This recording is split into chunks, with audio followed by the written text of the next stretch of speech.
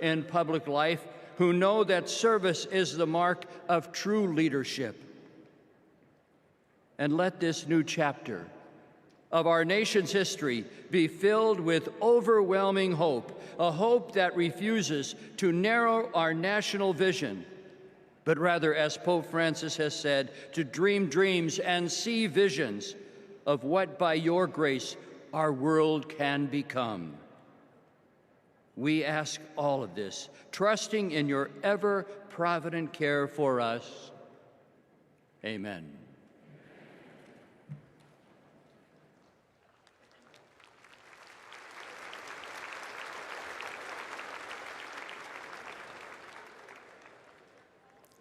Please welcome Prairie Band Potawatomi, Nation Tribal Council Vice Chair Zach Pamami, and Secretary Lori Melchior.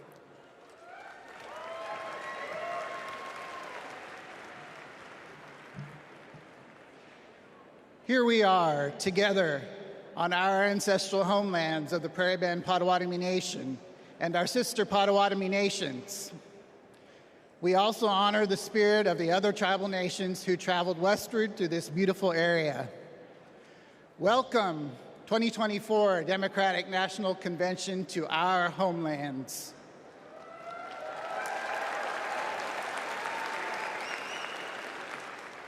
This land has and always will carry enormous importance to its original stewards, our ancestors, and our present-day communities. I am Vice Chairman of the Prairie Band Potawatomi Nation, joined by Secretary Lori Melchior,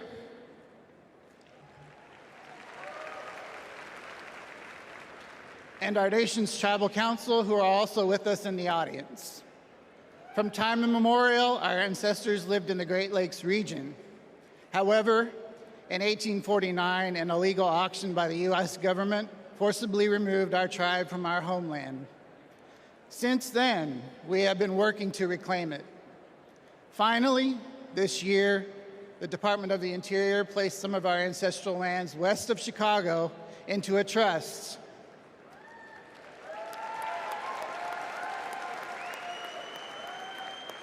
Thanks to the resolve of our tribal community and the Biden-Harris administration, we reclaimed a piece of our home. We became the only federally recognized tribal nation in Illinois in 175 years. Together, in our homelands, let's have a joyful, historic convention. Blessings to you all. Miigwech.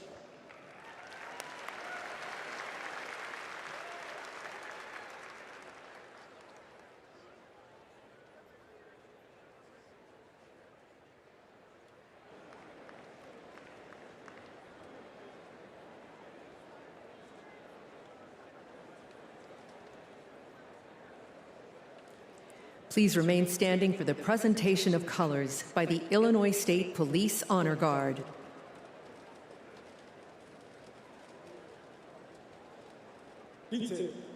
Attention! Carry. Comes.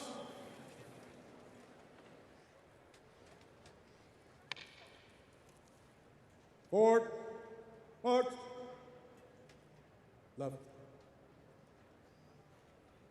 Left. Left. Left. Left. Left. Colors. Colors turn.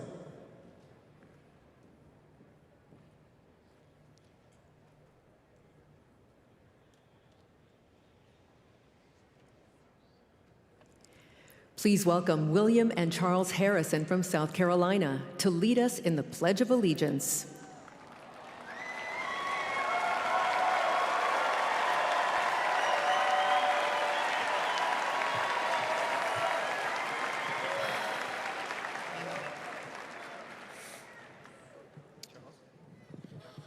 I pledge allegiance to the flag of the United States of America and to the republic for which it stands, one nation, under God, indivisible, with liberty and justice for all.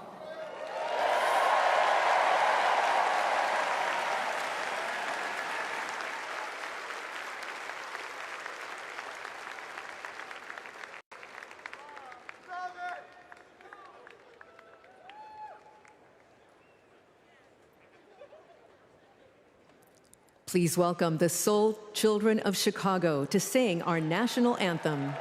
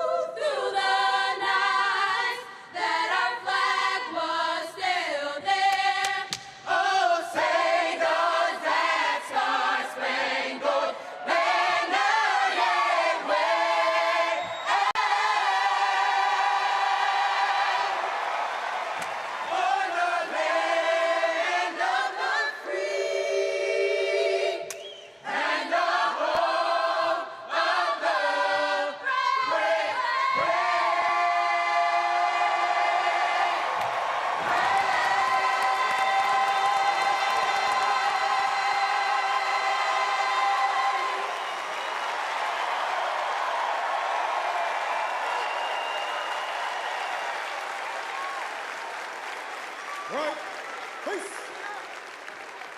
Forward, forward.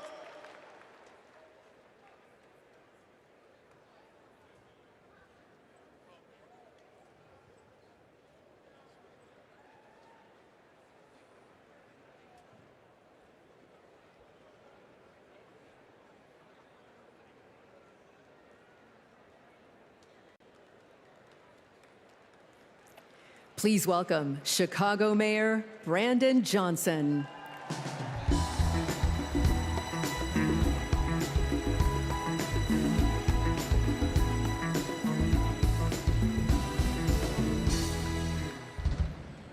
Welcome to the greatest city in the world, Chicago, where Ida B. Wells and Jane Addams organized to deliver real transformative change across this country. Chicago, where Reverend Jesse Jackson united people from all different backgrounds to keep hope alive. And to a community organizer on the south side of Chicago, Barack Obama rose to the White House reminding us that yes, we can.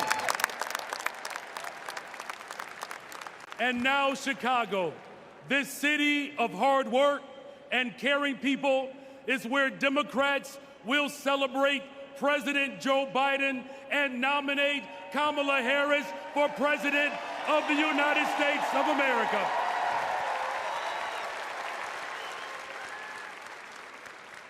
As the son of a family that worked to make ends meet, I know that Kamala Harris, the daughter of a mom who worked hard every single day, she is going to look out for the interest of everyday people.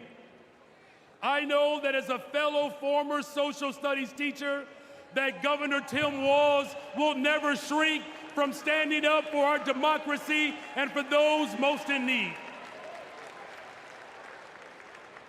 And as a black man, raising a little black girl on the west side of Chicago, I know that my daughter Brayden will see not only a reflection of herself in the White House, but she will experience the deepest part of American values. Think about it.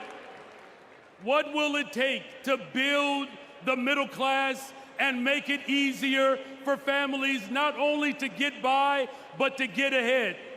It will take someone with toughness to stand up for us. And let me tell you, America, Kamala's got it. What will it take to defend our fundamental rights and our freedoms, it will take someone with leadership who would fight for us. And let me tell you, America, leadership, Kamala, she's got it. And what will it take to defeat MAGA Republicans and move our country forward and not backwards? It will take everyone, and let me tell you all, Kamala, she's got us. From Mississippi to Pennsylvania to Delaware, Kamala Harris, she's got us.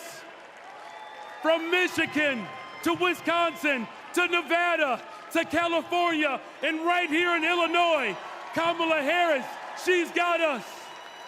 To the child care workers, to the tip workers, Kamala Harris, she's got us.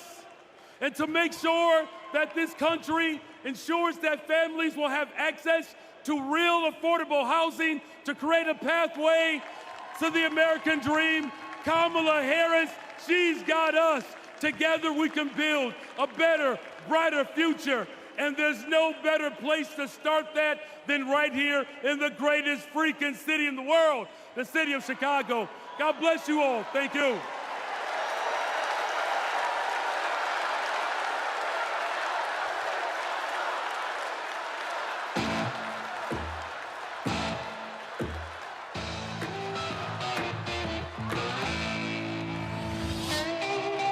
This is our town.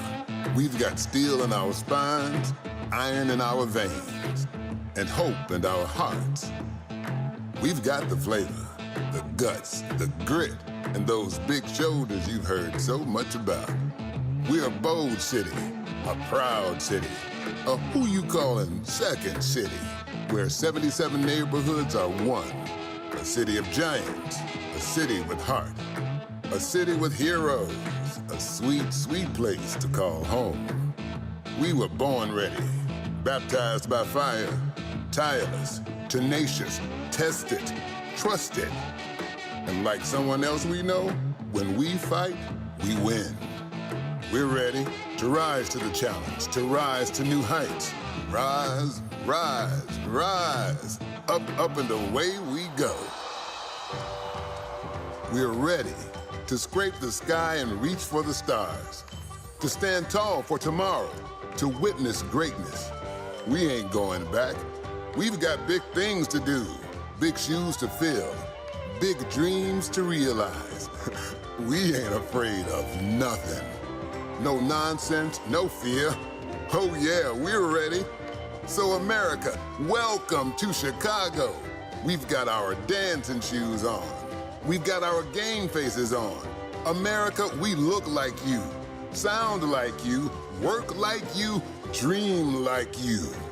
We feel you, America. We see you, America. Hey, make some noise so we can hear you, America. Welcome to Chicago.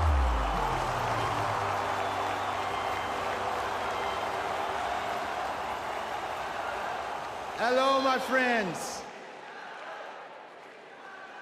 My fellow Democrats, I started my journey to this stage in 1988. I was 12 years old, and my family was watching the Democratic National Convention. Now, to be honest, I wanted to watch something else. But we all knew when my grandfather sat in his chair, the TV was his.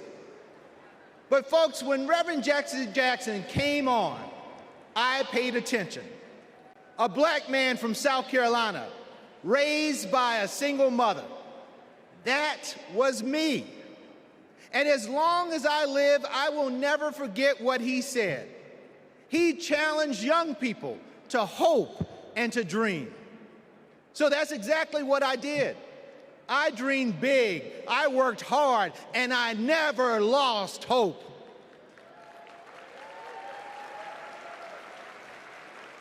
When our power was cut off, when there was nothing in the fridge, when we lost our home to a con man, I never lost hope. And now, my friends, I'm standing on the same convention stage that inspired me, and I'm the chair of the Democratic Party, the world's oldest political party. Folks, only in America. And that's the beautiful thing about this country that I love so much. Hope and hard work can take you anywhere. You can go to college, you can start your own business, you can even win the Olympics. That's the America Democrats believe in, and that's the America Democrats are fighting for. So 4 years ago, my friends, we were a country divided by fear, and we were stuck under a man who preached bigotry and hatred. Hope was lost. But, my friends, we found hope in President Biden and Vice President Harris and the 80 million Americans who stood by their side. And now we are united. We're united in our pursuit of progress because, my friends, they saw us. They fought for us. They heard us. And under their transformational leadership, we have forgiven billions in student loans. We have expanded access to health care, and we have strengthened the middle class. But the fight continues, and there is still more work to do. You know, I know that when we elect Kamala Harris and Tim Walz, they will build on our accomplishments, and they will create a country that works for every American. They will invest in our dreams and our futures, and hope will light our path forward. They will lead us in the fight for America, and believe me, when we fight, we win. And folks, we can never forget who we are fighting for. This election is about Americans who are watching right now, wondering, who's going to finally pave that dirt road or make it easier to feed their family or get medical bills under control? This election is about those who believe anybody can achieve their dreams if they work hard and trust in the endless possibilities of America. This election is about communities who need to see that hope and joy will always overcome fear and chaos. This election is about every little boy inspired by a party chair who looks like him, and every little girl who will finally see a president who looks like her. My friends, we are paving a path for them. We're working toward a brighter future for them, and we need each and every one of you to join us. In my beloved home state of South Carolina, our motto is, while I breathe, I hope. Folks, I believe in the power of hope, but it's going to take more than hope to win this election. So in the next 78 days, our motto can't be just, while I breathe, I hope. It must be, while I breathe, I vote. Because that is how we make hope real for all of America. America, let's vote for Democrats up and down the ticket. Let's save our democracy, and let's vote for our MVP, Kamala Harris, and our coach, Tim Walz. Thank you all so much for being here. And now, it is indeed my pleasure to introduce our next speaker, who will be co-chair for tonight. This is a young woman who is the current lieutenant governor of the great state of Minnesota. And when Tim Walz becomes vice president, she will become the first Native American governor in this great country. Folks, let's welcome Peggy Flanagan.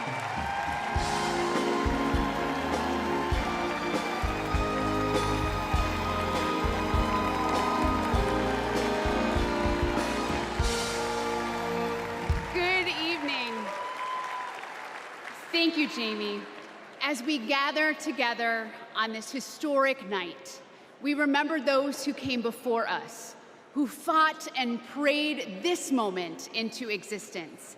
The suffragists and the abolitionists, the activists who fought for our rights, the leaders who paved the way for us all. Their courage and conviction shaped the course of history. Their memory reminds us that the fight for freedom always passes from one generation to the next. We owe it to them and to ourselves to carry their legacy forward. Tonight, we pay tribute to those who dared to dream of a country that truly stands for liberty and justice for all. Next, we'll hear from one of those people, a lifelong advocate for civil rights, Maxine Waters.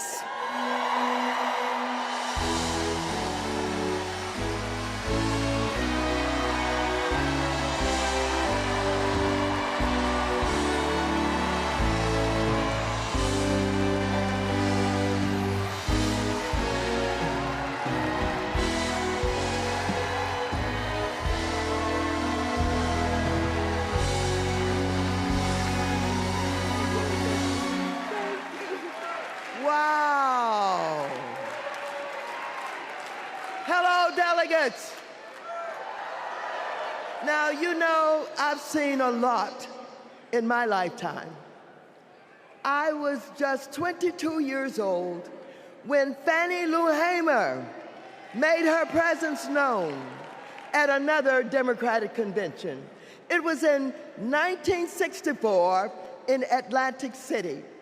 And she arrived with a group of black delegates from Mississippi. And she simply asked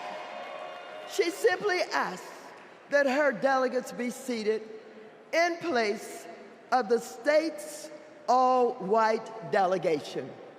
She told the people in the room about the violence she suffered at the hands of white police because she, a black woman, had demanded her right to vote. When she finished, she asked the country a simple but profound question: is this America? She didn't get the outcome she was hoping for in Atlantic City, but you can bet that when the official Mississippi delegation was seated at the convention 4 years later, Fannie Lou Hamer was sitting there with them. Now here we are, 60 years later at another Democratic convention with Kamala Harris as our party's nominee. Oh, so I know there is no better leader to marshal us into the future. Kamala has been a courtroom prosecutor, a district attorney, an attorney general, a United States senator, vice president of the United States. And when the dust settles in November, and Americans of all stripes have elected her, their president, I know she'll be thinking about Fannie Lou, who I happen to know is one of Kamala's heroes. In that moment, all of us, from New York to Pennsylvania, to Arizona, to California,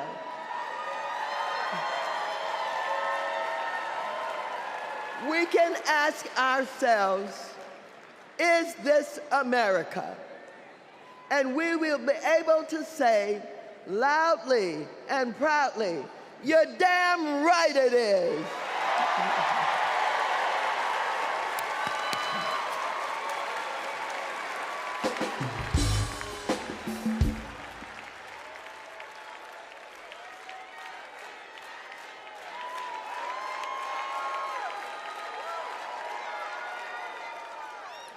Please welcome President and CEO of the NAACP, Derek Johnson, and President and CEO of the National Coalition on Black Civic Participation, Melanie Campbell.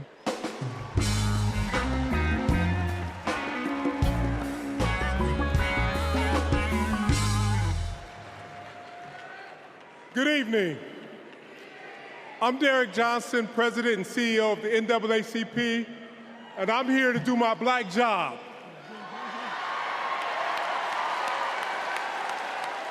Since the founding of our nation, we have been on an unending march to protect this imperfect union. Tonight, we celebrate the power of the collective, of what is possible when we are all in for all people.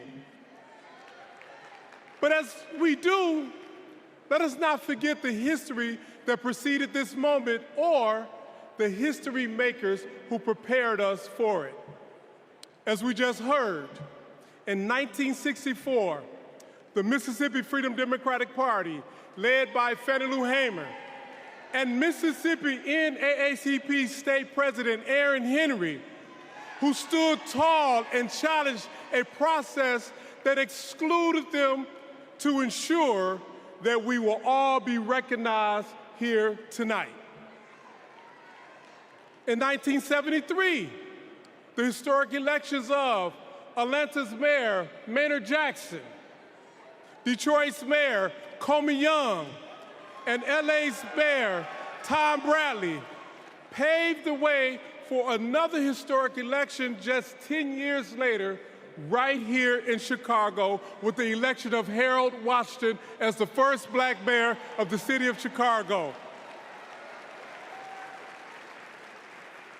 And in 1988, the Reverend Jesse Jackson, in his second quest for the White House, inspired us all to keep hope alive. Now, this is important because we must all understand Black history is American history.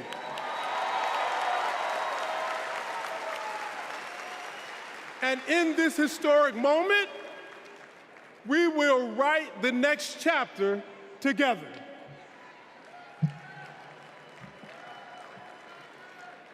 Good evening. I'm Melanie Campbell, President and CEO of the National Coalition on Black Civic Participation and National Convener of the Black Women's Roundtable. We have come this far by faith.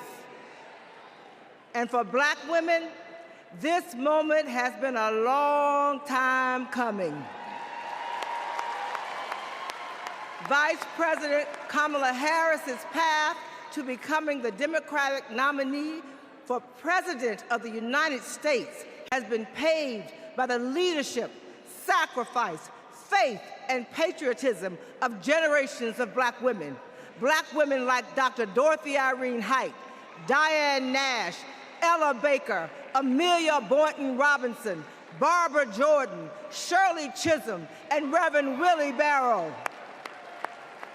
Women whose optimism about what America could be and their fight to make that vision real redefined the leadership role that Black women could play in moving our nation forward. As President, Kamala Harris will lead with power, brilliance, and strength from the highest office in the land.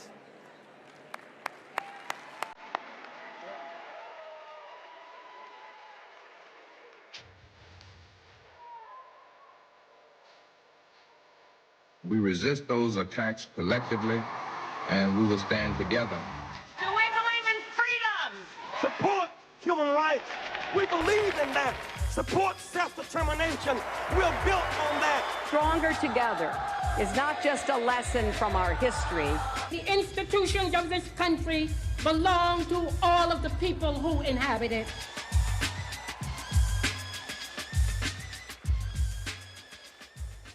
Jesse Jackson took to the stage at the Democratic National Convention in Chicago, knowing the uphill battle he would face in composing the score of a harmonious nation.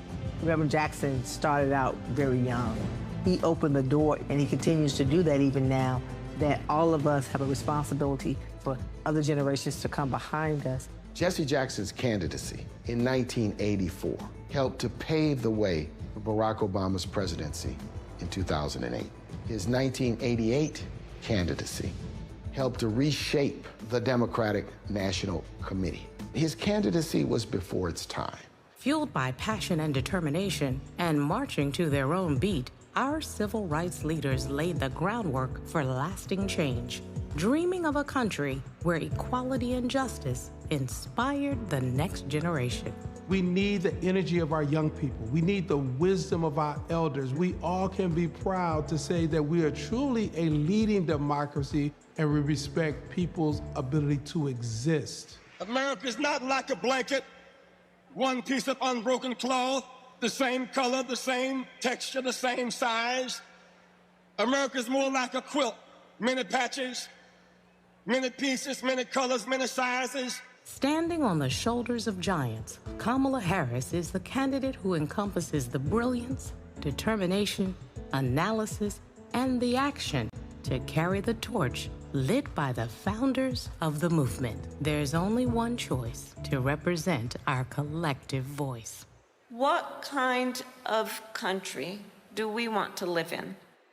Value system of the modern Democratic Party has been shaped by the civil rights movement of the 1960s. There's a direct line from 64, the National Democratic Convention, where Fannie Lou Hamer asked to be seated, and 2024, where a black woman is the Democratic nominee. It's been a long struggle and a long journey, but Fannie's gonna be vindicated and Shirley Chisholm's gonna be vindicated in the 24 Democratic Convention. I wonder if I could sit in a room with Shirley Chisholm, with Rosa Parks, with Coretta Scott King.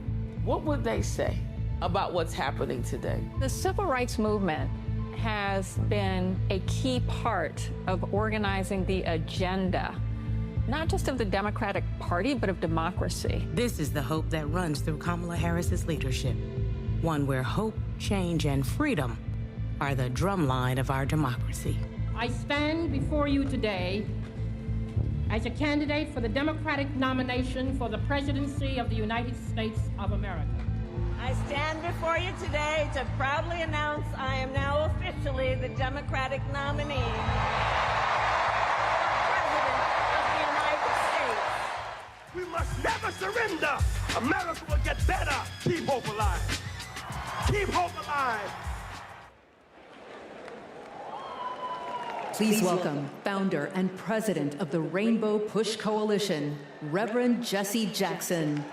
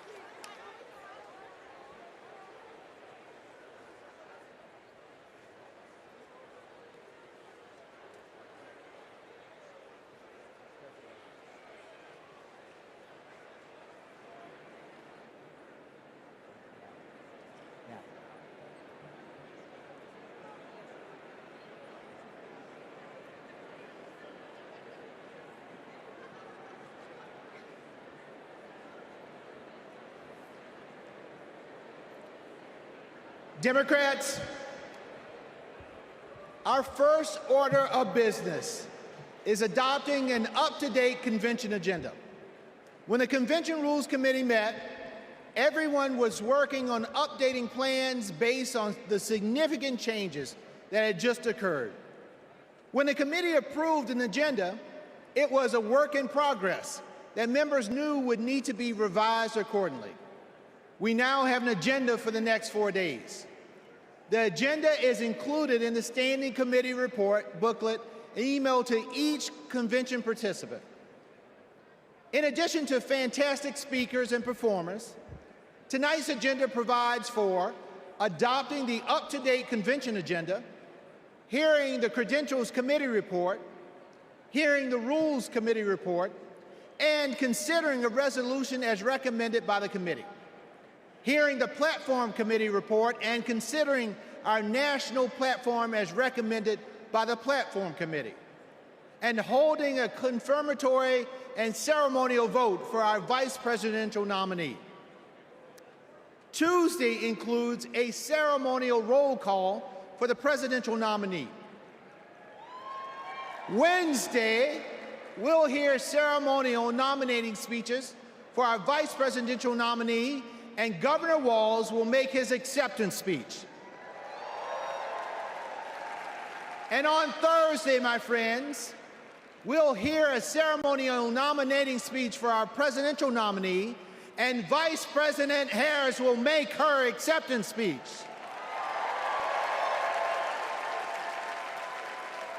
So now, delegates, the chair will entertain a motion to approve the up-to-date agenda.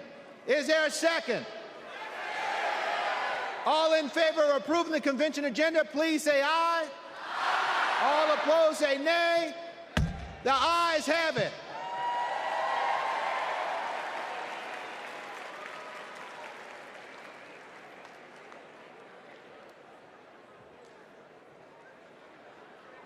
Are we going to the next one?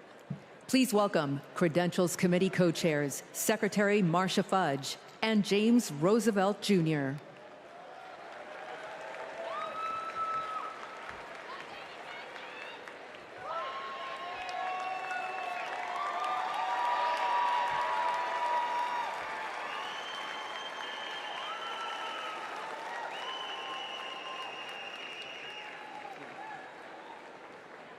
Greetings, my friends.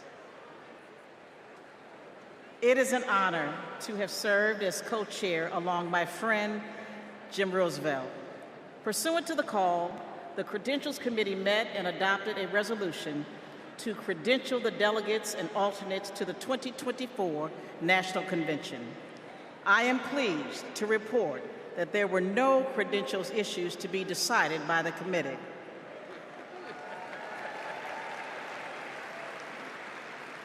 Their work allowed us to nominate 2 champions for democracy and freedom, Vice President Harris and Governor Walz.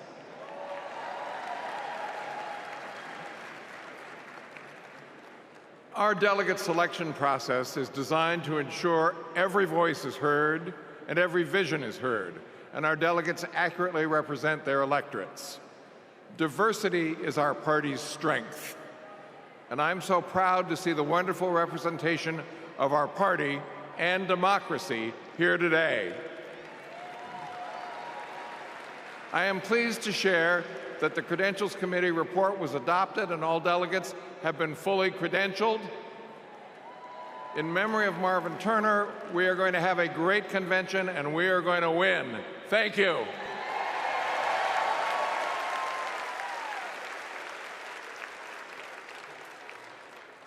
Please welcome Rules Committee co-chair, Bishop Leah Daughtry.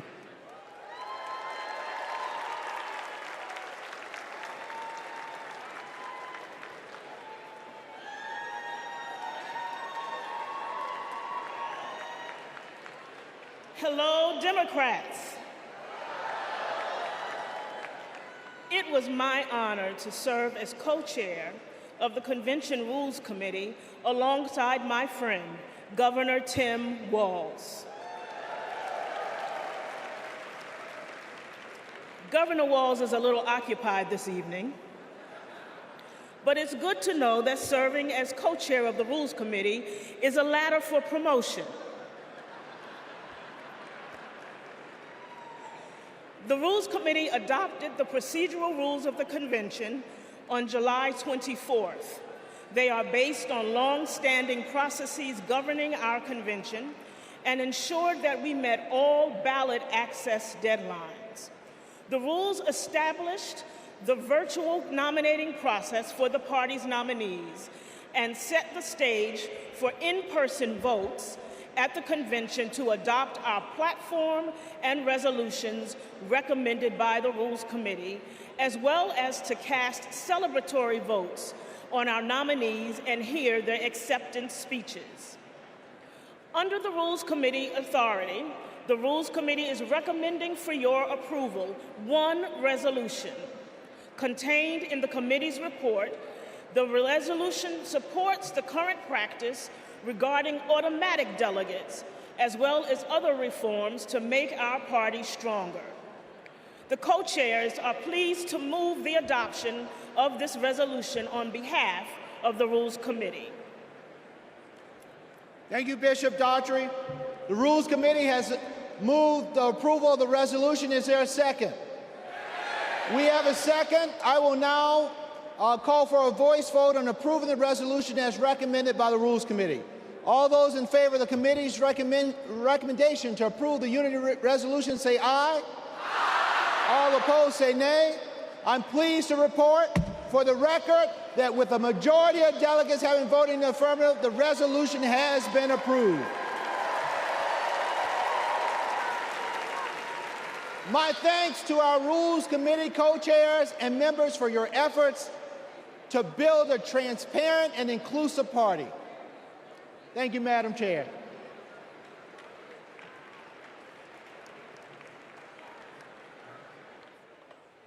Please welcome Platform Committee co-chairs Mayor Mitch Landrieu and Mayor Regina Romero.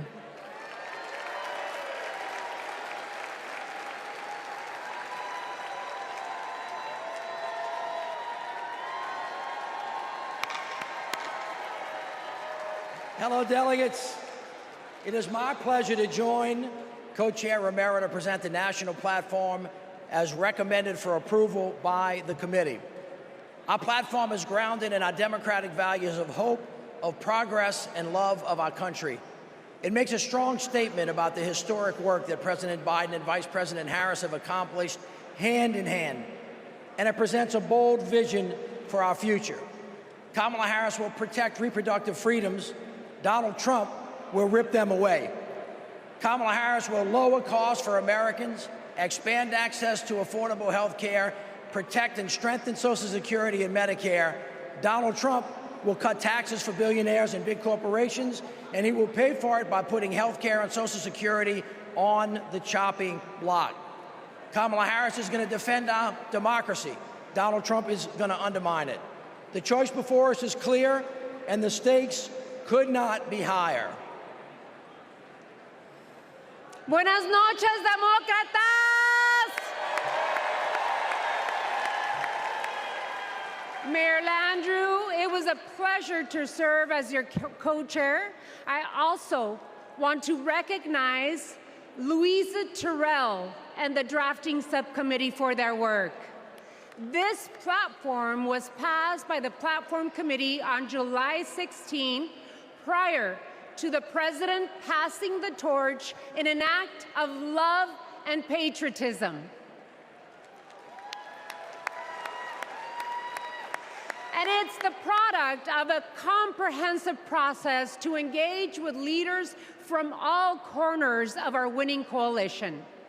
Hundreds of submissions, hours upon hours of hearing and testimonies, countless conversations with community leaders and grassroots Democrats.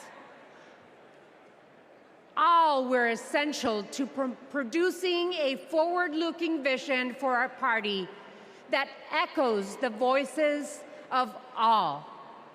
Vice President Harris is now carrying the torch.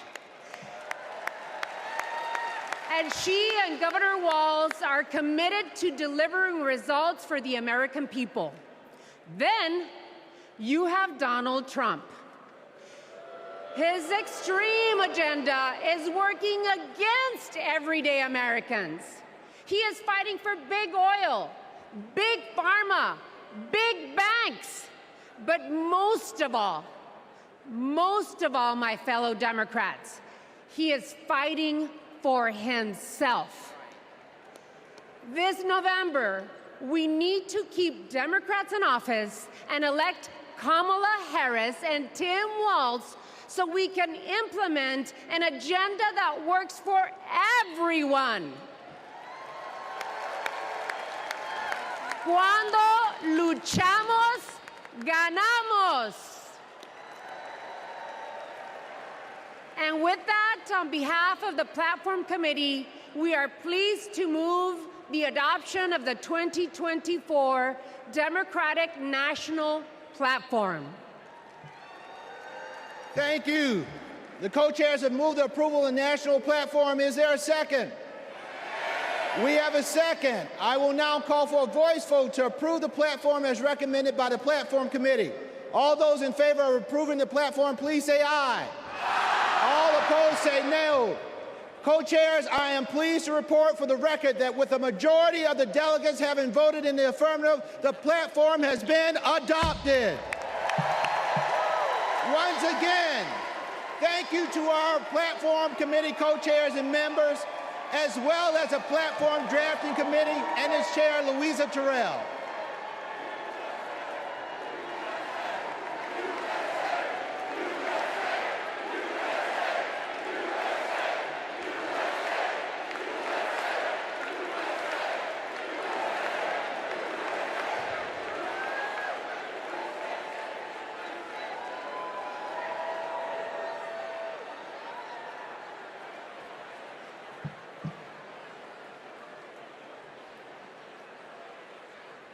When Kamala Harris set out to find her vice president, just 1 month ago, she was looking for someone who believes in our democracy, who works hard for the American people, and has an endless supply of hope for our future. She found that in Vice President Tim Walz. Come on, give it up for Give it up. On August 6th, the Democratic Party officially nominated Governor Walz as our vice presidential candidate. While Governor Walz's nomination has already been certified, we couldn't miss the opportunity to celebrate this future vice president's integrity, commitment, decency, and service to our nation. The chair will entertain a motion to ceremonially confirm Governor Walz's selection as the Democratic Party's vice presidential nominee.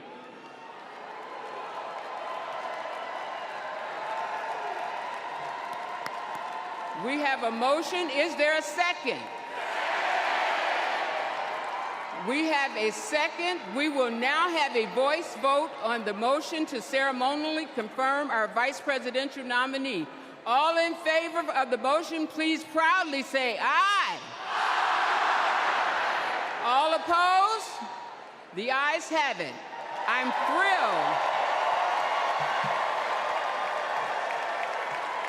thrilled to proudly reaffirm Tim Walz as our Democratic nominee for vice president.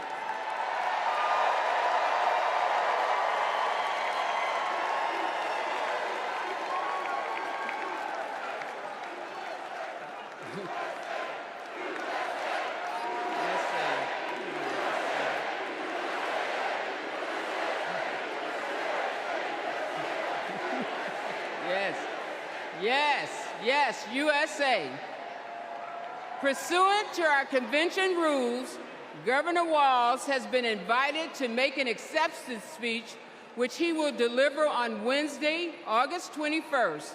Thank you, my friends. Delegates, please welcome to the stage co-chair Peggy Flanagan to resume chairing our convention.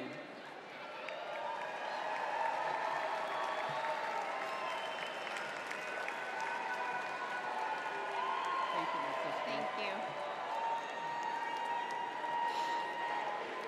Thank you. Thank you. Well, good evening, and welcome to the first night of the Democratic National Convention. I'm Peggy Flanagan, Lieutenant Governor of Minnesota, and I am thrilled to be here in Chicago with Democrats from across the country to rally around Kamala Harris and Tim Walz and their vision for America. It's been 8 years since we last came together as a party, and I can feel the excitement in this arena. It's filled with energy and with joy. Our theme tonight is for the people.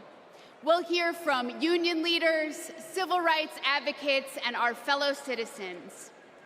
And we'll hear from our president, Joe Biden, who has been a champion for the people for his entire life. My name in the Ojibwe language is Gigi Wewadam Ukwe, or in English, speaks with a clear and loud voice woman. I'm a member of the White Earth Nation, and my family is the Wolf Clan. And the role of our clan is to ensure that we never leave anyone behind. That's why I am supporting Kamala Harris and Tim Walz to be the next president and vice president of the United States. For almost 6 years, I've worked side by side with Governor Walz.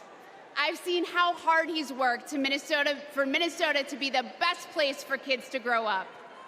He does it all with a big heart, a buffalo plaid jacket, and a bottomless bag of snacks. Nutter Butters, cheese curds, and Diet Dew. Every time we meet, he brings something for me, because he's always got my back. And when he's vice president, he will always have yours. He and Kamala Harris have spent their lives fighting for you, for your family, for your future.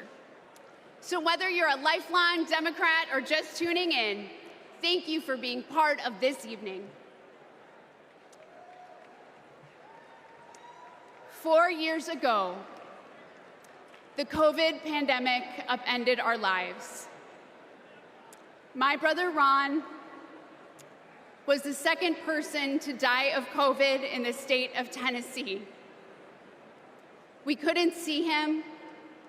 We couldn't have a memorial. And millions of American families went through the same thing. Our communities were suffering. Our economy was struggling. And Donald Trump was playing games. Our country was brought to the brink by his failure to respond. But the Biden-Harris administration stepped in with quick and decisive action. They contained the virus, created millions of jobs, and invested in our nation's future. Under their leadership, America began to heal.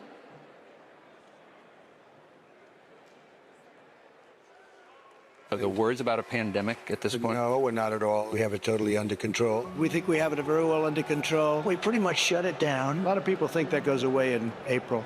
With the heat, we're in very good shape. Because of all we've done, the risk to the American people remains very low. View this the same as the flu. It's going to disappear. One day, it's like a miracle. It will disappear. We all together have done a very good job. We think the death will be at a very low number. I see the disinfectant. Is there a way we can do something like that? By injection inside or almost a cleaning? I'm taking it. Hydroxychloroquine.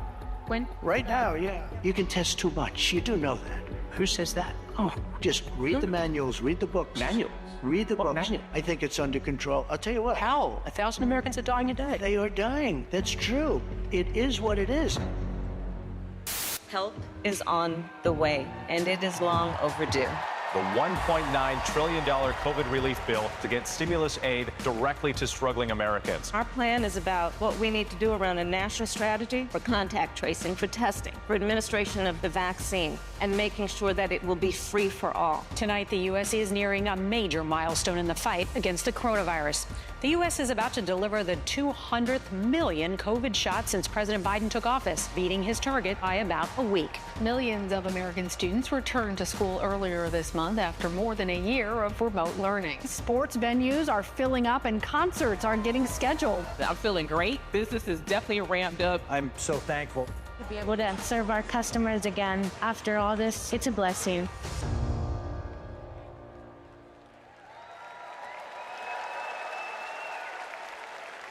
Please welcome Illinois Representative Lauren Underwood.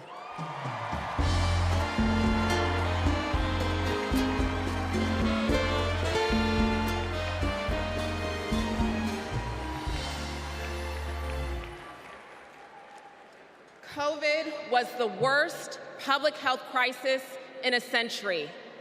Donald Trump failed us. But Joe Biden and Kamala Harris got it under control. Donald Trump said, "It is what it is." Joe Biden and Kamala Harris said, "Help is on the way." Democrats in Congress tried to lower the cost of health care. Donald Trump tried to take our health care away. We tried to expand Social Security and Medicare. Donald Trump tried to cut them year after year after year. He took the COVID crisis and turned it into a catastrophe. We can never let him be our president again.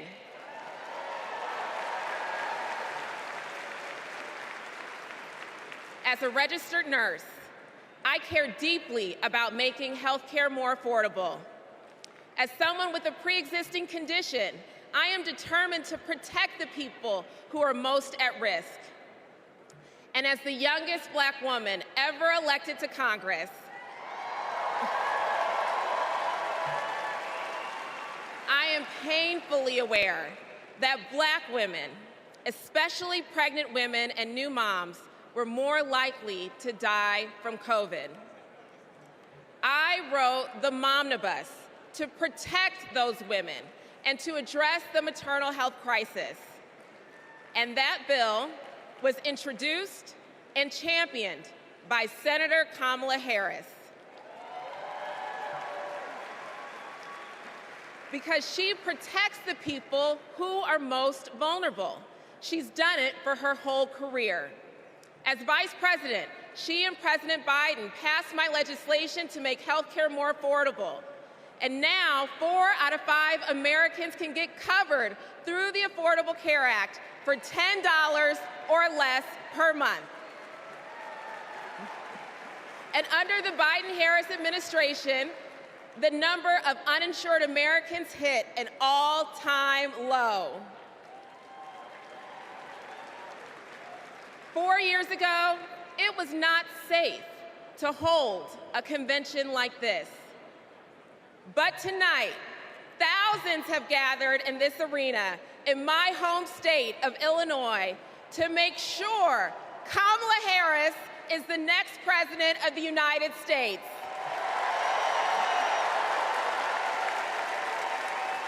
We have come so far these past 4 years, and we're not going back. Thank you.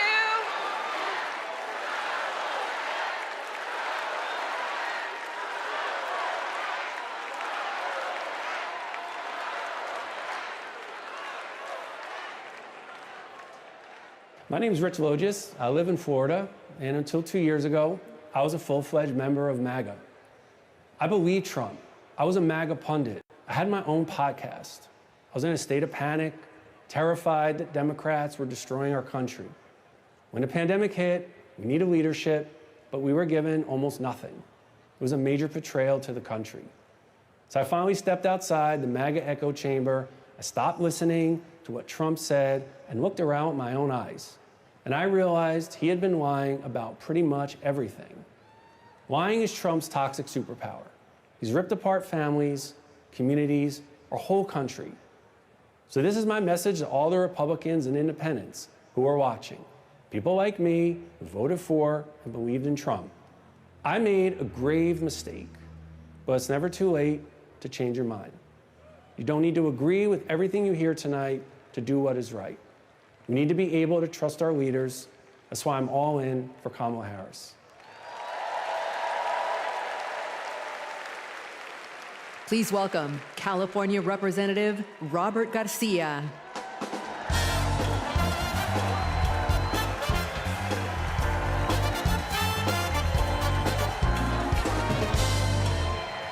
Thank you. Thank you. We all remember. We all remember the world in 2020, where we were, and for some of us, who we lost. Now, I was in my second term as mayor of Long Beach, California. And my mom was a healthcare worker. Like many of you, I watched in terror and horror as the COVID pandemic consumed our lives. As mayor, I fought for more hospital beds, for more tests, and to make masks more accessible. What we needed at that moment was national leadership. But instead, we got Donald Trump. While schools closed and dead bodies filled morgues, Donald Trump downplayed the virus. He told us to inject bleach into our bodies. He peddled conspiracy theories across the country. We lost hundreds of thousands of Americans and our economy collapsed. Now, that summer of 2020, my mom and my stepfather both died of the COVID pandemic. And I miss them every single day. So when Donald Trump and his MAGA extremists like Marjorie Taylor Greene downplay the horror of the pandemic, it should make us all furious.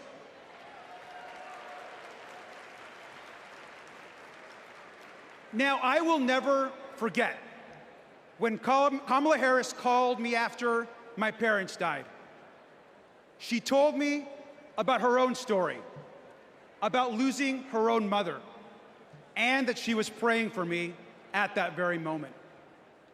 Now, we all know that later that year, Joe Biden and Kamala Harris were elected president and vice president. And what a difference they made together. They got people vaccinated. They got the virus under control. They safely reopened our schools. And they passed the American Rescue Plan. A historic economic package that helped small businesses and created jobs all across the country. Thank you, Joe Biden and Kamala Harris.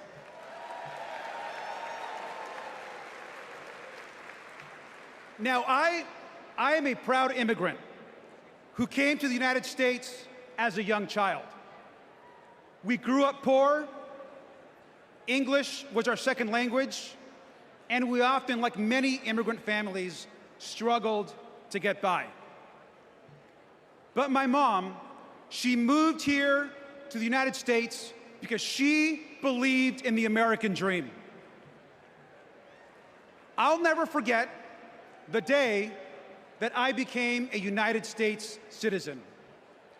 I raised my right hand and I pledged an oath to protect and to love this country. It was the proudest day of my life.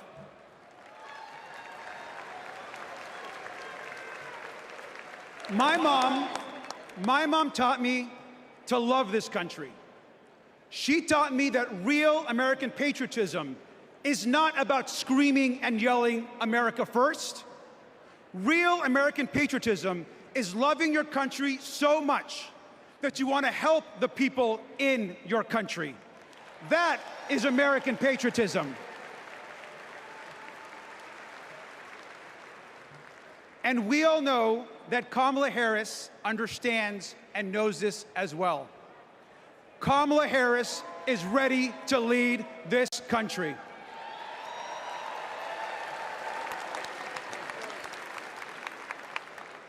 We can all remember 2020. We can all remember the horrors of Donald Trump. But let's remember, most importantly, tonight and every single day this week, that we are not going back. Thank you.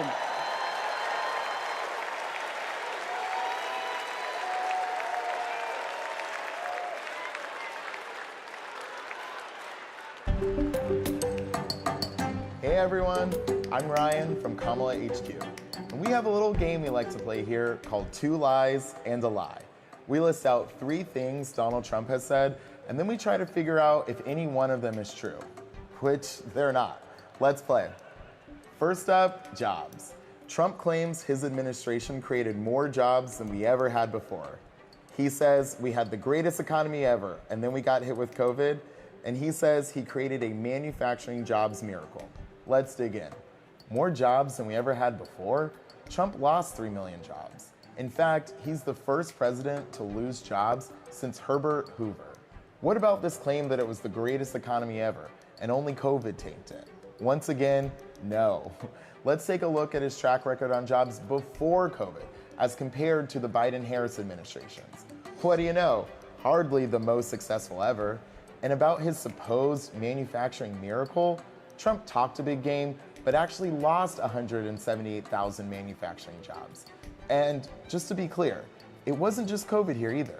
Manufacturing jobs were already on their way down before the pandemic. So that's round 1. And it looks like what we have here is 2 lies and another lie. You get the hang of it? I'll see y'all in a little bit.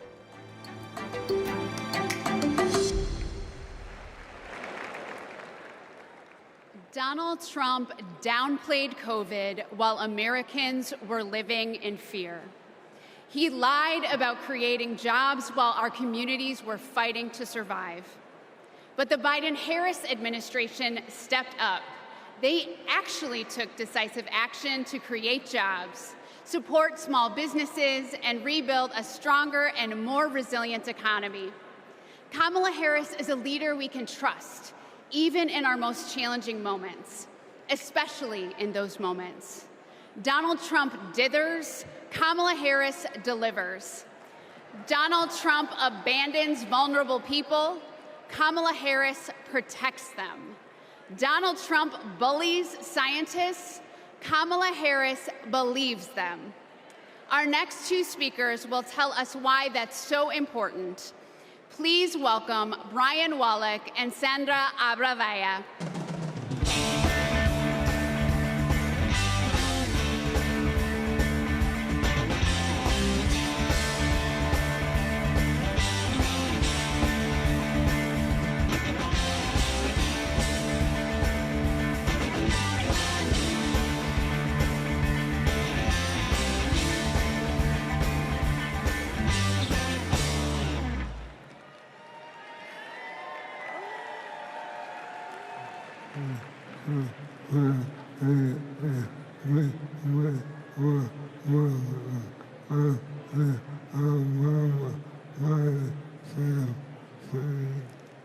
In 2008, we met while working on the Obama-Biden campaign.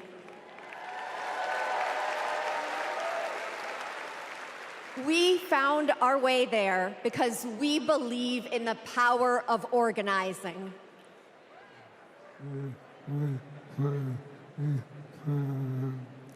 Then we found each other.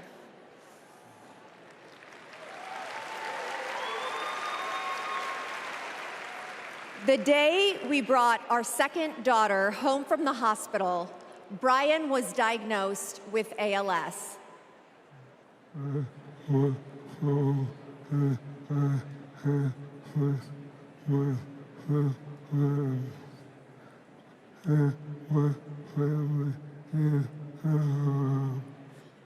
was told I had 6 months to live. That was 7 years ago.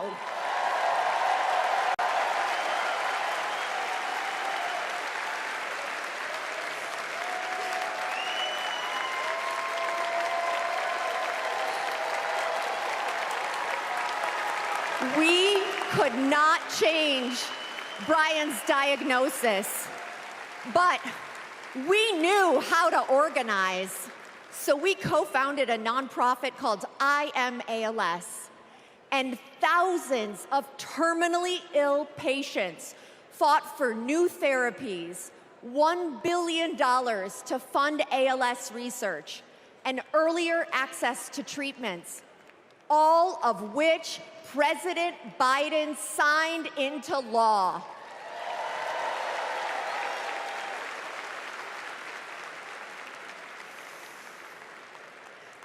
We will also keep fighting alongside patients living with Parkinson's, young onset dementia, and Alzheimer's. We've seen just how relentless activism can beat the odds, just like what Brian has been doing for 7 years. And that is what we need right now to elect Kamala Harris. She's the daughter of a breast cancer researcher. She knows the promise of science and that patients need to be able to get the care they need wherever they live. We all want to make life better for the next generation and believe that people like Brian can be the first generation of survivors.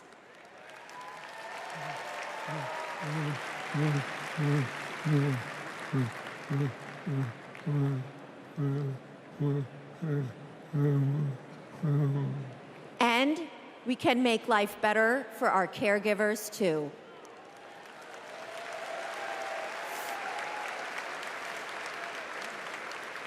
Brian and I are still driven by hope and by faith in what we can do collectively, and that includes the power of our vote.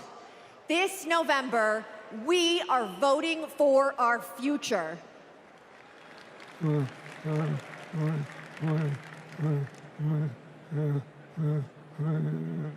Because we plan to be around for it.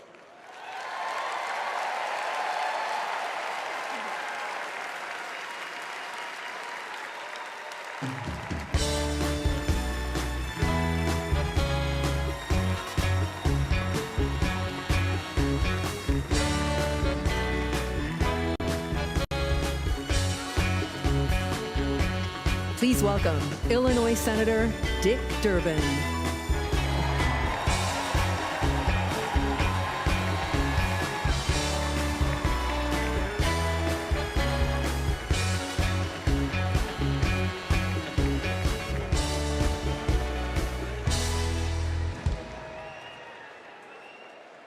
I've known Brian and Sandra for years. In fact, Sandra was my personal press secretary. You will not find a more courageous couple. Let's give Brian and Sandra another round of applause.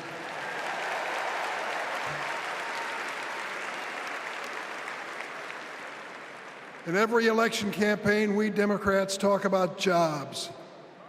Now forget for a moment Donald Trump's wild claims. He lost millions of jobs in America. He promised to bring back manufacturing jobs, but he failed. He promised to deliver infrastructure, but he failed. His record was defined by failure. To put it another way, Donald Trump is like a bad boss. You want time off to take care of your sick parents? Ask Donald Trump. Denied. In Donald Trump's America, there is no paid family leave. Want to have a child, but need IVF? Too bad. That's shut down too. Want a pay raise? Too bad. The boss just gave himself one, so there's nothing left for you. Donald Trump reminds us of a boss we all had. The guy who thinks he's a very stable genius, but is driving the company into the ground. Now get this. Donald Trump did make history. Let's give him credit. He is one of only 2 presidents in the history of the United States to leave office with fewer Americans working than when he started. Now he wants a chance to make America unemployed again. On the other hand, let's take a look at the record of Joe Biden and Kamala Harris.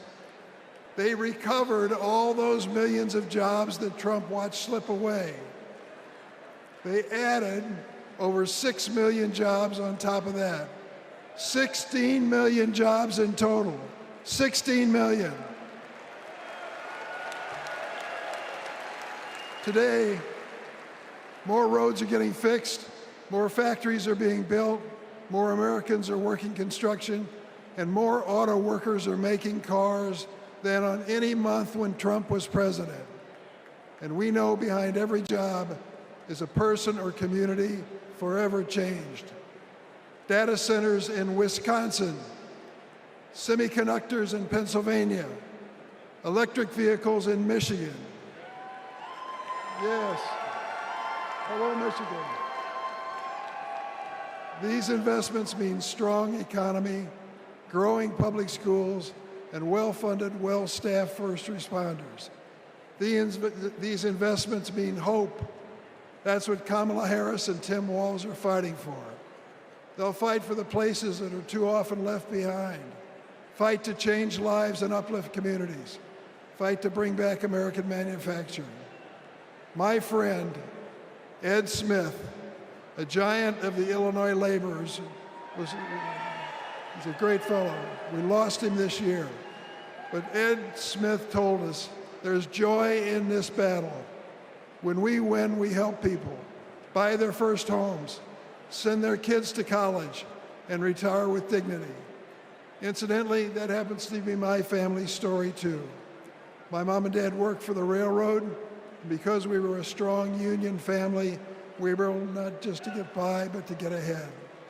That's the American economy Kamala Harris and Tim Walz are fighting for. Let's join that fight and build it together.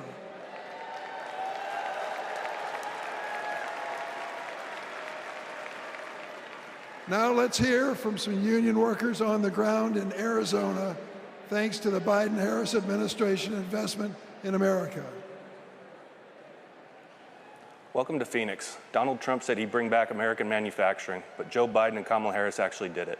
Thanks to them, plumbers and pipe fitters like us are building the factories, semiconductor plants, and data centers of the future. We are hard at work in Phoenix, Mesa, Goodyear, Chandler, and more. Our neighborhoods, schools, and local businesses are growing. Sometimes we have so many projects that we send fabrication out to other states. Our local union is now up to 4,800 trades members. That's up from 2,800 in 2020, thanks to Joe and Kamala. And it's an exciting time for us in the next generation. Our apprenticeship program now trains over 1,100 people a year. Every year at local high schools, when they announce what graduated seniors are doing next, more and more of these kids are joining the trades. My son is a senior in high school this year, and he plans to join us.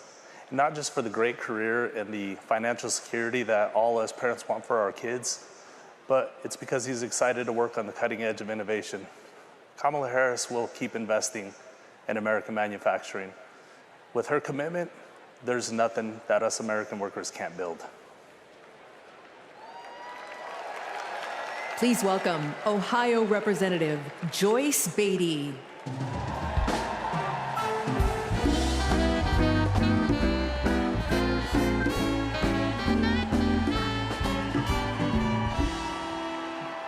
Good evening.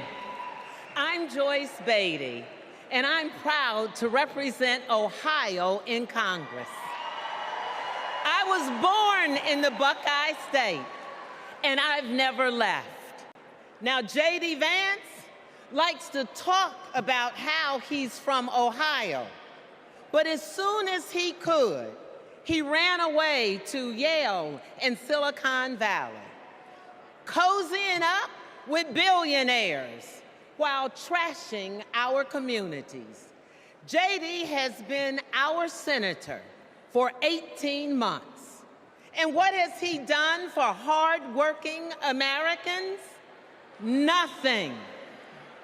He's been busy writing the foreword to the book from the Project 2025 guide. While JD and Donald Trump have been sharing conspiracy theories from the darkest corners of our internet, Kamala Harris and Joe Biden have been busy expanding access to the internet, while the other guys have been criticizing women without children. Joe and Kamala have been expanding the child tax credit. And let me just tell you, cutting the poverty rate for our children. Kamala and Joe Biden have been also at the same time reducing the price of health care for our seniors. And yes, securing a cap of $35 on insulin. And as JD and Trump, they want to take us back to the past. Kamala and Joe have been bringing the jobs of the future to America today. With the CHIPS Act, a $280 billion investment. And that's not just a big number. It means new semiconductor plants and thousands of good-paying jobs. You see, I worked with Kamala to pass it, and I saw her leadership style up close, a rare combination of brilliance, legal expertise, and patience. You see, it's simple. JD and Trump like to talk about states like Ohio, but Kamala and Joe actually get stuff done for us. And so does our next vice president and my good friend, Governor Tim Walz. America, are you ready to build on our progress? Are you ready to turn out for leaders who know that action speaks louder than words? Are you ready to vote for Kamala Harris? Are you ready to put people over politics once and for all? Well, the era of joy and freedom is up on us. And now it is on us to go seize it. Thank you. God bless you.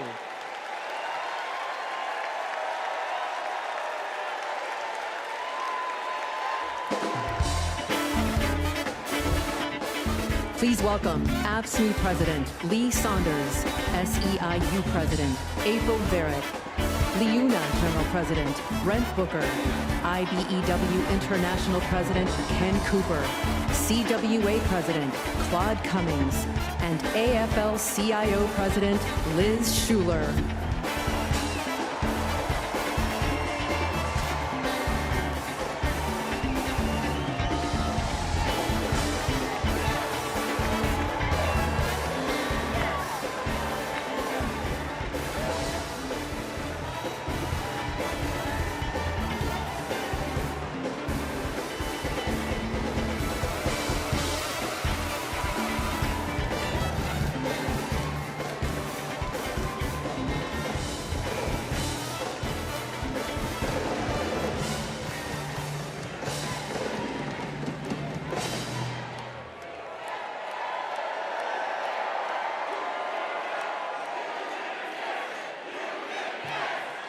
Union, yes! Union, yes!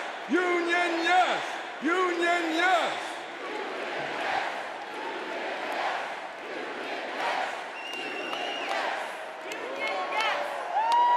All right. I'm Lee Saunders, president of AFSCME, a union of 1.4 million public service workers in healthcare, corrections, sanitation, and more. 4 years ago, we faced a pandemic and a recession with a president who didn't care one bit what working people were going through. Enter Joe Biden and Kamala Harris. Within weeks, they passed the American Rescue Plan, pulling the economy back from the brink and putting us back to work. They're guided by a basic principle: more freedom for working people, including the freedom to join a union.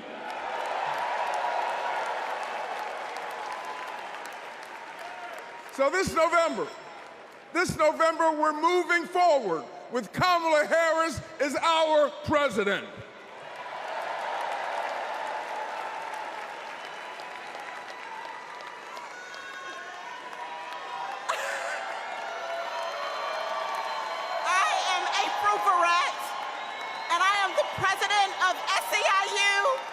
Representing 2 million service and care workers. We're all in for Kamala Harris because Kamala Harris has always been all in for us. Vice President Harris joined fast food workers on the picket line, and she walked a day in the shoes of a home care worker. She shares our vision for a modern-day labor movement, a movement that meets the needs of workers in the 21st century, and an economy that is ready for the future. It is going to be together that we write new rules to make it easier for all workers to join a union. And we are going to build a younger, darker, hipper, fresher, sneaker-wearing labor movement. A movement that is going to be more inclusive and built for the middle class. And we are going to end poverty wage work for once and for all. So let's do the work. Let's elect Kamala Harris so that together we will usher in a new era of worker power, and together we will win the future. Let's go get it.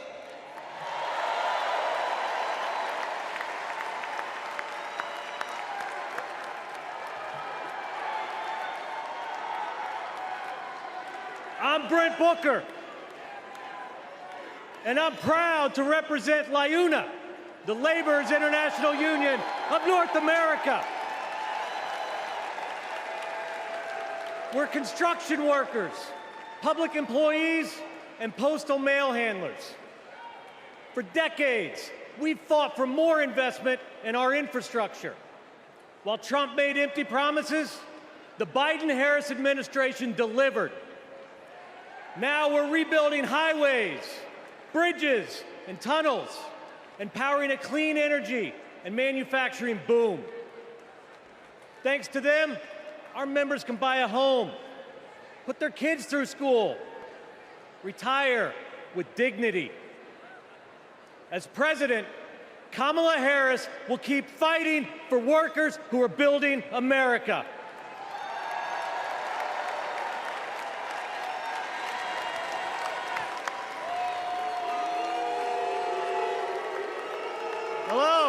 Hello, I'm Kenny Cooper, representing 840,000 IBW members, the International Brotherhood of Electrical Workers. The IBW powers America, from fire alarms to solar farms, nuclear plants to battery plants, storm restoration to power lines, and we've been doing it for over 130 years. Today, we're building a new energy future while providing great paying jobs and a stable retirement for all working families. Every step of the way, Kamala Harris has been there for us. She's bringing back American manufacturing to forgotten places throughout our country. She cast the deciding vote to save our pension plans.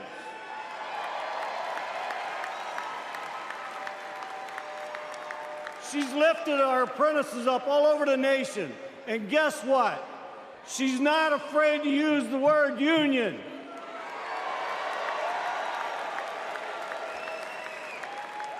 She has came through for all of us, and it's our turn to come through for her. Thank you.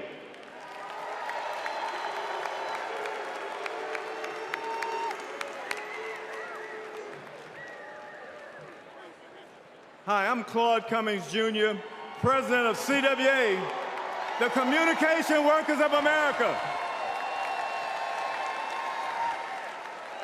We all saw the digital divide during the pandemic. Millions of American families didn't have access to high-speed internet at home. Too many kids were forced to go online class in McDonald's parking lots. But as Vice President, Kamala Harris helped pass the largest investment in broadband ever. She gave CWA members a seat at the table so we could work to connect every household to the internet while creating good union jobs. Listen, we don't play at CWA. And we're fired up. Are you fired up tonight? Are you fired up? Are you fired up? We're fired up to work with our next president, Kamala Harris.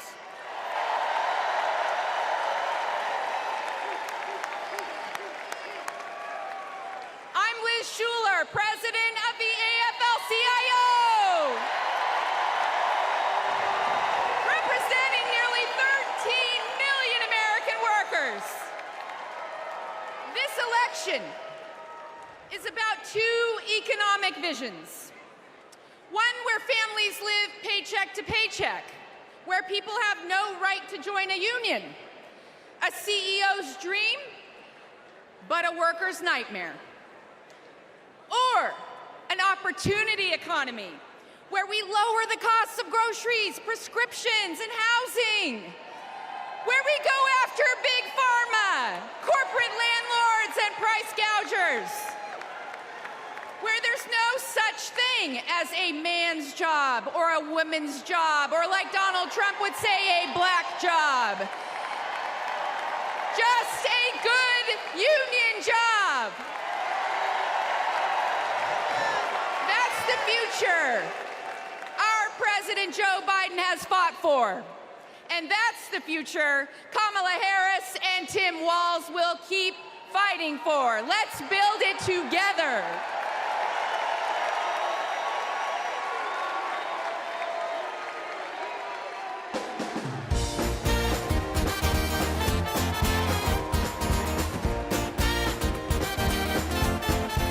Please welcome Los Angeles Mayor Karen Bass.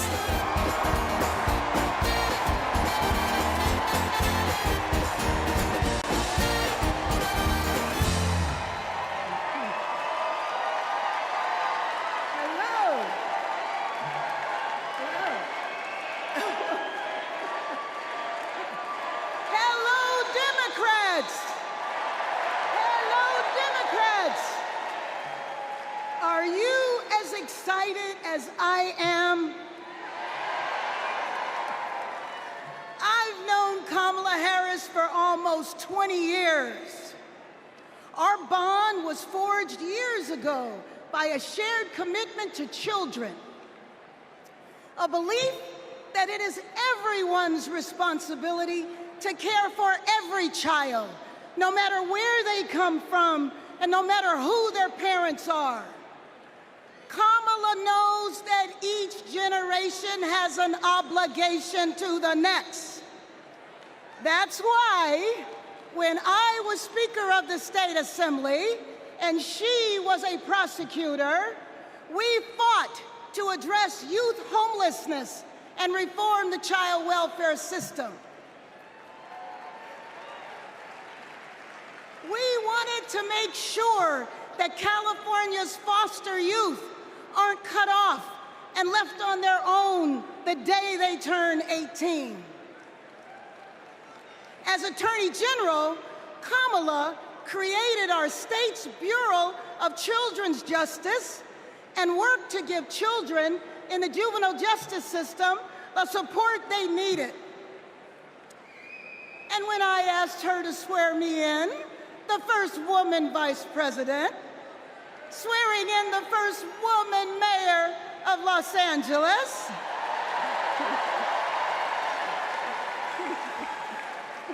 we knew we were sending a message to young girls everywhere that they too can lead. Now, I know Kamala, and she feels the importance of this work in her bones. When Kamala meets a young person, you can feel her passion. You can feel her heart, and you can feel her fearlessness. That is what defines a commitment to children, being willing to fight fiercely for every child. And trust me, Kamala has done that her entire life. So this November, we're gonna fight to elect Kamala Harris as the next president of these United States.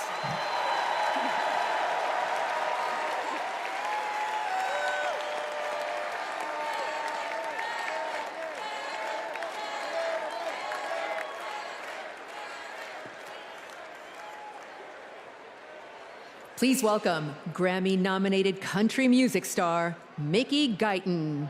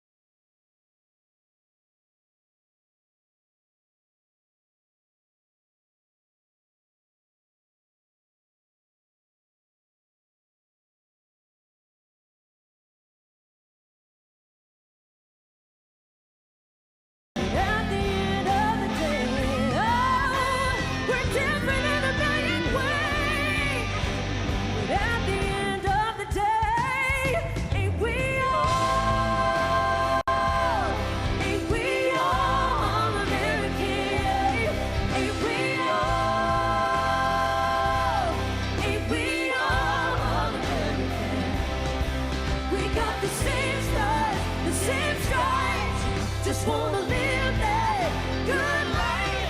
Ain't we all? Ain't we all American? No matter your race, your creed, or your color, we're all American. And always remember that. Woo!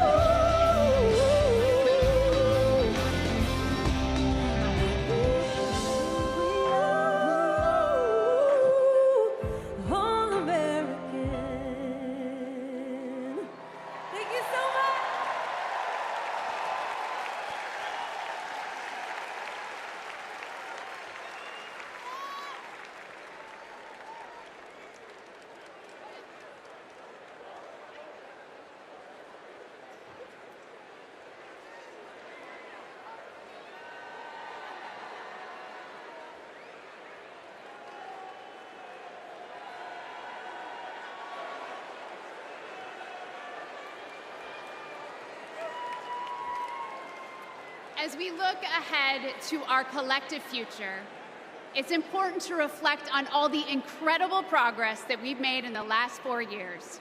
The Biden-Harris administration laid the groundwork for a stronger, more resilient nation. They invested in critical infrastructure, delivered relief when disaster struck, and made healthcare more affordable. Kamala Harris cares. And unlike Donald Trump, she has a plan, not just for the next 4 or 8 years, but for generations to come.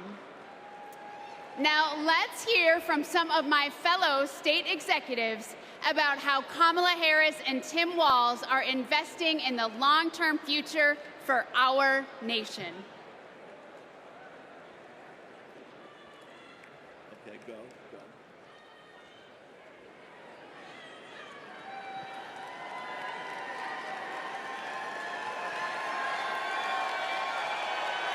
I'm Pennsylvania's Lieutenant Governor Austin Davis. I'm the proud son of a union bus driver from Pittsburgh. Every day, my dad would come home and tell me about how our roads and bridges were in disrepair. President Trump promised us Infrastructure Week over and over again. He really didn't care, though, and it never happened. But President Biden and Vice President Harris are on our side. They brought together Democrats and Republicans to get it done. We got I-95 in Philly fixed in less than 2 weeks. We repaired the Fern Hollow Bridge in Pittsburgh in record time. Right now, we're repairing roads and bridges across Pennsylvania, including in Pittsburgh, the city of bridges. And Vice President Harris is looking forward. She's committed to keeping our infrastructure safe and modern. When I think about the future, I think about my daughter Harper and all of America's children. Investing in them means investing in our infrastructure. It means replacing millions of lead pipes. It means providing clean air, clean water, safe roads and bridges, not just for us, but for generations to come. That's the legacy that President Biden is leaving our children. Let's keep building bridges to the future with Kamala Harris and Tim Walz. Let's work.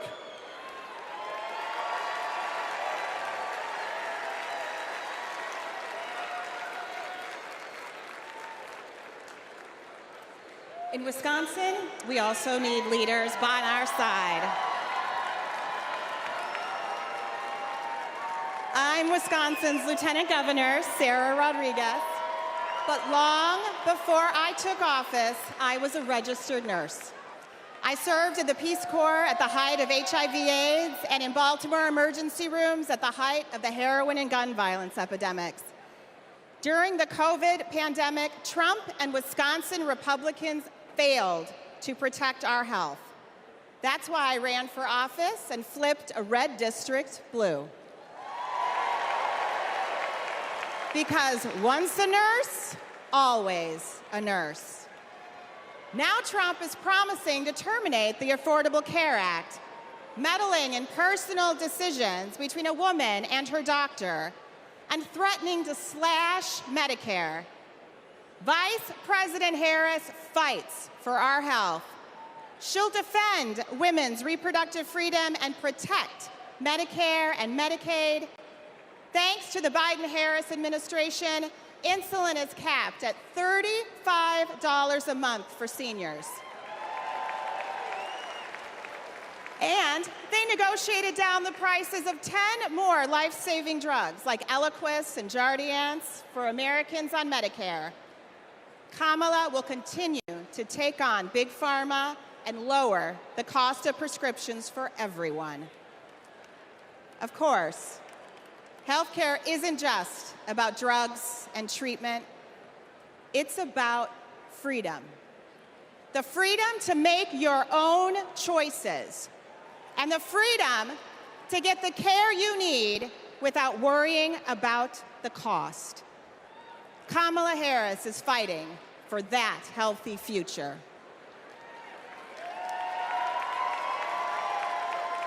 Let me tell y'all about Texas leadership.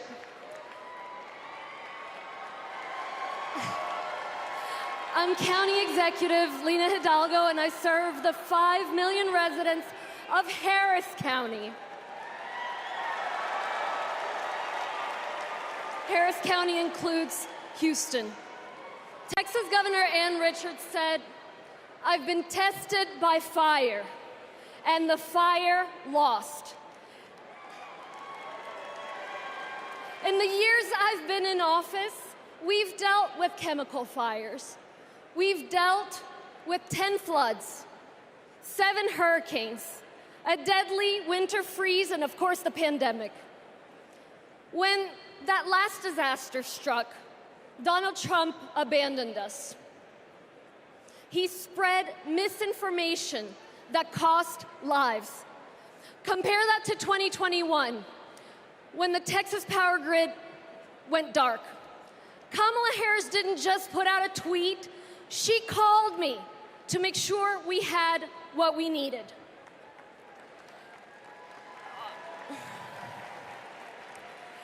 Over the years, I've learned that Kamala Harris always calls. And not only does she call, she delivers. The very week she launched her campaign, she was down in Texas with vital FEMA assistance right after Hurricane Beryl. Kamala Harris cares. She will never risk lives for the sake of politics. And she's leading the charge to protect our communities from extreme weather. The Biden-Harris administration have announced at least $1 billion to help us with just that, and Houston is thriving. We deserve leaders who acknowledge the threats, heck, the existence of climate change. We deserve tough leaders who have our backs. We deserve compassionate leaders ready to help. That's Kamala Harris and Tim Walz. I can personally attest that Kamala is a leader who has our back.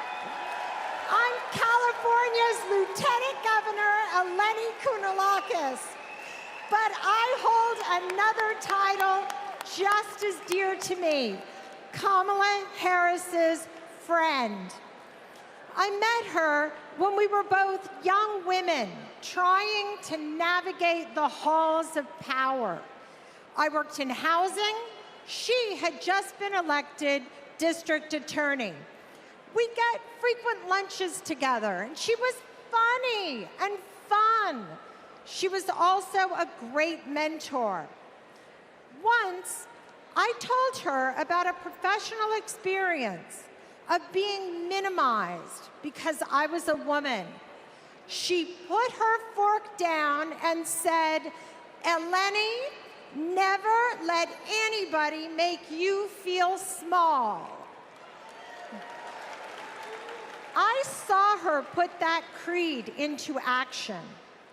When Wall Street foreclosed on millions of homes, Washington wisdom was that $4 billion was the best you could do.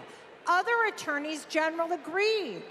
But because Kamala Harris grew up in a middle-class home, she knew that wasn't enough for all the working families who got screwed over.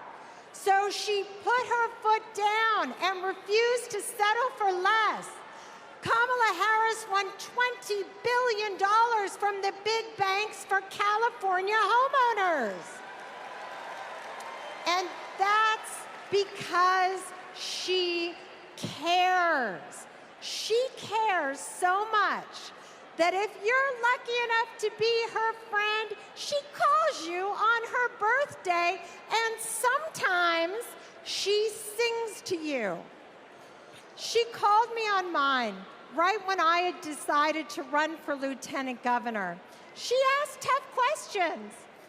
I promised I'd follow her lead and invest in the future. Together, we shattered that glass ceiling, California, and got to work. I am so glad the country is getting to see the Kamala that I've known for decades. For Californians and Pennsylvanians, for Texans and Wisconsinites, for states red and blue and everything in between, President Biden and Vice President Harris have been investing in our future and are on our side, and we are not going back.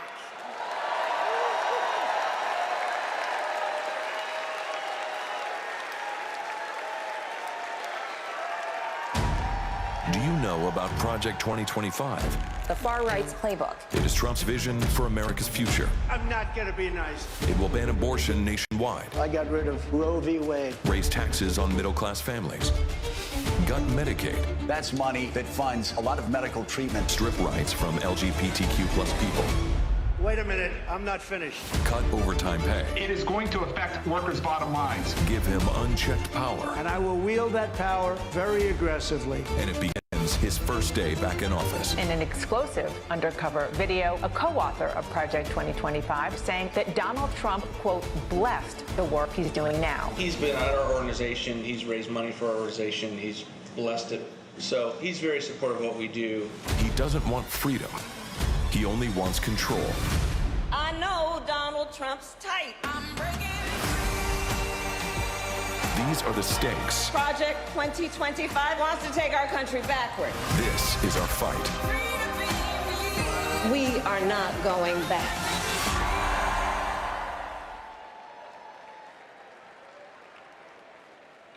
Please welcome Michigan State Senator Mallory McMorrow.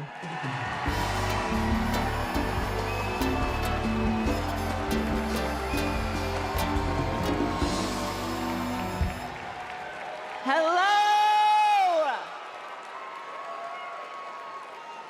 I'm Michigan State Senator Mallory McMorrow, and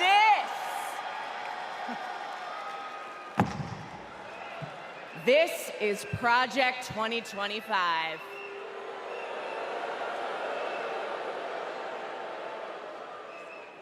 Now, over the next 4 nights, you are going to hear a lot about what is in this 900-page document.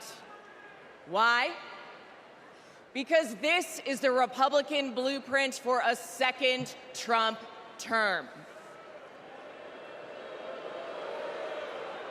That's right. They went ahead and wrote down all the extreme things that Donald Trump wants to do in the next 4 years. And then they just tweeted it out, putting it out on the internet for everybody to read. So, we read it. And whatever you think it might be, it is so much worse. Tonight, I want to tell you about just one aspect of Project 2025. Its plan to turn Donald Trump into a dictator.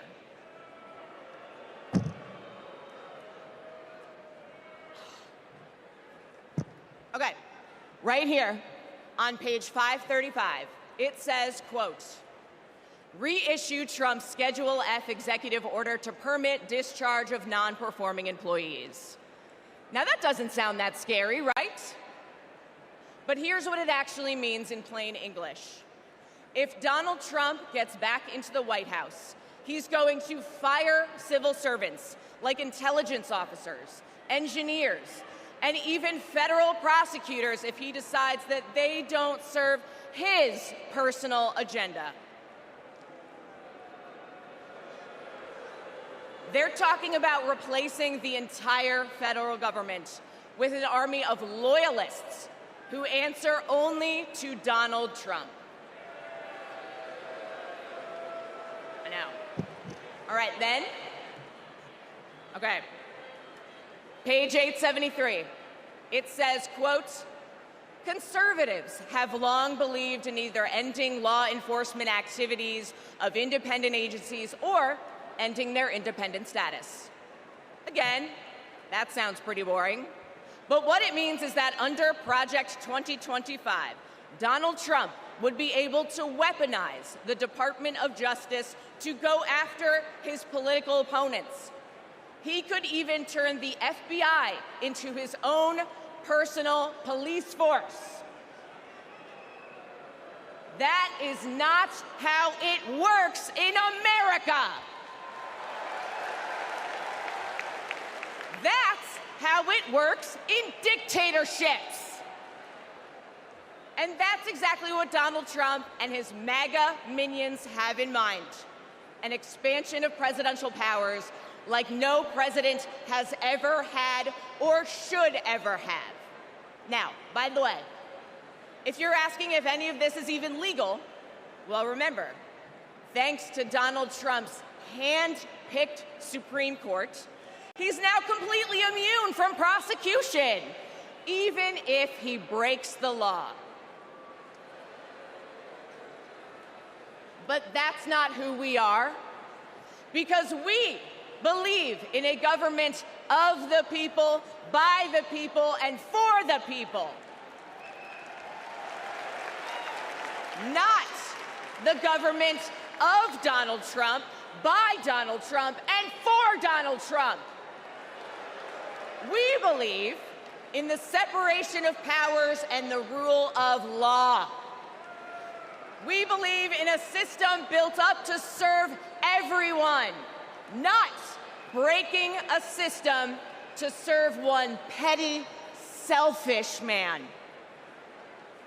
The truth is, there's only one way to stop him, and to stop Project 2025. How do we do it? We elect Kamala Harris this November.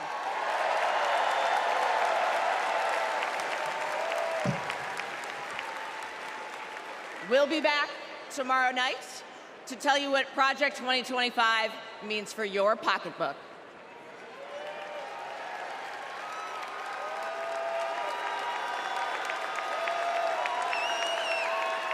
Please welcome California Senator LaFonza Butler.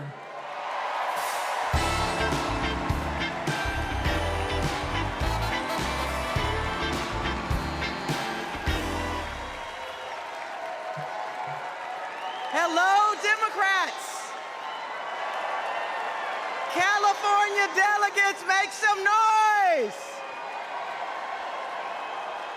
It's great to see so many familiar faces.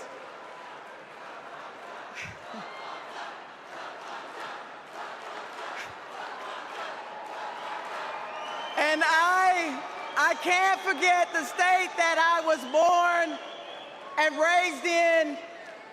Mississippi Democrats, let everybody hear you.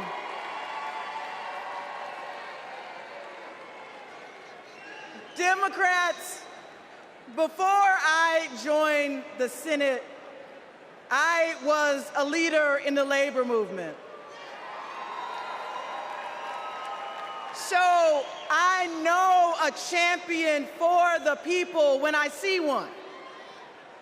I met Kamala Harris when she was district attorney, and I was president of a large care workers union. We hit it off right away. What really impressed me was how well she got to know my family. My wife, Naniki, but especially our daughter, Nyla. And as soon as Nyla heard that Miss Kamala was running for president, she asked if she could be vice president. So, no disrespect to Governor Walz, but Nyla put her name in first. Vice President Harris and I share a lot in common. We both graduated from historically black colleges. Me from Jackson State University. The Vice President from Howard University. We were both raised by mothers who worked fiercely to provide for us. And we both believe that every single one of us has the power to change the world when we choose to do it together. You see, Kamala Harris has always understood the assignment. No matter if she were the underdog, no matter the bullying or the name calling, she never doubted that our best was still ahead. She knew a better future was possible if we stood side by side with our neighbors and we fought for it. No matter what language they spoke, no matter what country they came from, no matter the size of their bank account. And that's what she did. As a prosecutor, together with law enforcement, she prioritized holding criminals accountable and protecting public safety. As state attorney general, together with students, she put a scam college out of business. After the mortgage crisis, together with families who lost their homes, she took on the biggest banks in the world and won a settlement 5 times what was initially offered.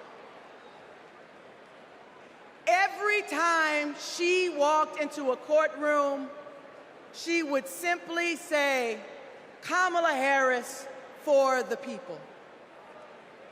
For her, it wasn't just a professional oath. It was a battle cry. And let's be clear, to her opponents, this way of seeing the world, the idea of fighting for someone other than yourself is unthinkable. But let me tell you, Democrats, what's really unthinkable. Conning young people who simply want a good education is unthinkable. Stiffing hardworking laborers like Donald Trump did in Atlantic City is unthinkable. Bragging about having ripped away a woman's freedom to choose what she does with her own body is unthinkable. And Democrats, Americans, we deserve better. We deserve a president who is tough, not just tough talking. One who shatters the boundaries of what's possible, not the boundaries of what's legal. And one who wipes the floor with cheats and fraudsters because, well, Democrats, she knows the type. Democrats, that president, the president that we deserve, that president is my friend, Kamala Harris. Thank you all so much.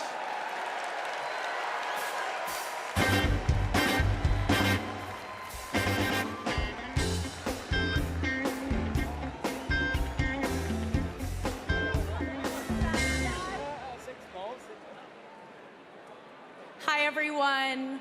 I'm Deja Foxx, and I'm so excited to be here today from Arizona. That's That's right. That's where I was born and raised by a single mom. I was a free lunch kid, raised in public housing, and I got my health care at Planned Parenthood.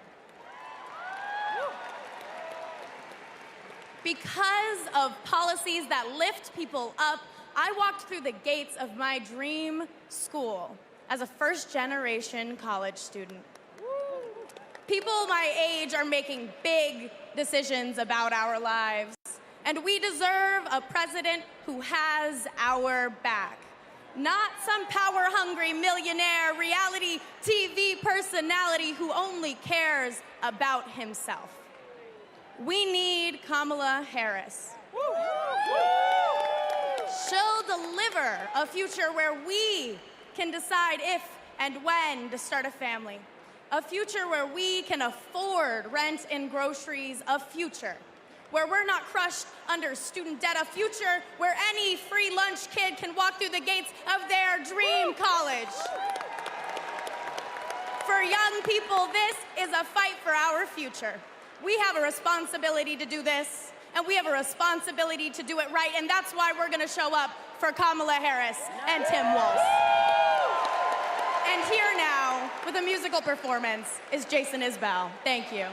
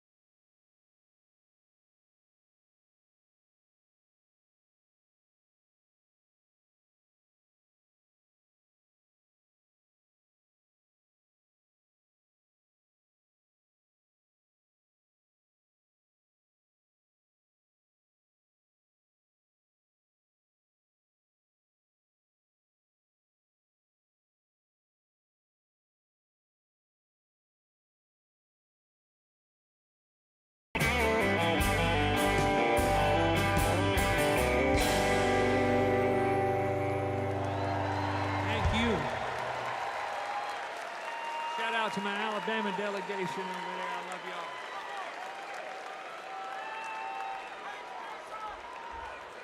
Kamala Harris worked hard to achieve her goals. Raised by a working mother, I had a summer job at McDonald's.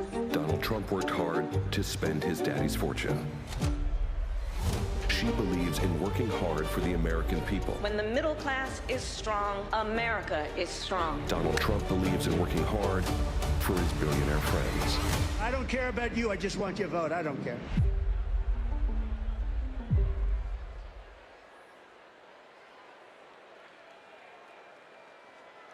Please welcome former Rhode Island Governor Gina Raimondo.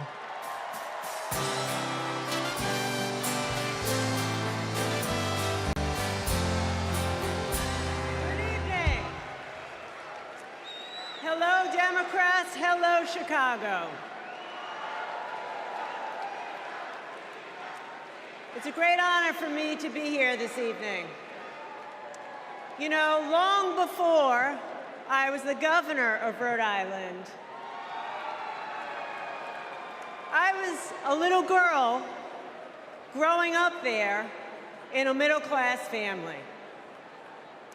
My dad found his American dream in a watch factory in Providence. And that job gave him a way to provide for our family, a community for him to belong to, and so much pride. But like so many Americans in the 80s, after 25 years of his hard work, his job and the job of all of his friends was shipped overseas. You know, years later, my dad said to me, "Gina, this happened because our leaders let us down." And my father was right. The Republicans in power who pushed failed economic strategy. Let's just cut taxes for the wealthy and leave everybody else behind. Well, not only did my father lose his job, but frankly, manufacturing left my state. Manufacturing withered in Rhode Island and all across this nation. In communities all across America, factories shuttered, communities got hollowed out, and people were left without their job, without hope, without the dignity that comes with a decent job. And you know, Republican economic policy failed Rhode Island. How do I know that? Because when I took office, first Democrat elected governor in a couple of decades, I inherited one of the worst economies in the country. It was a mess. But we got to work and we turned it around. We turned it around with a pro-business, pro-worker agenda. Kamala Harris has that same agenda. She knows we need an economy where the costs are low and opportunities abound. An economy where people can show up to their jobs with dignity and pride. She has a new economic vision for America. You know how she knows that? She knows it because just like me, Kamala Harris grew up in a middle-class home. Her mom worked to cure breast cancer by day and feed her family at night. And as an adult, Kamala worked to lock up sex offenders and violent criminals by day. And she took care of her sick mother at night. Kamala Harris gets it. She gets that so many Americans work so hard every day and they're barely getting by. And that is not right. It is a fundamental economic principle. Hard work ought to pay off. We believe in that. And that's why the Vice President is committed to building the opportunity economy, an economy that rewards ambition, an economy that rewards hard work. She believes in an America where everyone, regardless of who you are, what you have, where you started, you got a chance to get ahead in this country. Kamala Harris will give more than 100 middle-class Americans a tax cut. She'll build 3 million new homes for the middle class. And she's going to forge an economy with fair competition, free from monopolies. Monopolies that crush workers and small businesses and startups. Kamala Harris will make building up the middle class a defining goal of her presidency. Meanwhile,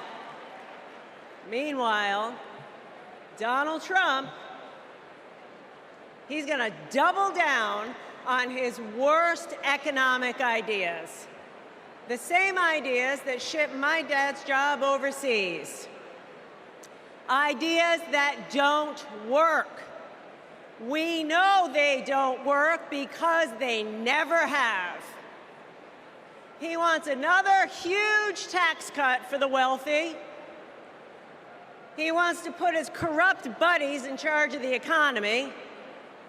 And he wants a sales tax that's going to supercharge inflation. We cannot afford Donald Trump's failed economic ideas. But here's the thing. The most important thing. Kamala Harris works for the people. Kamala Harris works for you. And Donald Trump is in it for himself. As our president, Kamala Harris will build an economy where everyone, and she means everyone, can find and live their American dream. So let's put her in the Oval Office. Thank you.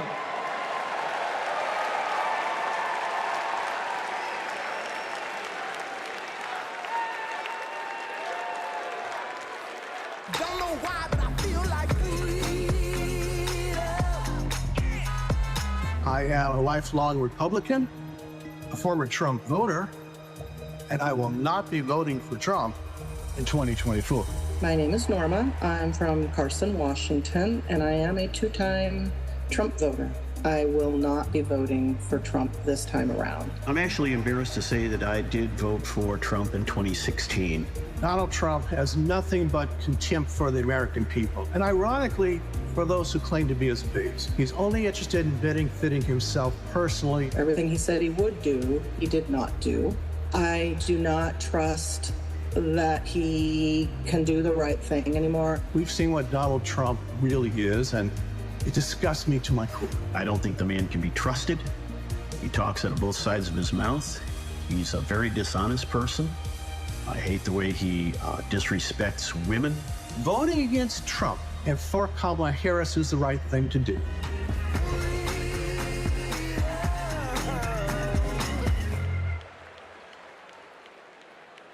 Please welcome New York Governor Kathy Hochul.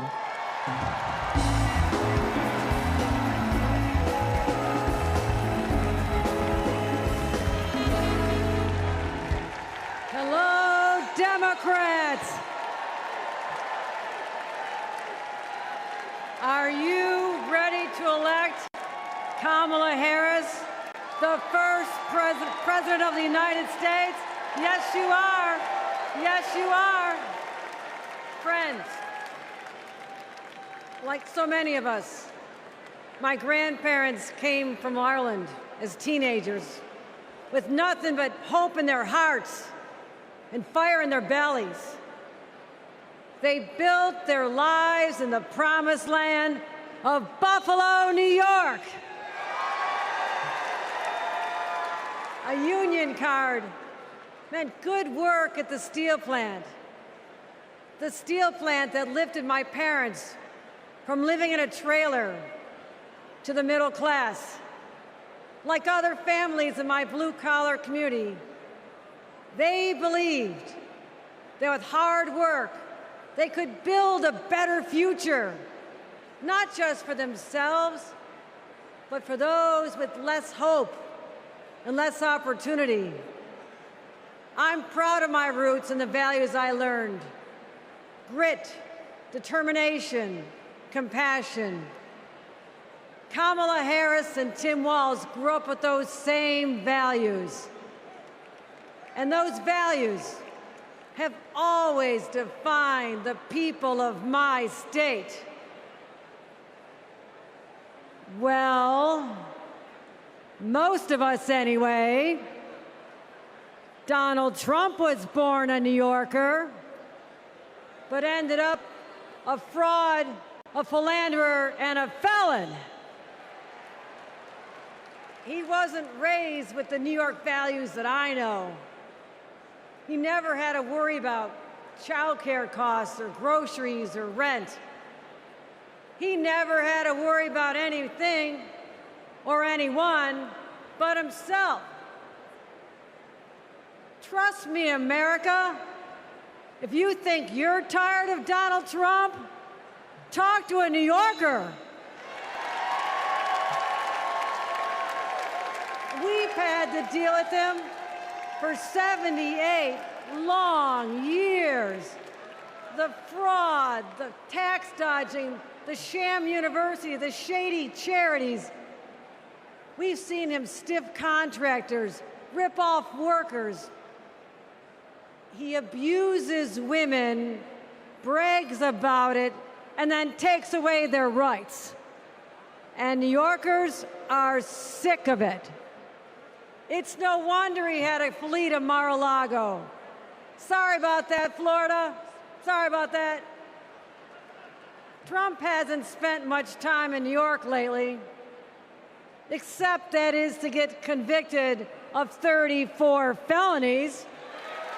And that's just fine with us, because New York's motto is Excelsior, ever upward.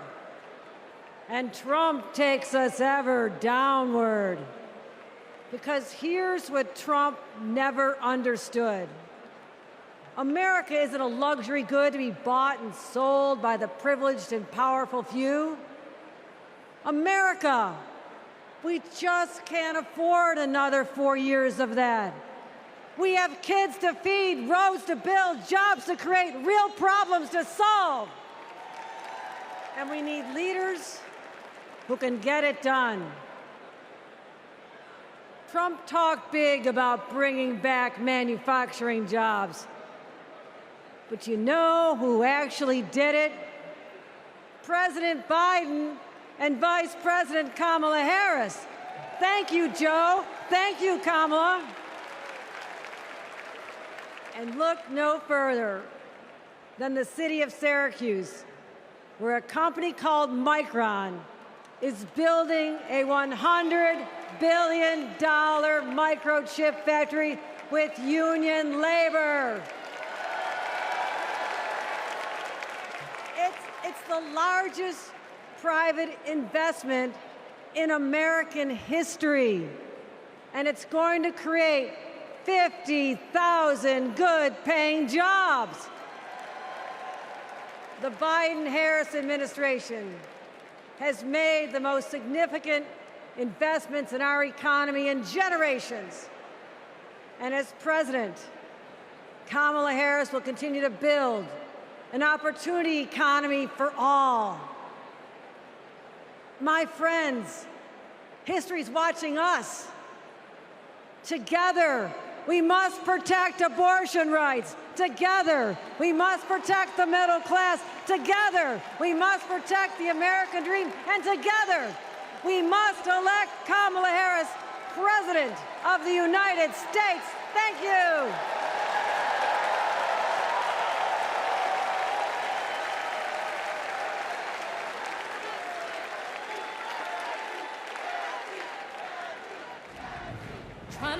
Trying to rain on the thunder. Tell the storm I'm new.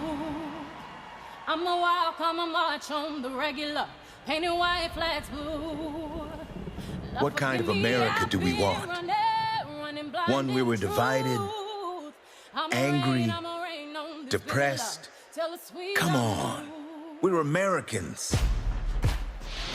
Fascism, we conquered it. The moon, landed on it. The future, building it. Freedom, nobody loves it more. And we fight for it.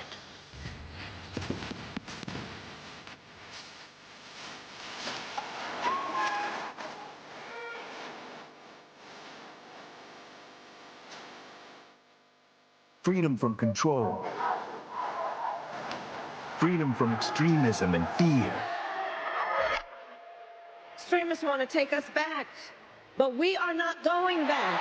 I'ma keep running 'cause the winner don't quit on themselves. We go forward. That's American. And we need a leader who is for the people. Ours is a fight for the future. Kamala Harris, protecting people from predators and big drug cartels, holding Wall Street banks accountable. A crime perpetrated against our middle class. Standing up to dictators and fighting for all of us. I say we fight. That's our choice. A prosecutor or a felon. Are you ready to make your voices heard?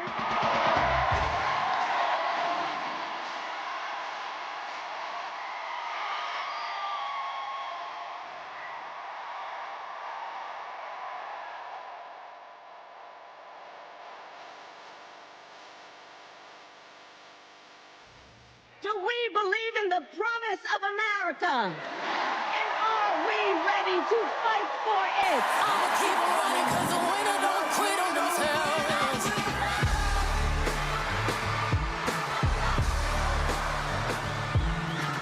And when we fight, we win!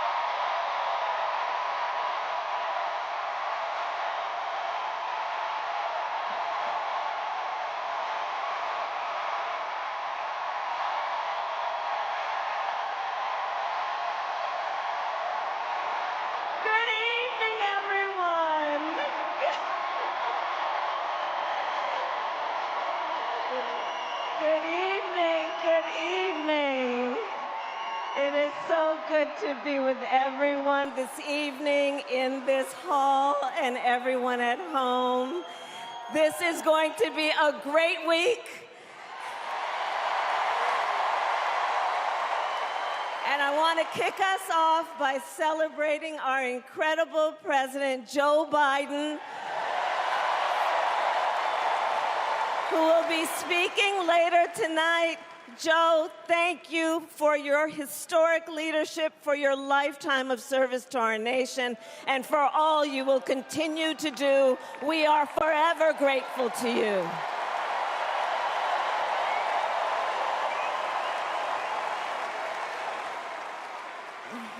Thank you, Joe. And looking out at everyone tonight, I see the beauty of our great nation, People from every corner of our country and every walk of life are here, united by our shared vision for the future of our country. And this November, we will come together and declare with one voice, as one people, we are moving forward. With optimism, hope, and faith, so guided by our love of country, knowing we all have so much more in common than what separates us. Let us fight for the ideals we hold dear, and let us always remember, when we fight, we win. God bless you. God bless the United States of America. Good night, everyone.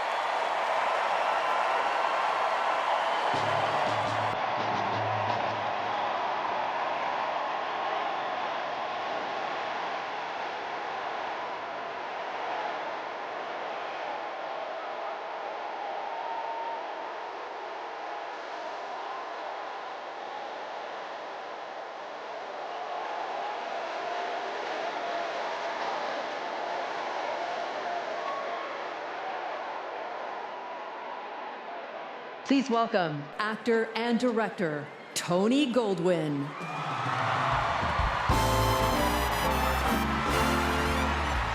Hello, Chicago.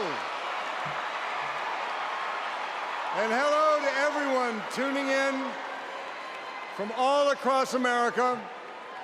Welcome to the first night of the Democratic National Convention. Now, how was that for an opening act?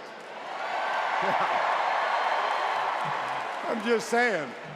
Now, as our Vice President just said, over the next 4 days, we will be bringing folks together from all around the country, people from every walk of life, to talk about this nation we love and about a candidate who has devoted her life to public service, who never shies away from a righteous fight, and who always stands up for the people. We are going to talk about the choice America faces in this election. It's a choice not just between two very different candidates, but between two very different futures. We will hear from everyday Americans about what is truly at stake in this campaign. The future of our middle class, the future of reproductive rights, the future of our climate, our security, our schools, the future of our freedom, the future of our very democracy. We will see the vision of our nominee.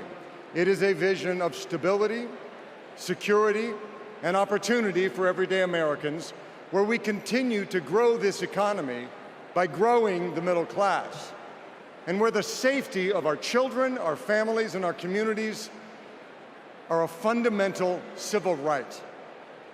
It is a future where, instead of scoffing at allies and fawning over dictators, our president stands up for our friends, faces down our adversaries, and American democracy remains a beacon of hope and inspires the world to take on our biggest challenges together. We'll learn the story of a leader who has dedicated her life to doing the work of making good on the promise of America.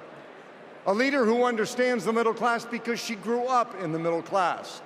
A leader who has taken on powerful interests at every step of her career and fought for the rights and freedoms of all of us. And then, of course, we will hear again from the Democratic nominee herself, the next President of the United States of America, Kamala Harris. Because she has a message for us. It is a message that's joyful, not mean-spirited. A message of public service, not self-service. A message of optimism and opportunity, not chaos and division. A message that has woken us up to who we are, to who we've always been. Because Americans are not a cynical people. We are not small-minded. And whether we realize it right now or not, we are currently already writing a new chapter of the American story. And we can dream as big as we want. So I just want to ask you, are you excited? Yeah? Well, good. Are you ready? Okay. Well, then I challenge you to make this the moment you get off the sidelines and into the game. So I want you to text JOIN to 30330 and get involved. Because when we fight, what happens? We win. And we are going to win this thing together. And while we're doing it, we are going to have a whole lot of fun. So let's get started.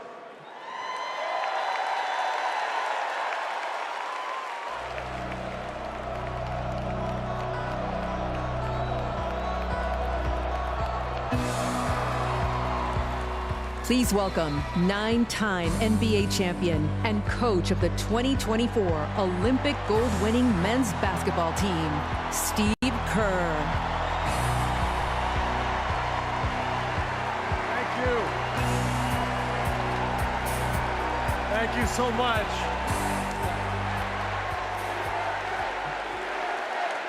Thank you. It is so fun to be back here in the United Center. And as you guys know, a lot of good stuff has happened in this building, especially in the 90s.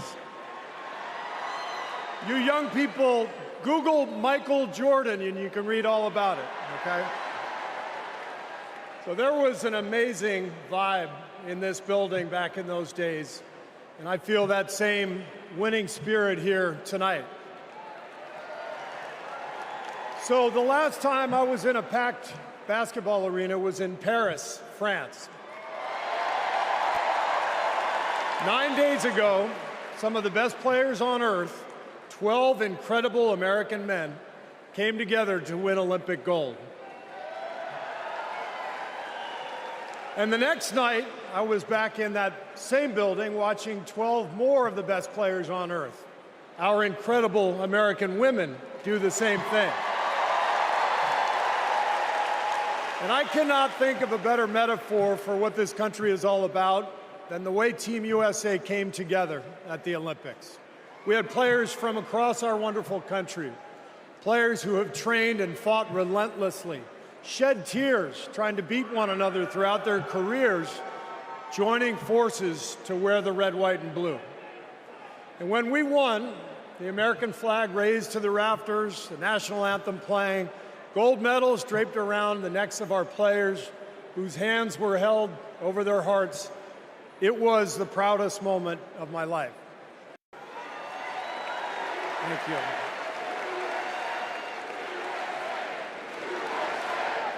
Thank you. Now, I could never have imagined that a few days later I would receive an invitation to step into a different kind of arena. And so here I am. I know very well that speaking out about politics these days comes with risks. I can see the shut up and whistle tweets being fired off as we speak. But I also knew as soon as I was asked that it was too important as an American citizen not to speak up in an election of this magnitude. The reason I said yes to speaking here tonight is that as a coach and former player, as a husband, a son, a father, even a grandfather, and as an American, I believe in a certain kind of leadership.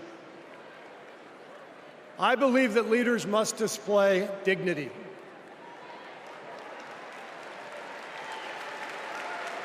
I believe that leaders must tell the truth. I believe that leaders should be able to laugh at themselves. I believe leaders must care for and love the people they are leading. I believe leaders must possess knowledge and expertise, but with the full awareness that none of us has all the answers. And in fact, some of the best answers often come from members of the team. And if you look for those qualities in your friends or your boss or an employee or your child's teacher or your mayor, then shouldn't you want those same qualities in your president? And when you think about it that way, this is no contest. With Kamala Harris and Tim Walz, I see all those qualities. They have devoted their lives to serving other people, whether Vice President Harris was defending her community in the courtroom or Governor Walz was inspiring the next generation in the classroom or on the field, for that matter. By the way, coach to coach, that guy's awesome. Although, I have to say, Coach Walz, way too much reliance on the blitz in '99 against Mankato East. You had a strong defensive line. I would have played more press coverage with your corners and then dropped the safeties into a Tampa 2. That's just me. Sorry. I wanted you to know how I feel every day of the NBA season, all right? But listen, the joy, the compassion, the commitment to our country that we saw at the Olympics, that is what Kamala Harris and Tim Walz have. And it is what our country needs. Leadership, real leadership. Not the kind that seeks to divide us, but the kind that recognizes and celebrates our common purpose. Think about what our team achieved with 12 Americans in Paris, putting aside rivalries to represent our country. Now imagine what we could do with all 330 million of us playing on the same team. Not as Democrats, not as Republicans, not as libertarians, but as Americans who know the greatness of this nation doesn't come from any one of us, but from each of us doing our part to build a more perfect union. That vision is what this campaign is all about. It's why I'm here tonight.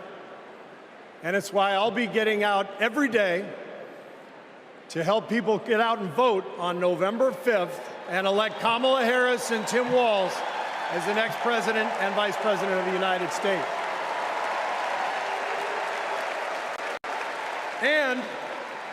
And after the results are tallied that night, we can, in the words of the great Steph Curry, we can tell Donald Trump, night, night. Thank you.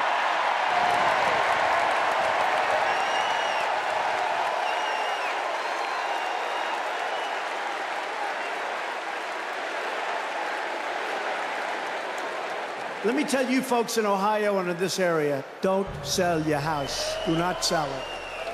We're going to get those jobs coming back, and we're going to fill up those factories. That's what's going to happen. But Trump lied and abandoned Lordstown. This is about a community. It's going to be a big change to go somewhere else. The GM factory in Lordstown did close, putting thousands of people out of work. Because Donald Trump doesn't care about our communities. All those jobs went away, and he did nothing. He did not do one thing for those workers there. He didn't come and make promises. He came and made false promises. Kind of lost hope in everything. I don't really want to leave. But then something changed. Instead of lies and broken promises, Joe Biden and Kamala Harris got to work and brought U.S. manufacturing jobs back, including to Lordstown. Kamala will continue to have workers' backs and get the job done. American workers deserve a fighter, and that's exactly what Kamala Harris is. Do we believe in opportunity? Are we ready to fight for it?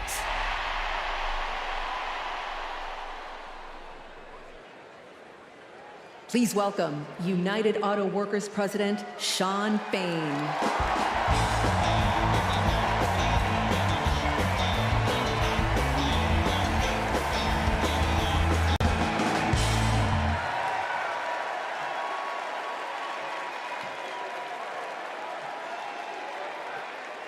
All right. All right. Yeah.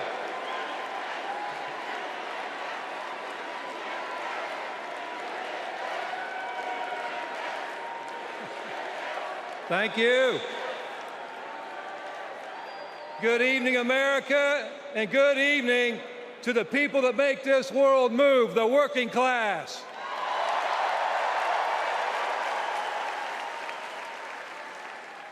On behalf of 1 million active and retired members of the UAW, I am honored to support Kamala Harris and Tim Walz to be our next president and vice president.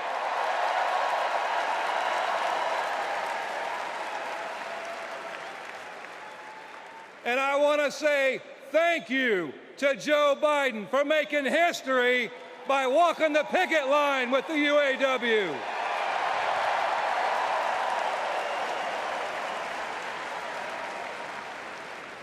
For the UAW and for working class people everywhere, this election comes down to one question. Which side are you on? On one side, we have Kamala Harris and Tim Walz, who have stood shoulder to shoulder with the working class. On the other side, we have Trump and Vance, two lapdogs for the billionaire class who only serve themselves. So for us in the labor movement, it's real simple. Kamala Harris is one of us.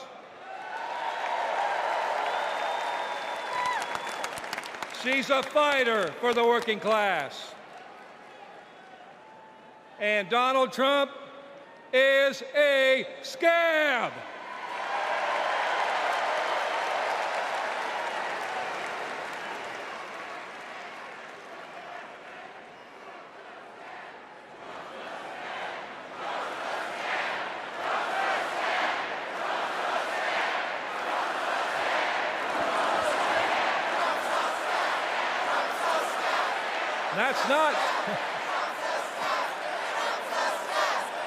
That's not just my opinion, that's a fact.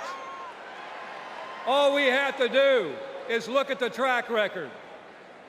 When Donald Trump was president, corporate America ran wild. Donald Trump did not bring back the auto industry. When Donald Trump was president, auto plants closed. Trump did nothing. Trump told workers in Lordstown, Ohio, that he would be bringing all the auto jobs back. And Trump did nothing. In 2019, General Motor workers went on strike for 40 days for good jobs and a better life. And Trump did nothing. Talk is cheap. But in 2019, you know who was on the picket line standing shoulder to shoulder with auto workers? I'll give you a clue. Her initials are Kamala Harris. In 2023, who helped bring jobs back to Lordstown, Ohio? Kamala Harris. And in 2024, who will stand with the working class in our fight for justice? Kamala Harris. And that's the difference. Donald Trump is all talk, and Kamala Harris walks the walk.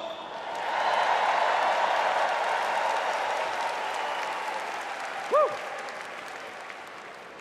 In the words of the great American poet, Nellie, it's getting hot in here.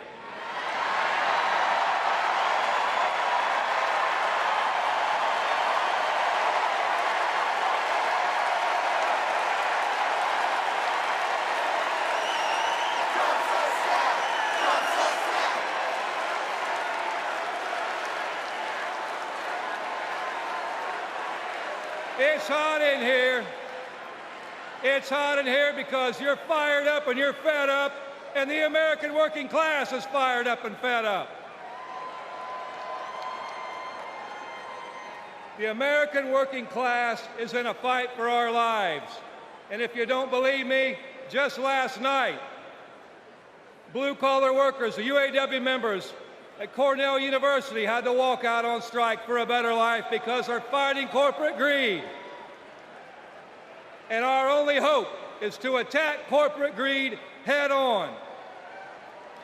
Corporate greed turns blue-collar blood, sweat, and tears into Wall Street stock buybacks and CEO jackpots. It causes inflation. It hurts workers. It hurts consumers, and it hurts America. And corporate greed is alive and well in the auto industry. You know, last fall, we achieved life-changing gains in our strike at the Big Three. We even won a commitment to reopen a closed plant not too far from here. We were able to do that thanks to the support of Kamala Harris and Joe Biden and the thousands of auto workers that went on strike.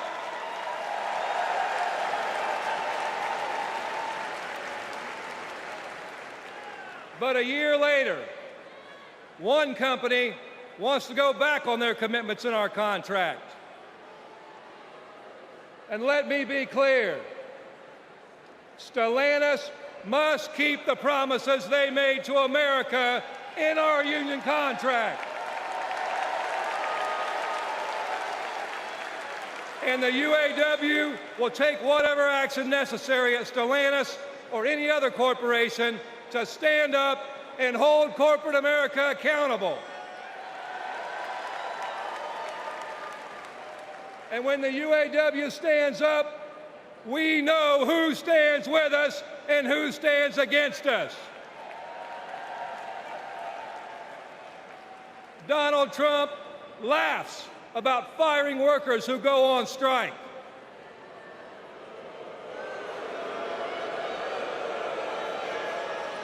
And Kamala Harris stands shoulder to shoulder with workers when they're on strike. And that's the difference between Kamala Harris and Donald Trump the scab. Trump is pushing divide and conquer tactics of the rich.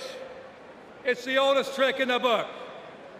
They want to blame the frustrations of working class people. They want to take those frustrations, they want to blame it on race. They want to blame it on LGBTQ plus people.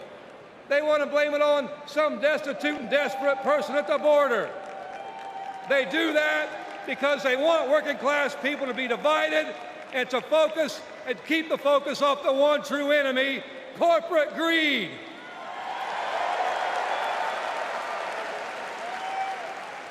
The rich think we're stupid.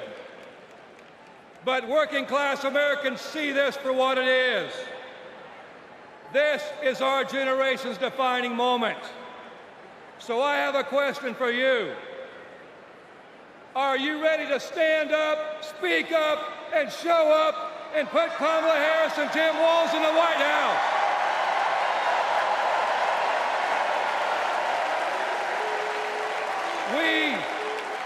We need a defender of the working class in the White House, someone who is one of us and someone who knows how to fight. And that fighter is the next President of the United States, Kamala Harris. Thank you.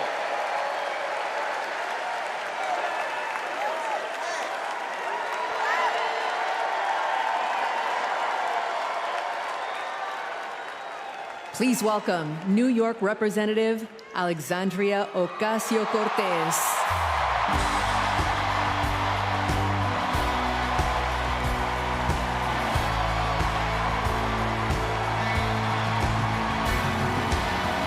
Thank you, Chicago! Thank you, Chicago, for your energy. Thank you, Kamala Harris and Tim Walz, for your vision.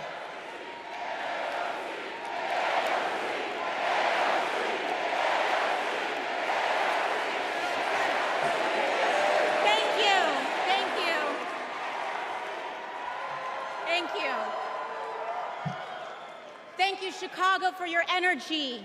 Thank you, Kamala Harris and Tim Walz, for your vision. And thank you, Joe Biden, for your leadership.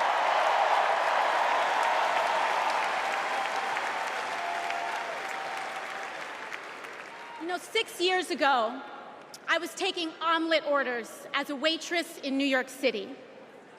I didn't have health insurance. My family was fighting off foreclosure, and we were struggling with bills after my dad passed away unexpectedly from cancer. Like millions of Americans, we were just looking for an honest shake.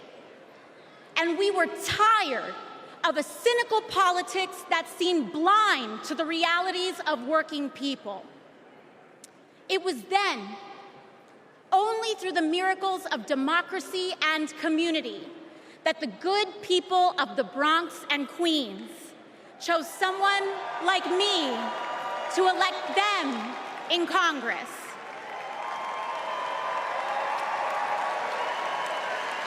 And America, in my heart, I know from that same cloth of hope and aspiration, we will also elect Kamala Harris and Tim Walz as President and Vice President of the United States of America. I am here tonight because America has before us a rare and precious opportunity. In Kamala Harris, we have a chance to elect a president who is for the middle class because she is from the middle class. She understands the urgency of rent checks and groceries and prescriptions. She is as committed to our reproductive and civil rights as she is to taking on corporate greed. And she is working tirelessly to secure a ceasefire in Gaza and bringing hostages home.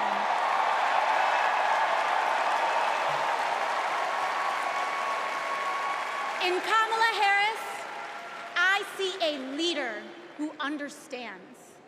I see a leader with a real commitment to a better future for working families. And Chicago, we have to help her win. Because we know that Donald Trump would sell this country for $1 if it meant lining his own pockets and greasing the palms of his Wall Street friends. And I, for one, am tired of hearing about how a two-bit union buster thinks of himself as more of a patriot than the woman who fights every single day to lift working people out from under the boots of greed, trampling on our way of life. The truth is, Don, you cannot love this country if you only fight for the wealthy and big business. To love this country is to fight for its people, all people, working people, everyday Americans like bartenders and factory workers and fast food cashiers who punch a clock and are on their feet all day in some of the toughest jobs out there. You know, ever since I got elected, Republicans have attacked me by saying that I should go back to bartending.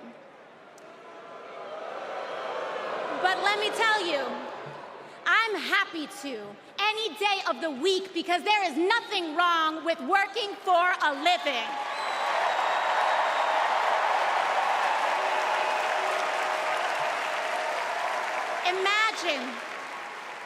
Imagine having leaders in the White House who understand that.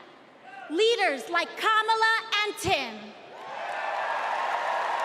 But Chicago, just because the choice is clear to us does not mean that the path will be easy. Over the next 78 days, We will have to pour every ounce, every minute, every moment into making history on November 5th. But we cannot send Kamala and Tim to the White House alone. Together, we must also elect strong Democratic majorities in the House and in the Senate so that we can deliver on an ambitious agenda for the people. Because if you are a working parent trying to afford rent and childcare, Kamala is for you. If you are a senior who had to go back to work because your retirement didn't stretch far enough, Kamala is for you. If you're an immigrant family just starting your American story, Kamala is for you.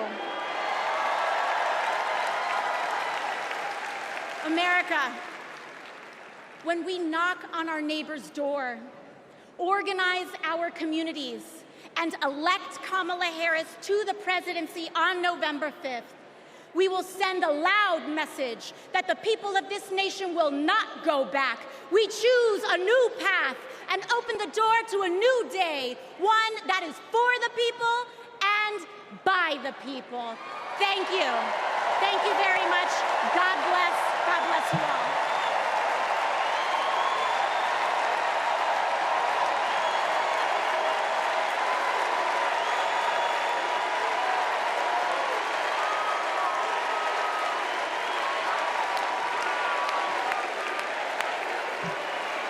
Wow.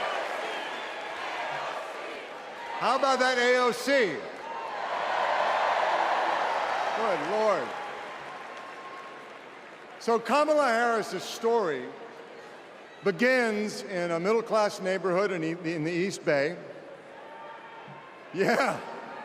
In a modest apartment above a nursery school, in a close-knit community where people looked out for one another, with a mother who instilled in Kamala Harris the core principles that have defined her life in public service.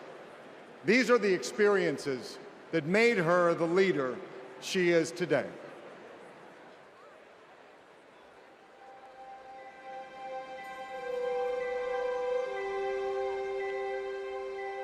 The neighborhood we grew up in was a very hardworking, middle-class, tight-knit community. Families going to church on Sunday, kids playing in the front yard. Mommy got us these bright blue matching bikes with banana seats, and we were surrounded by caring adults. This neighborhood on Bancroft Way, we've spent so much time here. Behind me is where it all began. Her mom, Shamala, rented the apartment that was above the Shelton's nursery. So in the beginning, Mrs. Shelton used to babysit the girls. Shama was a single mom. Life was not easy for them, but she loved her daughters fiercely. Kamala herself says that her mom told her that she may be the first to do many things, but to make sure that she's not the last. She's always been that kind of person, a true leader, and very protective of her friends and her family. When Kamala was all of 4 years old, her best friend in kindergarten, Stacy Johnson, got into something with another kid on the playground. This one particular day, we had made some clay art, and this one boy in our class had taken mine for whatever reason and threw it on the ground, and it shattered. So Kamala, being very protective, just jumped in front of me and stood up to him. To me, that shows the kind of person that she has always been, to stand up to the bully and to stand up for the underdog and to stand up for what is right. Kamala carries the lessons of our mother, the fighting spirit of our mother, the compassion, and I have seen it over and over again in our growing up. When we were in high school, my sister's friend, Wanda, was being molested by a family member, and Kamala just jumped in. She wanted her to come and stay with us, and Mommy said, of course. That is Kamala. She can't help herself from standing up for people and standing up for what she thinks is right. She has been that way our whole lives. Being a protector is what led her to become a prosecutor. Looking back now, I could say it was her calling.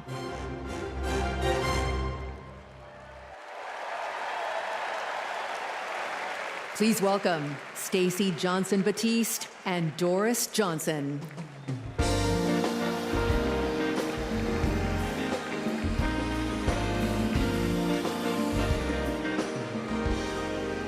Good evening. I'm Stacey Johnson Batiste, and this is my mom, Doris Johnson. We are so excited and honored to be here with you.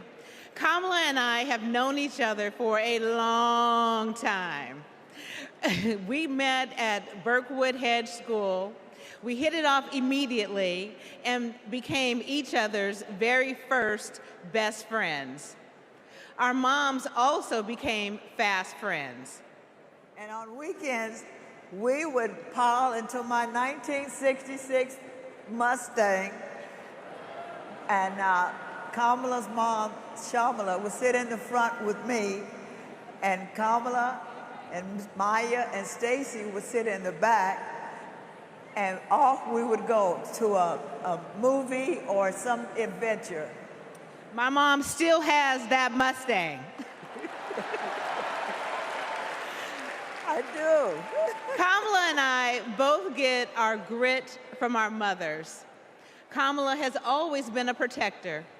One day at school, we made clay art projects during story time when they were outside on tables to dry. For whatever reason, a boy in our class took mine, threw it on the ground, and it shattered. Kamala jumped in between him and me and said something that made him so mad, he picked up a rock or something and hit her on the head. Blood came streaming down. The school called Shamala to come take her to the hospital. The stitches she got left a scar over one of her eyes. She still has it. That's the kind of person Kamala has always been from the very beginning. Someone who doesn't hesitate to stand up for what's right, to take up for the underdog, and to stand up to bullies.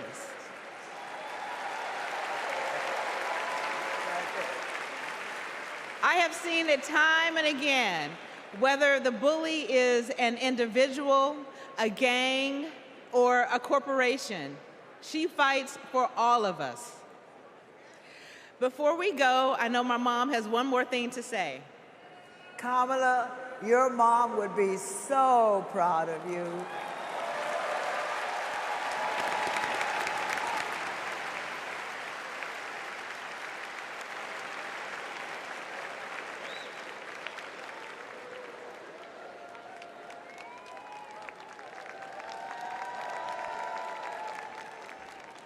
Please welcome former Secretary of State Hillary Clinton.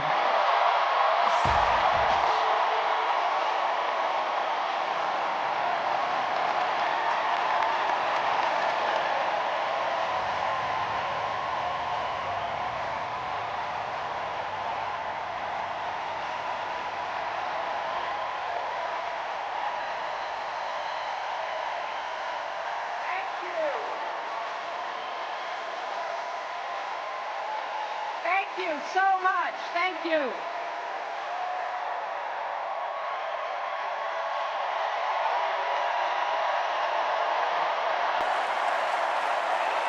Thank you.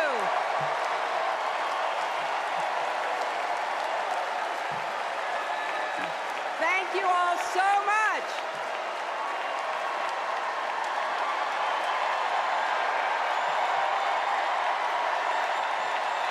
Thank you.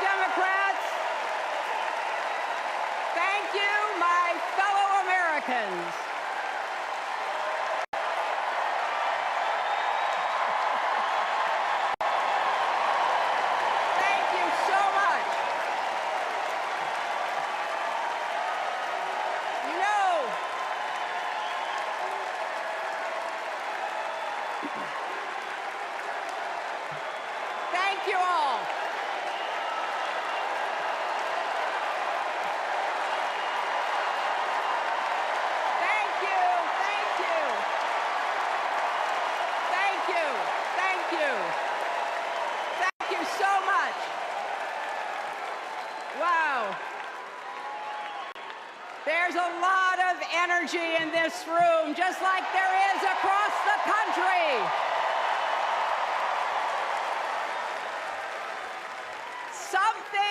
Something is happening in America. You can feel it. Something we've worked for and dreamed of for a long time.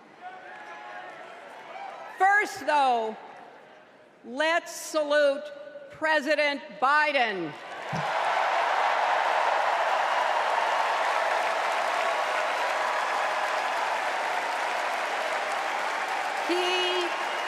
He has been democracy's champion at home and abroad. He brought dignity, decency, and competence back to the White House. And he showed what it means to be a true patriot. Thank you, Joe Biden, for your lifetime of service and leadership.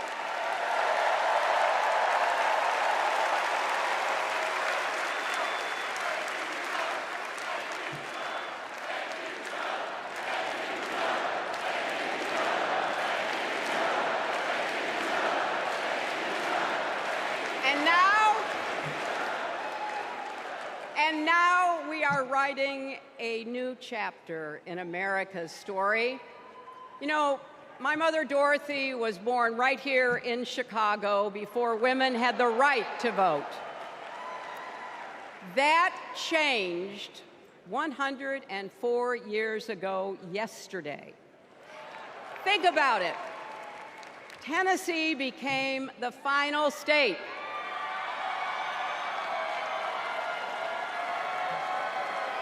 to ratify the 19th Amendment to the Constitution.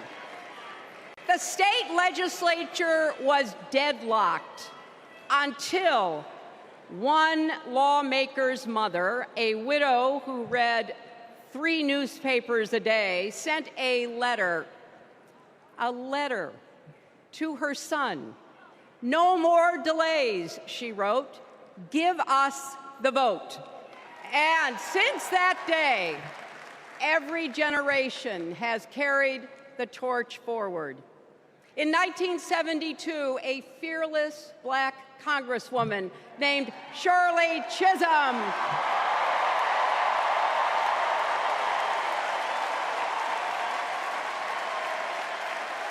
she ran for president. And her determination let me and millions of others dream bigger, not just because of who she was, but because of who she fought for. Working parents, poor children, the last, the least, and the lost. In 1984, I brought my daughter to see Geraldine Ferraro, the first woman nominated for vice president. If we can do this, Jerry said, we can do anything. And then there was 2016, when it was the honor of my life to accept our party's nomination for president.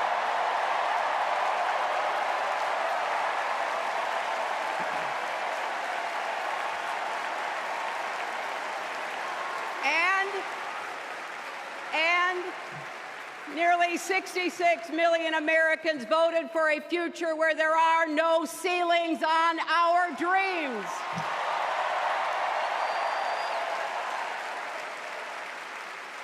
And afterwards, we refused to give up on America.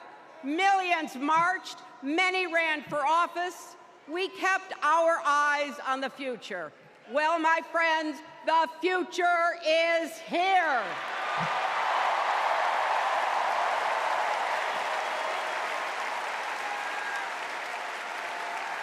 I wish my mother and Kamala's mother could see us.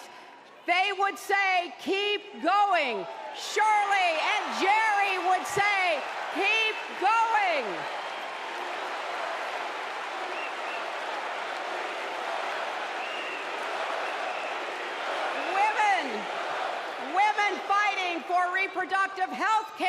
We're saying keep going.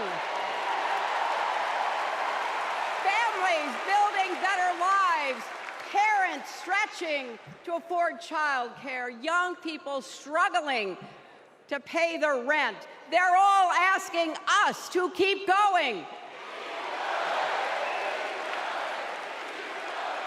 So, with faith in each other and joy in our hearts, let's send Kamala Harris and Tim Walz to the White House.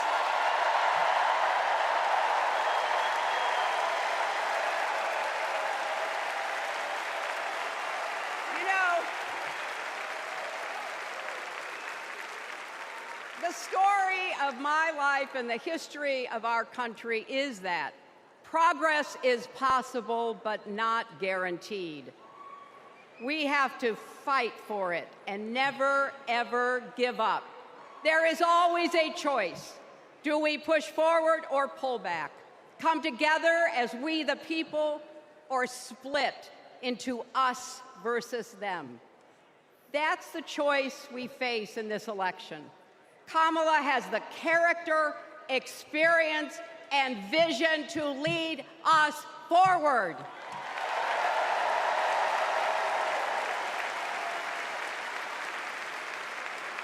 I know her heart and her integrity. We both got our start as young lawyers, helping children who were abused and neglected. That kind of work changes a person. Those kids stay with you. Kamala carries with her the hopes of every child she protected, every family she helped, every community she served.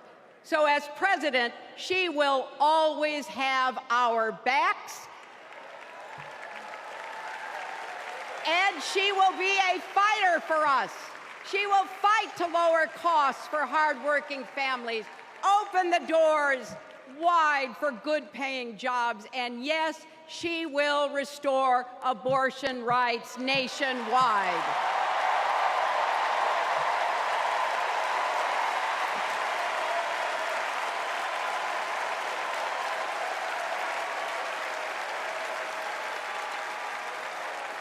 As a prosecutor, Kamala locked up murderers and drug traffickers. She will never rest in defense of our freedom and safety. Donald Trump fell asleep at his own trial, and when he woke up, he made his own kind of history, the first person to run for president with 34 felony convictions.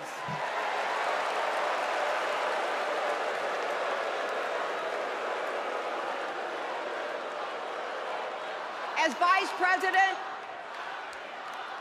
Vice President, Kamala sat in the Situation Room.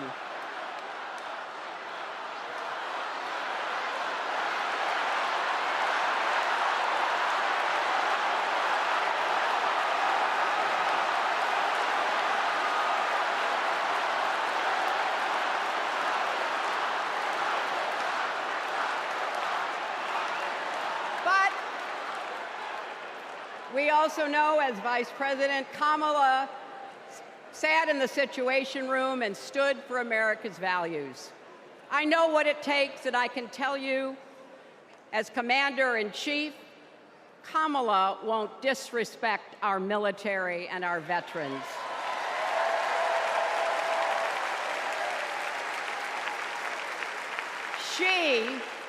She reveres our Medal of Honor recipients. She won't be sending love letters to dictators. She will defend democracy and our Constitution and will protect America from enemies, foreign and domestic.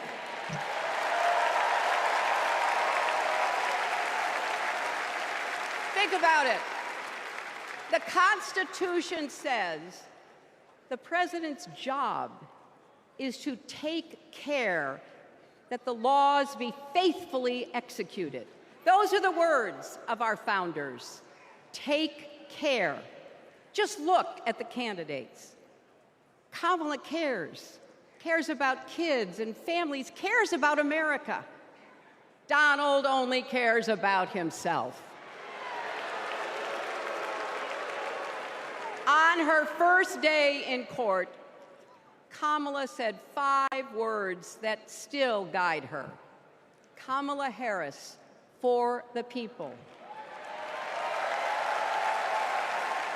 That is something that Donald Trump will never understand. So it is no surprise, is it, that he is lying about Kamala's record. He's mocking her name and her laugh. Sounds familiar. But we have him on the run now.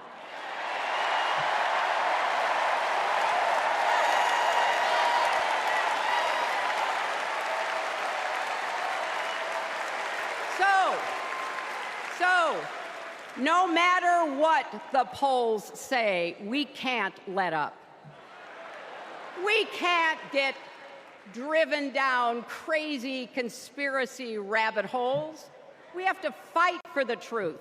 We have to fight for Kamala as she will fight for us. Because you know what? It still takes a village to raise a family, heal a country, and win a campaign.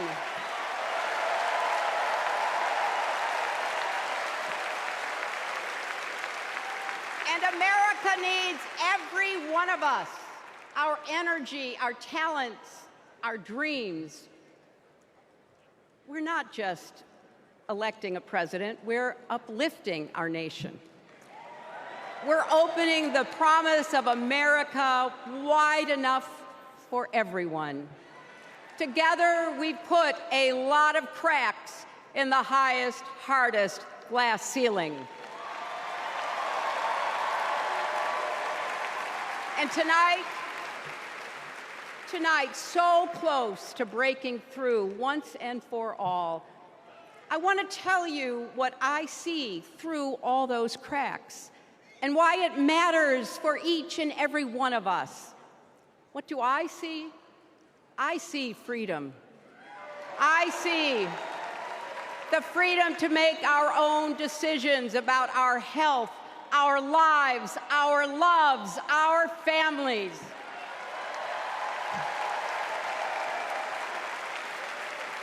The freedom to work with dignity and prosper, to worship as we choose or not, to speak our minds freely and honestly. I see freedom from fear and intimidation, from violence and injustice, from chaos and corruption. I see the freedom to look our children in the eye and say, in America, you can go as far as your hard work and talent will take you, and mean it. And you know what? On the other side of that glass ceiling is Kamala Harris raising her hand and taking the oath of office as our 47th President of the United States.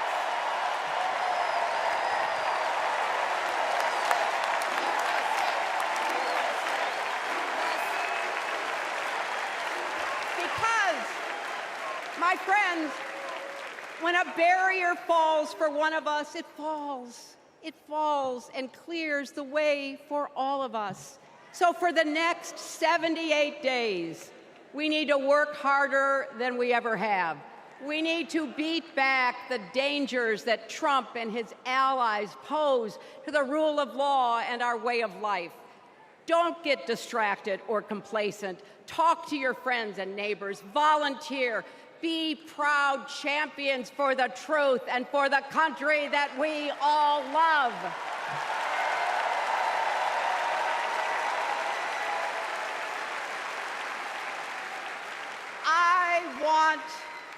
I want my grandchildren and their grandchildren to know I was here at this moment, that we were here, and that we were with Kamala Harris every step of the way, This is our time, America. This is when we stand up. This is when we break through. The future is here. It's in our grasp. Let's go win it!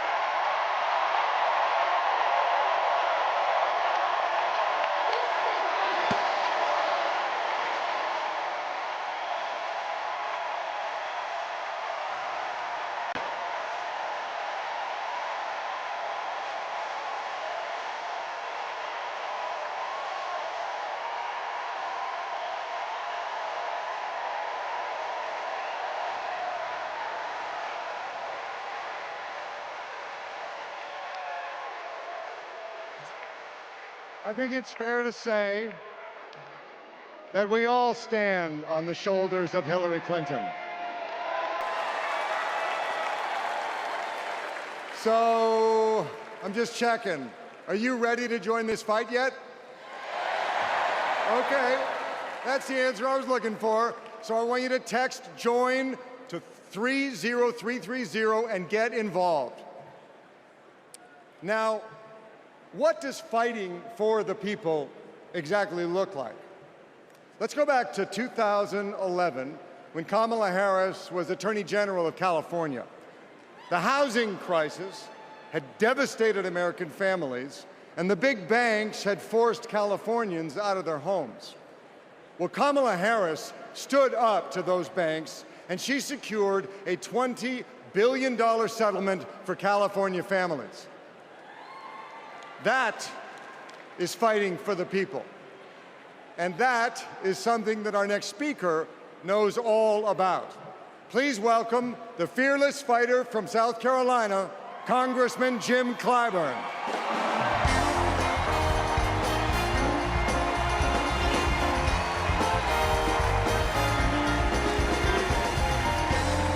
Thank you.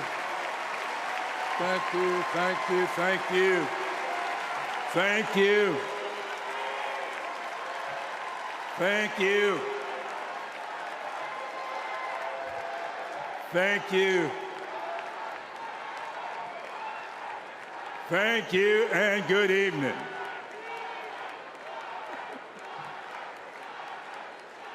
Thank you, South Carolina. Thank you.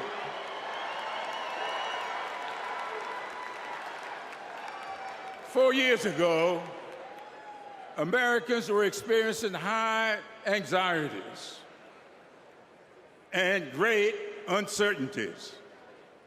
A deadly virus raged, schools closed, businesses shuttered. Donald Trump mismanaged the crisis from day one, looking out for himself instead of the country. The American people responded to the crisis in leadership by electing new leaders. Thanks to Joe Biden and Kamala Harris, we reopened our schools, brought back our businesses, and restored our faith in the American can-do spirit. Thanks to Joe and Kamala, we reduced the price of prescription drugs, repaired roads and bridges, and replaced lead pipes. Thanks to Joe and Kamala, we are honoring our heroes in uniform and expanded benefits to over 1 million veterans.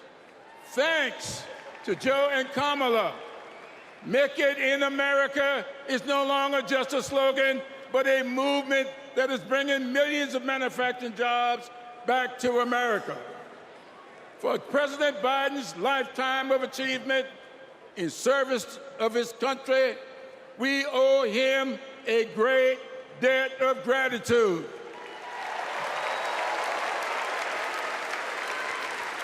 And we are all grateful for one of the best decisions he made, selecting Kamala Harris as his vice president and endorsing her to succeed him.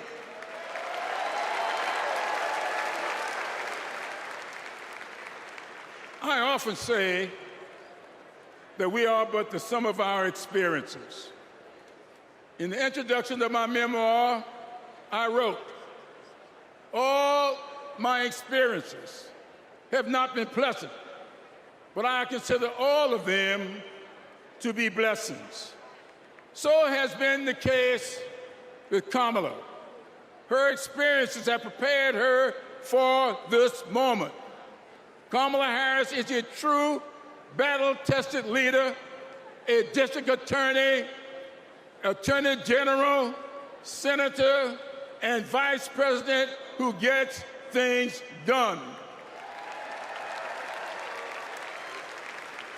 While Donald Trump has been bragging about how he overturned Roe, Kamala has been fiercely advocating for the respectation of reproduction freedoms. While Trump has been looking out for himself and his billionaire buddies, Kamala has been fighting to lower costs for all Americans. And while Trump falsely pleads ignorance of Project 2025, which in my opinion is Jim Crow 2.0, Kamala has been offering the American people enlightening proposals and visionary leadership. Having grown up in a parsonage, I often look to the good book for understanding and guidance. As 2 Corinthians informs, we are troubled on every side, yet not distressed. We are perplexed, but not in despair. Persecuted, but not forsaken. Cast down, but not destroyed. Our great democracy has been tested, and so has the basic goodness of the American people. But our resolve to remain a great country with freedom and justice for all will not falter.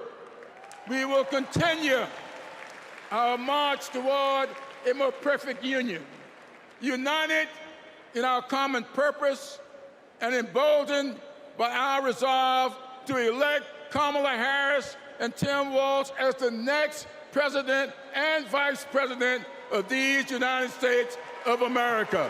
Thank you and Godspeed.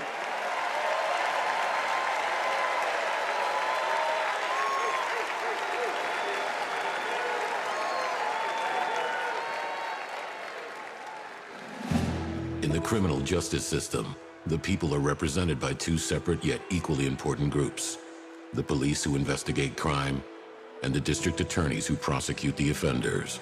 This is the story of Donald Trump. His entire life, Trump has believed he's above the law, that no one would ever dare hold him accountable.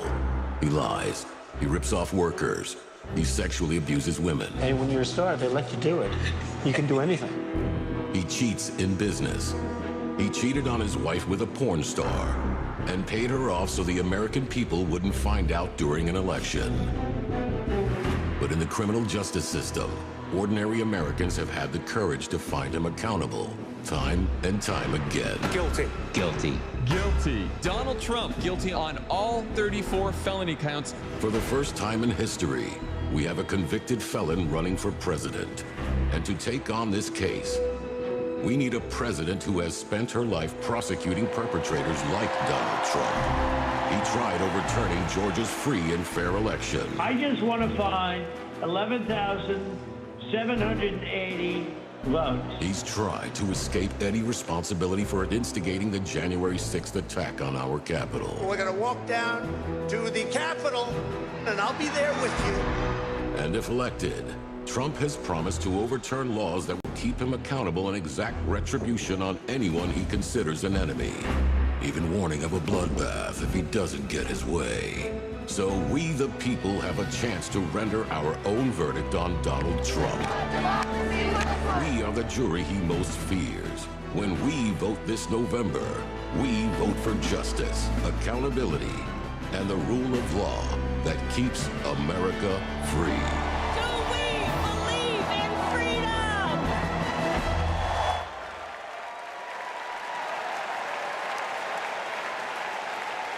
Please welcome Maryland Representative Jamie Raskin.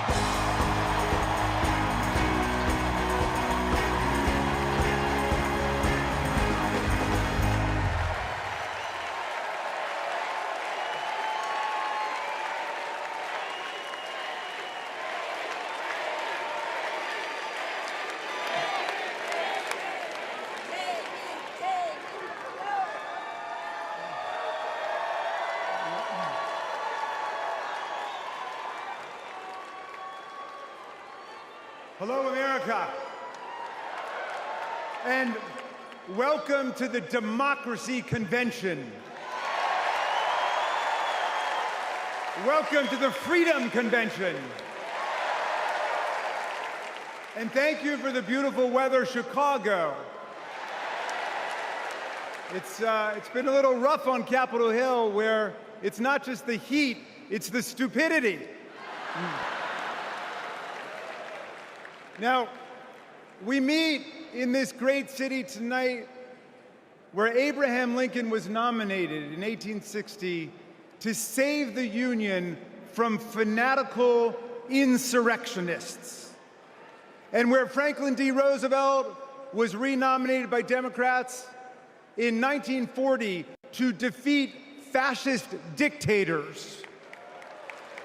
Now, we fight in our time to defend our freedom and our democracy against the banana Republicans who have converted Lincoln's party into a dangerous cult of personality.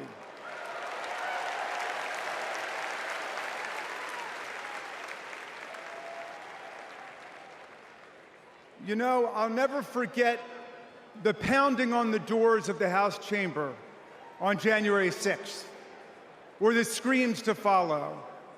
Hundreds of our police officers taunted and attacked, 140 of them wounded by extremists wielding baseball bats, steel pipes, even American flags. 5 people died that day, and 4 more of our officers took their own lives in the days and weeks to come. All of this after Trump was defeated by more than 7 million votes by the great Joe Biden.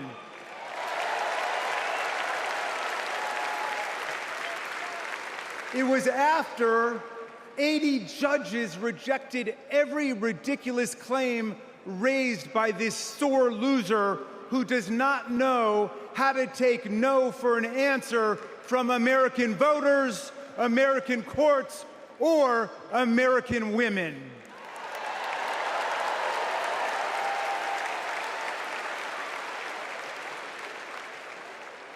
Remember what the mob chanted as they stormed the Capitol and injured our officers? Hang Mike Pence. Someone should have told Donald Trump that the president's job under Article 2 of the Constitution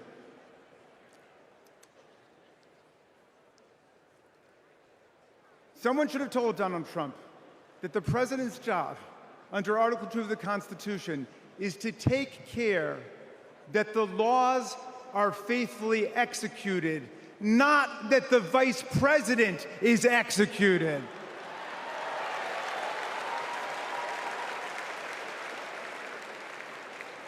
Pence has now joined more than 24 officials from Donald Trump's own administration in denouncing him, an historical record.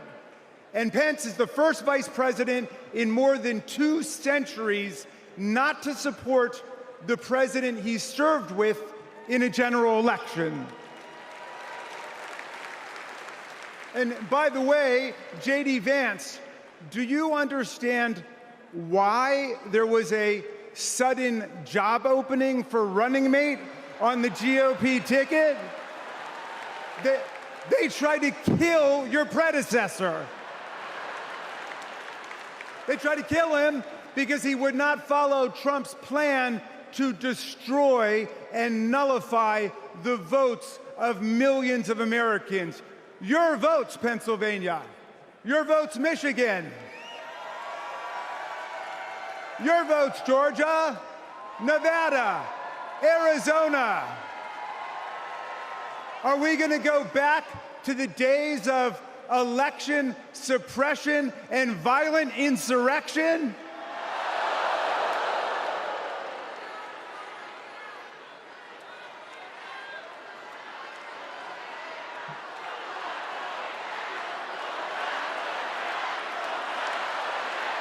We're not going back.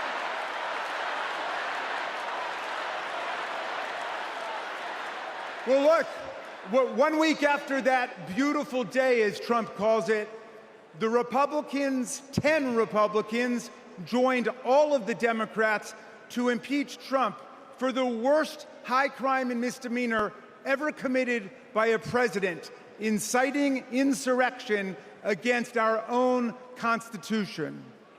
Make no mistake, a man who uses fraud, theft, and violence to take power will commit any crime to keep it. And now Trump's promising to pardon hundreds of his fellow criminal convicts and insurrectionists. He calls for, quote, the termination of all rules, regulations, and articles, even those in the Constitution. My friends, are we the people going to let Donald Trump terminate our Constitution and obliterate the blessings of liberty for our posterity? That's right, we're going to elect Kamala Harris. We're going to elect the career prosecutor and inspiring public servant and Coach Walls, and we're going to defeat Donald Trump, the career criminal and incorrigible recidivist con man, and his pet chameleon, J.D. Vance.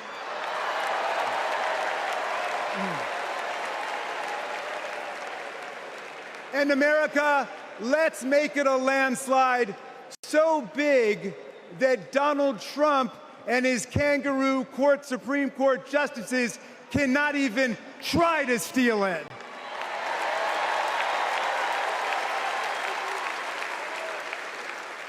Let's make every vote count. Let's make sure every vote is counted. Let's let freedom ring, and let's let democracy work in America.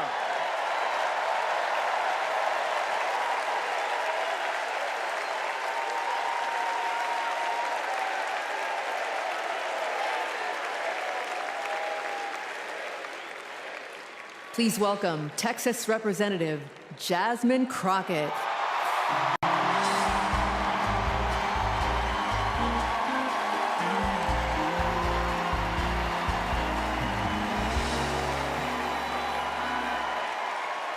Well, good evening, America!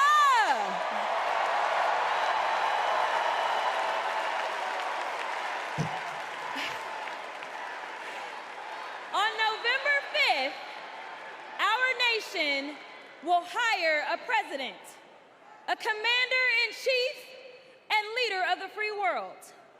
So let's compare their resumes, shall we? One candidate worked at McDonald's while she was in college at an HBCU. HU. The other was born with a silver spoon in his mouth and helped his daddy in the family business. Housing discrimination, that is. She became a career prosecutor while he became a career criminal. With 34 felonies, 2 impeachments, and 1 porn star to prove it.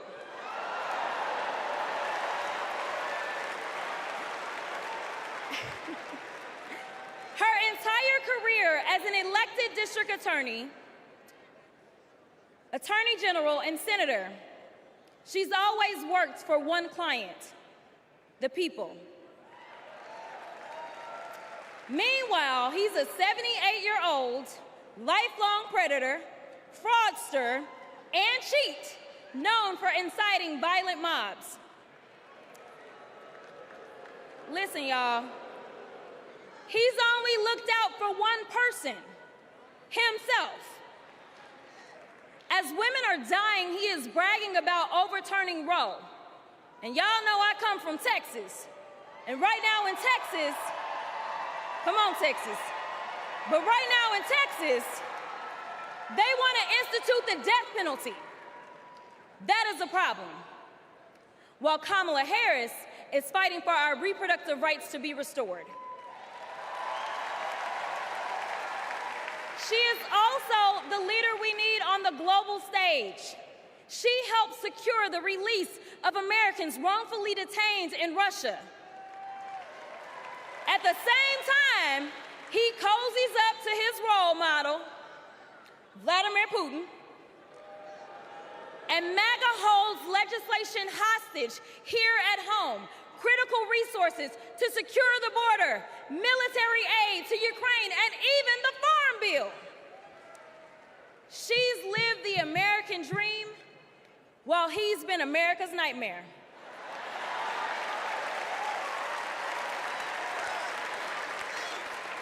America, looking at the two choices before you, who would you hire? Donald Trump or Kamala Harris?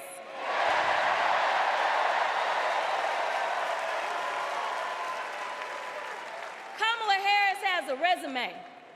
Donald Trump has a rap sheet.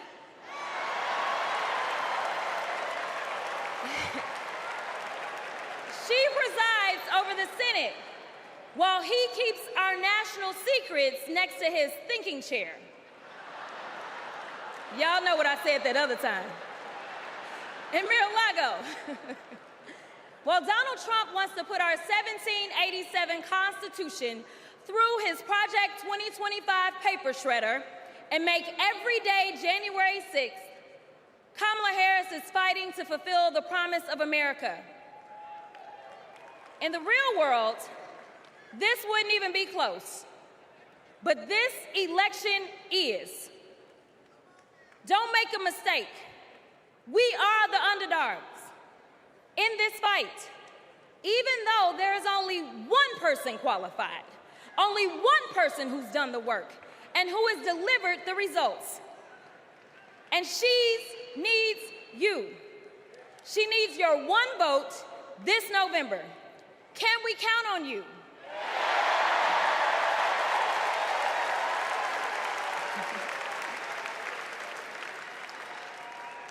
Some of you know a little bit of my history, some of you don't, so let me tell you.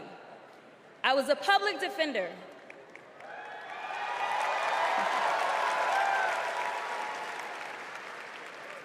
I did criminal defense as well as practiced civil rights law for almost 2 decades.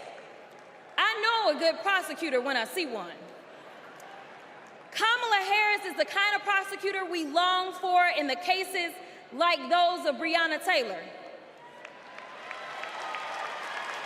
Yeah. She was the first attorney general in the nation to order that her officers wear body cams, and she started the Back on Track program to reduce recidivism.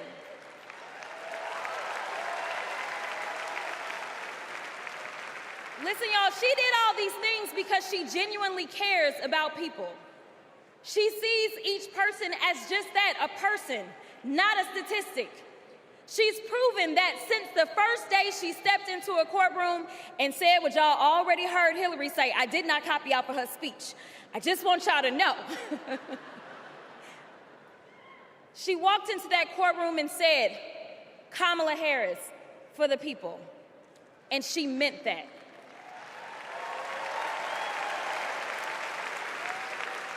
Many of you know her credentials, but what I love about Kamala Harris goes beyond her resume, is that she sees the humanity in everyone. She's the only candidate in this race who is capable of empathy. When I first got to Congress, I wasn't sure I made the right decision. The Chaos Caucus couldn't elect a speaker, and the Oversight Committee was unhinged. I was going through all of this when I visited the Vice President's residence for the first time. As I approached Vice President Harris for our official photo, she turned to me and asked, "What's wrong?" Mind you, we'd never met, but she saw right through me. She saw the distress. I immediately began crying.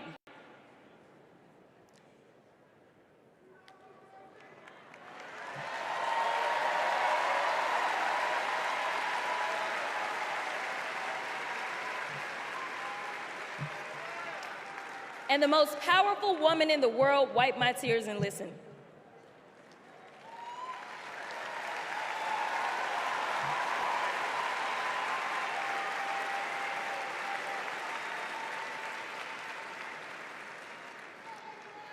It's so hard for me to tell this story. She then said, among other things, "You are exactly where God wants you.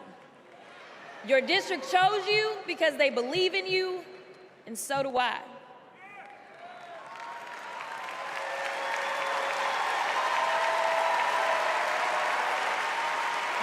I'm gonna stop. Okay. The next month, I went viral for the first of many times to come for hitting Republicans with a dose of their own medicine. That brief but impactful interaction gave me my legislative legs, and I've been running ever since.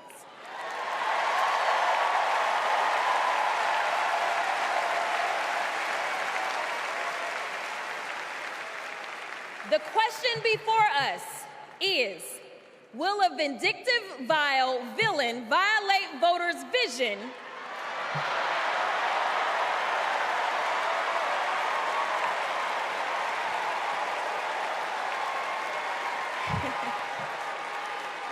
for a better America or not? I hear alliterations are back in style. We deserve better. We deserve a president who can be a bright light in a sea of darkness, one who will pull us forward, because we won't go back. Amanda Gorman said it best: "There's always light if only we are brave enough to see it, if only we are brave enough to be it." Kamala Harris showed me that light. And America, when she is our president, together we will shine as that beacon of hope and freedom around the world once more. God bless y'all.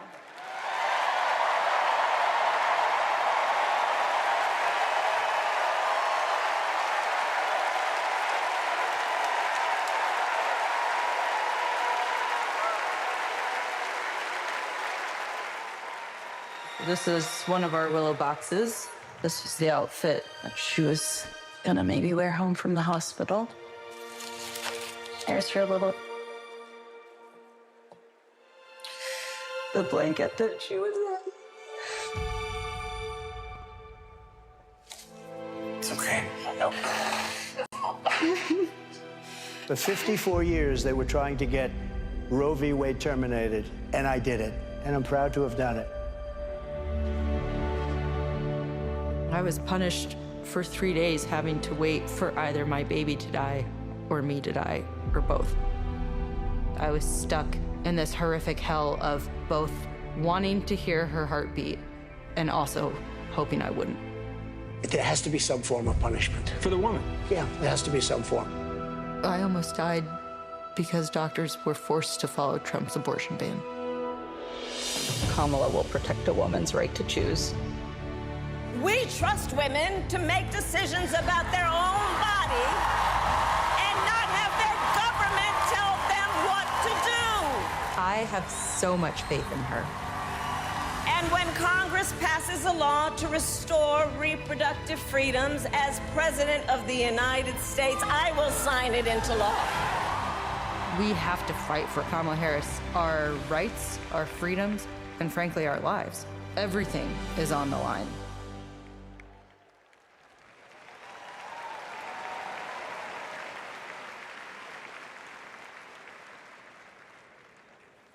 When you're expecting a baby, packing for the hospital should be a joyful moment. For us, it was different. We were told with 100% certainty we would lose our baby girl, Willow, and we were sent home. For 3 days, we waited until Amanda was sick enough to receive standard abortion care. Eventually, Amanda's temperature spiked. She was shaking, disoriented, and crashing. I don't remember what I threw into our bag that day, only that instead of welcoming Willow, I was hoping Amanda's life could be saved. I'm here tonight because the fight for reproductive rights isn't just a woman's fight. This is about fighting. This is about fighting for our families. And as Kamala Harris says, our future.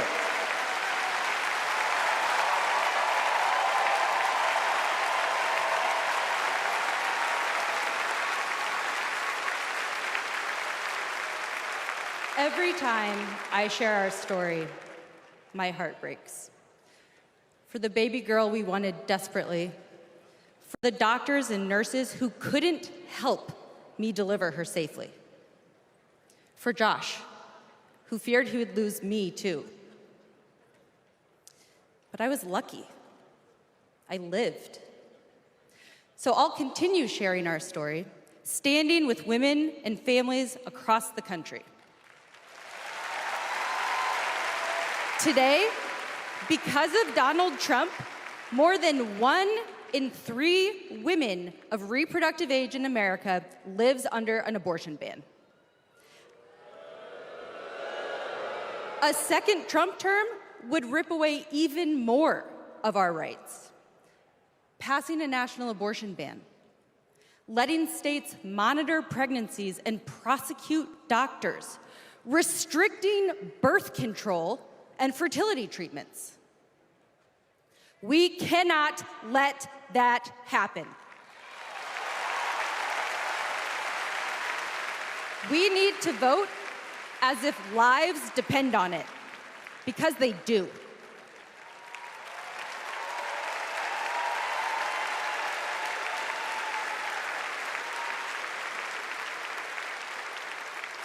Two years ago, my husband and I were expecting our second child. Our daughter, Lauren, couldn't wait to be a big sister. I was getting ready for her 4th birthday party when something didn't feel right. 2 emergency rooms sent me away. Because of Louisiana's abortion ban, no one would confirm that I was miscarrying. I was in pain, bleeding so much my husband feared for my life. No woman should experience what I endured, but too many have. They write to me saying, "What happened to you happened to me." Sometimes they're miscarrying, scared to tell anyone, even their doctors. Our daughters deserve better. America deserves better.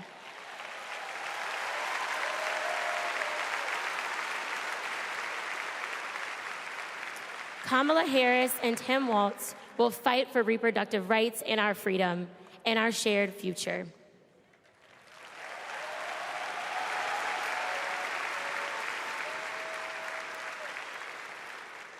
Growing up, I was an all-American girl. Varsity soccer captain, cheerleading captain, homecoming queen, and survivor.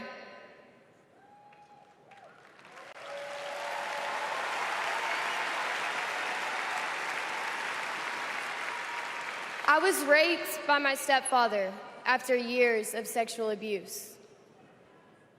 At age 12, I took my first pregnancy test, and it was positive. That was the first time I was ever told, you have options. I can't imagine not having a choice. But today, that's the reality for many women and girls across the country because of Donald Trump's abortion bans. He calls it a beautiful thing. What is so beautiful about a child having to carry her parent's child? There are other survivors out there who have no options. And I want you to know that we see you. We hear you.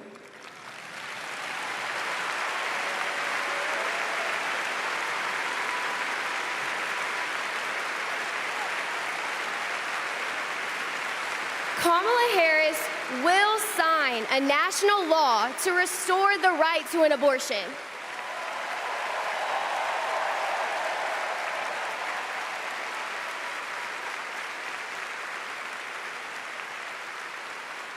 She will fight for every woman and every girl, even those who are not fighting for her.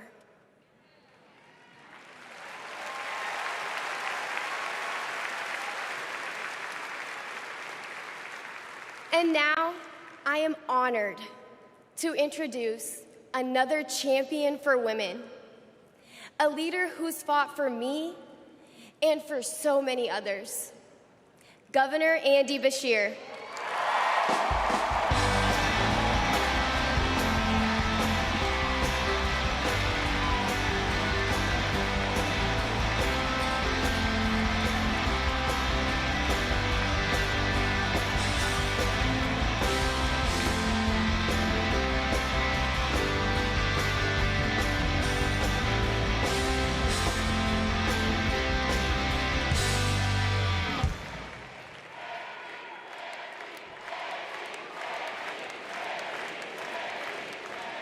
Hadley Duvall is one of the bravest people I've ever met.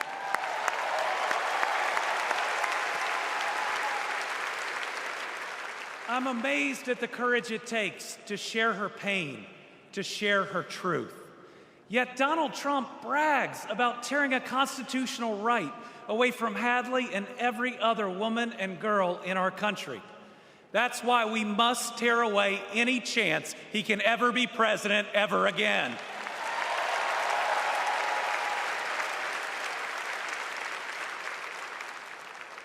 In 21 states, Trump's actions have resulted in extreme bans on abortion in my state, even in cases of rape, incest, and non-viable pregnancies. That leaves 12-year-old girls like Hadley with no options. That fails any test of humanity, any test of basic decency, any test of whether you have any underlying empathy. Thankfully, this extremism is being soundly rejected all over our country.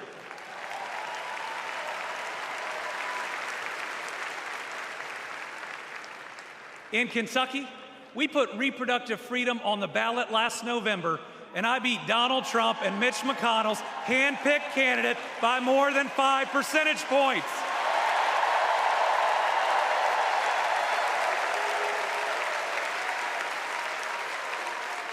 This November, we're going to beat them again. Elect Kamala Harris and Tim Walz and protect reproductive freedom. Folks, Donald Trump appointed the Supreme Court justices who got us into this mess. His Project 2025 goes even further. Here's the thing. Trump and Vance simply don't believe in your freedom.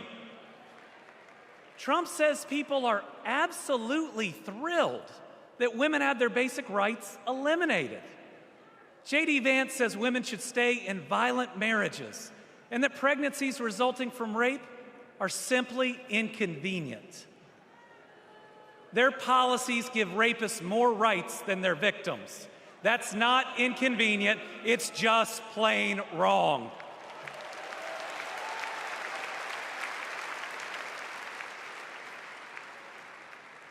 And a woman grieving a non-viable pregnancy shouldn't be required to carry it to term just to listen to her child die or to hear no sound at all. All women should have the freedom to make their own decisions. Freedom over their own bodies. Freedom about whether to pursue IVF.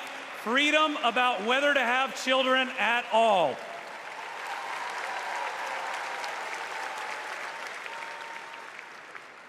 How we treat people transcends party lines. It goes right to the heart of who we are. My faith teaches me the golden rule that I am to love my neighbor as myself. In the parable, the Good Samaritan says we are all each other's neighbors. So I want anyone watching tonight, Republican, Independent, Democrat, to know that you are welcome here.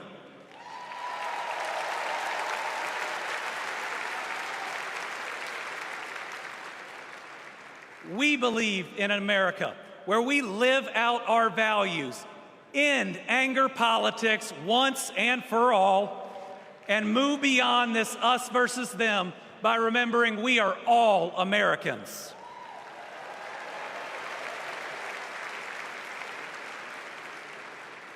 That's how Joe Biden and Kamala Harris lead. They both called to ask how they could help Kentucky in recovering from natural disasters. They helped us improve our roads, our bridges, and invested in our people. They didn't ask me who Kentuckians voted for. They asked me what Kentuckians needed, and folks, they delivered.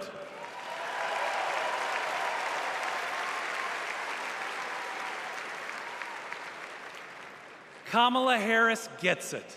She knows we must move beyond anger, extremism, and division, that everyone has dignity and deserves respect.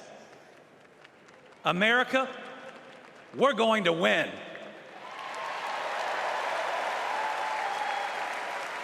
And we're going to win by staying true to our values of compassion, empathy, and doing right by our neighbors.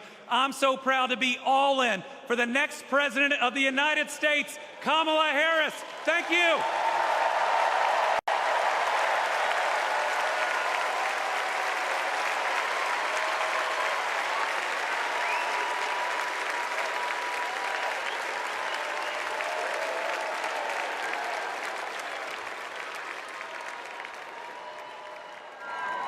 Please welcome Georgia Senator Raphael Warnock.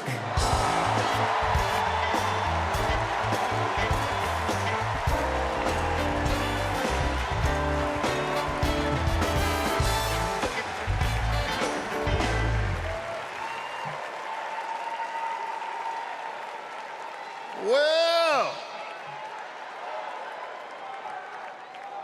hello, America.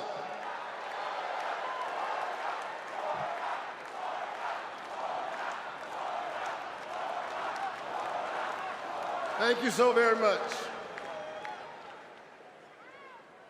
On January 5th, 2021, the people of Georgia did an amazing thing.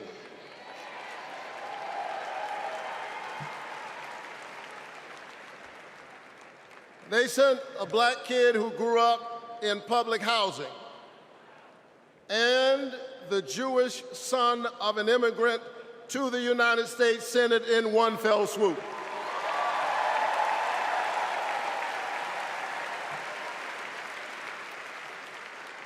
And among those Georgians was my then 82-year-old mother. She grew up in Waycross, Georgia. Do you know where that is? It's Waycross, Georgia. She grew up in Waycross, Georgia, where she picked other people's cotton and other people's tobacco. But because this is America, the 82-year-old hands that used to pick somebody else's cotton and somebody else's tobacco picked her youngest son to be a United States Senator.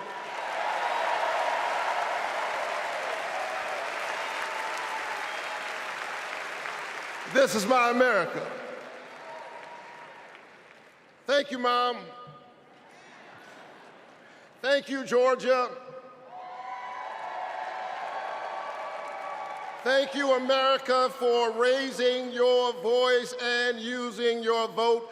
A vote is a kind of prayer for the world we desire for ourselves and for our children, and our prayers are stronger when we pray together. And so together we flipped the Senate, held the House, and we sent Joe Biden and Kamala Harris to the White House.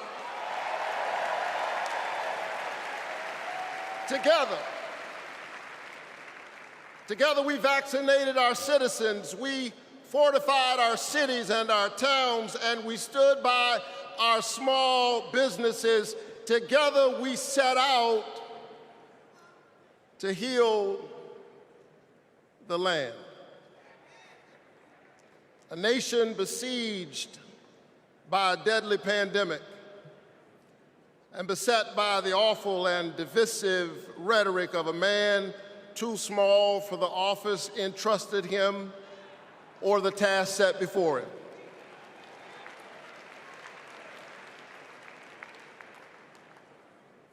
The day after my January 5th election, he instigated an insurrection, a violent assault on our nation's capital and the peaceful transfer of power, all driven by the big lie.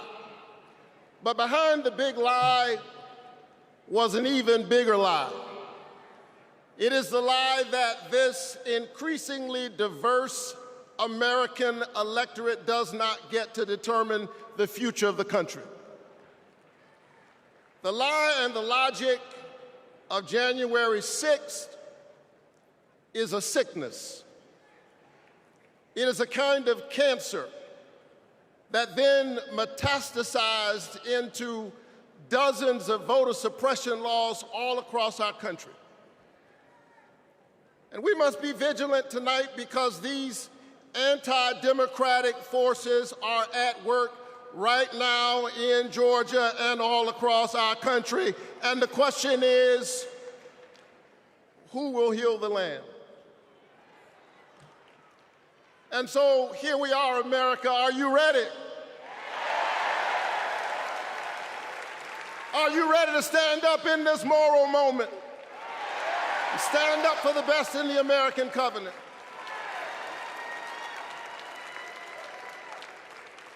Elections are about the character of a country. And we must decide, again, we are the latest generation of Americans who get to decide what kind of country we want to be. And we must choose between the promise of January 5th and the peril of January 6th. A nation that embraces all of us or just some of us. Donald Trump's America is the America of January 6th. People who have no vision traffic in division. He does not know how to lead us, and so he wants to divide us. America, make no mistake, Donald Trump is a plague on the American conscience.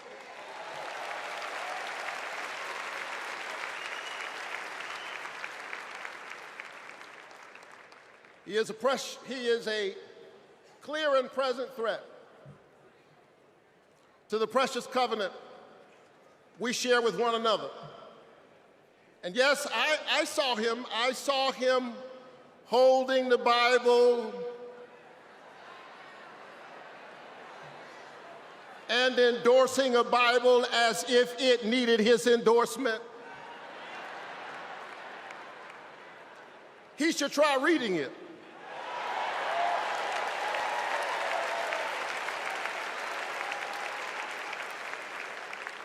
It says, do justice, love kindness, and walk humbly with your God. He should try reading it. It says, love your neighbor as yourself. It says, inasmuch as you've done it unto the least of these, you have done it also unto me.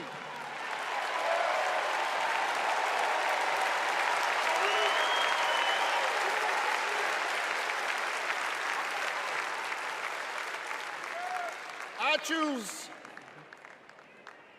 the American covenant. E pluribus unum, out of many one. I choose January 5th. I choose a nation that provides a path for ordinary people and gives every child a chance.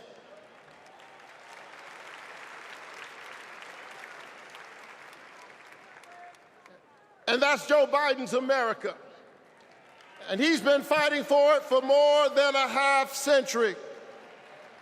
President Biden, America is so much better because of you, a true patriot who has always put the people first.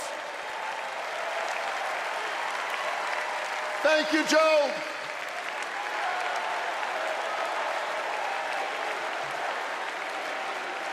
Thank you, Joe.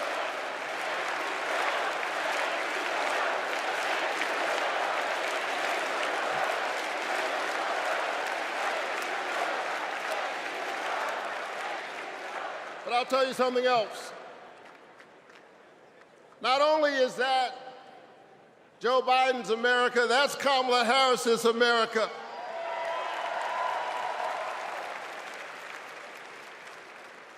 She was leading with Joe Biden when we expanded the child tax credit, cutting child poverty in America nearly in half. We ought to renew it.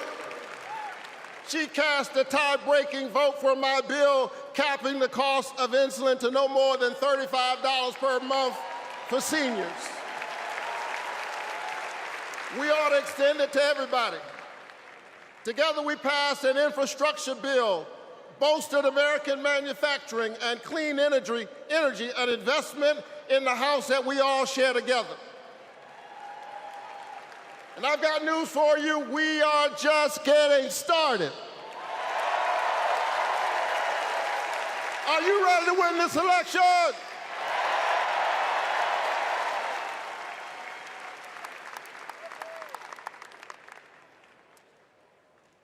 Kamala Harris and Tim Walz represent the new way forward.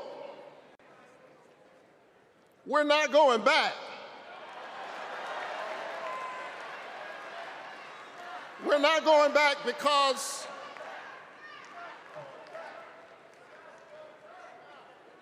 we are the United States of America. We always dream about the future. And so forward on women's reproductive rights, because we believe that a patient's room is too small and cramped a space for a woman, her doctor, and the United States government. That's too many people in the room.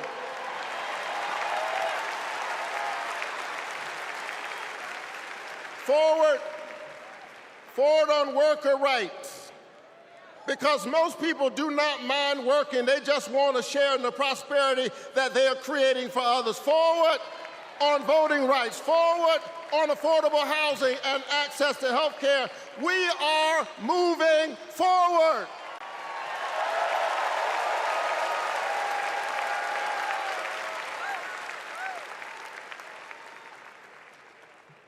And so I'm inspired tonight. I'm inspired by all of you. I'm inspired by the resilience of an American spirit that has rebounded from the pandemic and is holding at bay the forces that are trying to divide us. And I'm inspired tonight by the memory of my late father, a preacher and a junk man. Monday through Friday, he lifted old broken cars and put them on the back of an old rig. But on Sunday morning, the man who lifted broken cars lifted broken people whom other people had discarded and told them that they were God's somebody.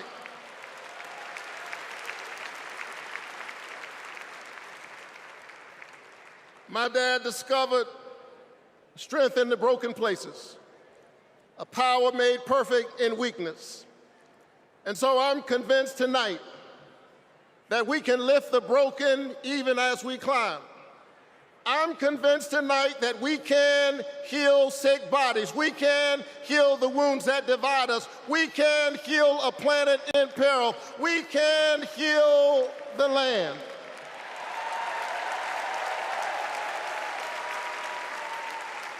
And in a strange way,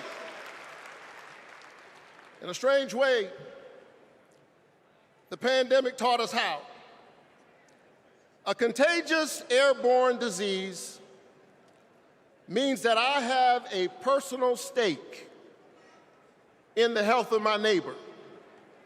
If she's sick, I may get sick also. Her health care is good for my health. I'm just trying to tell you that we are as close in our humanity as a cough. I need my neighbor's children to be okay so that my children will be okay. I need all of my neighbor's children to be okay. Poor inner city children in Atlanta and poor children of Appalachia. I need the poor children of Israel and the poor children of Gaza. I need Israelis and Palestinians. I need those in the Congo, those in Haiti, those in Ukraine. I need American children on both sides of the track to be okay. Because we are all God's children. And so let's stand together. Let's work together. Let's organize together. Let's pray together. Let's stand together. Let's heal the land. God bless you. Keep the faith and keep looking up.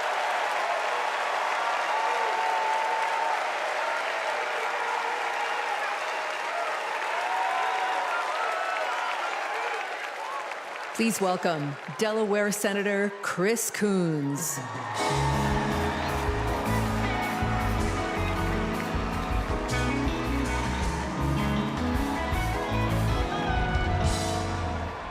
Good evening, folks.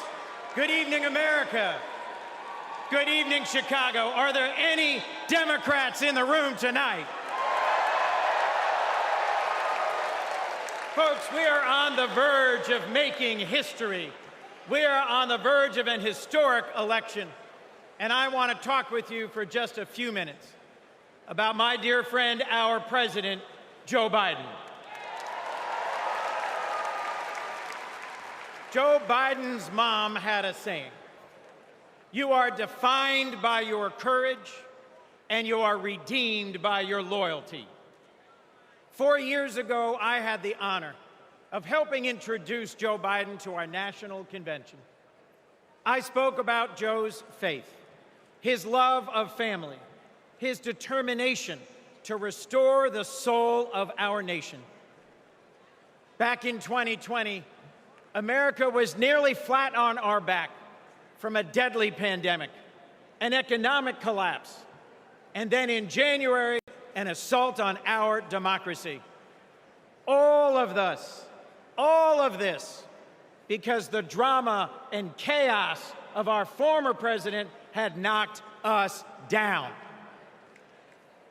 But folks, Joe Biden's courage, Joe Biden's faith in us, Joe Biden's determination to heal the soul of our nation gave us hope and gave us confidence. Someone who has himself been knocked down by life time and again. Joe Biden knows the grit and determination of the American people. He believed in us, and Joe Biden helped us get back up again.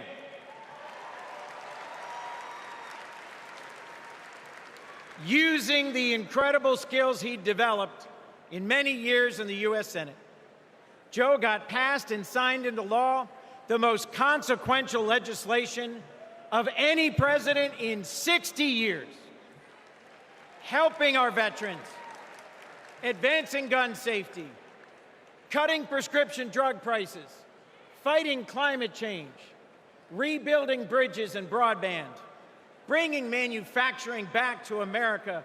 Together, Joe and Kamala helped rebuild our economy from the middle up, from the bottom up, and the middle out, not from the top down.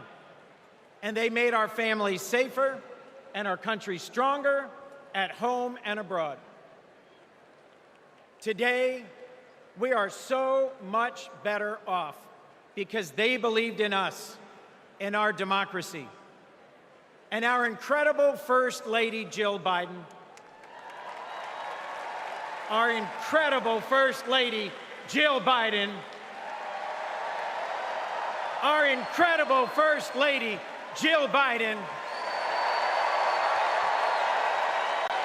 was at Joe's side every step of the way, fighting for education, advancing the cancer moonshot, determined to improve women's health care, honoring military families. Joe and Jill together, you have done so much for us, and there's so much more you will do and we can do together. Mr. President, thank you. Thank you for elevating a great leader in Kamala Harris.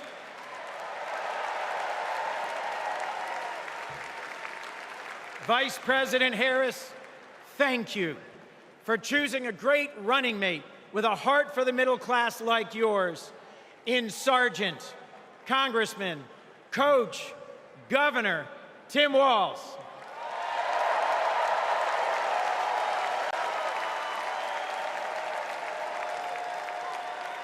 I have hope. Do you?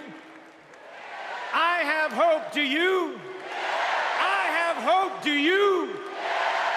And it is in no small part because of Joe Biden. I have never known a more compassionate man than Joe Biden. I have never known a man who has taken from his own loss and his own faith and delivered so much for the future of so many others. Mr. President, you were my senator as a Delawarean. You are my president as an American, and you will always be my friend. On behalf of our nation, Joe, for your courage in fighting for our democracy, we thank you.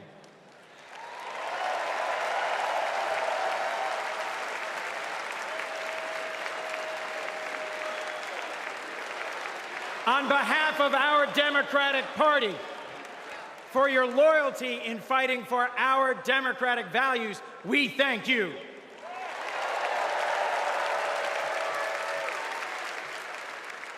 And on behalf of Delaware, thank you, Joe, and God bless you. We love you. We love Joe. We love Joe.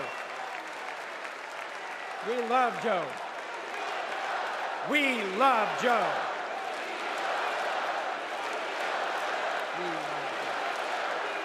Thank you all.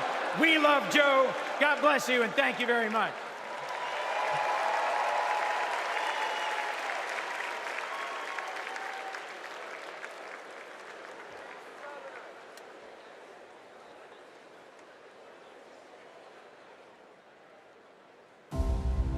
Hi, I'm Vivian Weirwell, and I am a 4th grade student at Kristen McAuliffe.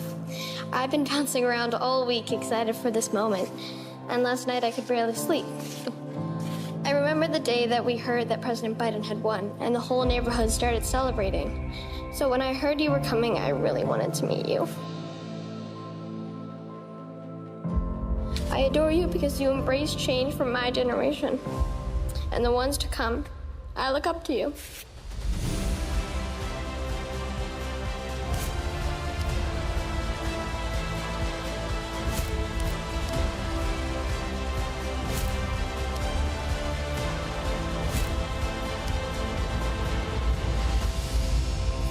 Now it is my honor to introduce our First Lady, Dr. Jill Biden.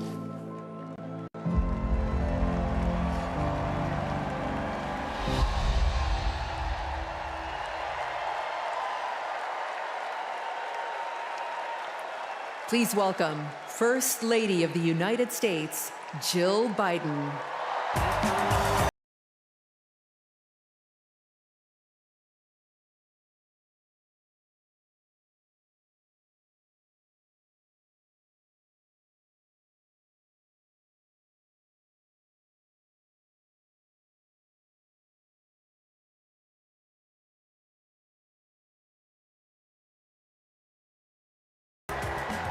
Thank you.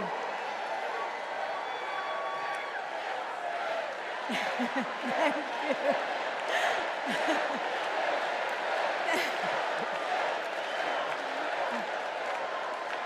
Thank you. Thank you so much. Love you too. Joe and I have been together for almost 50 years.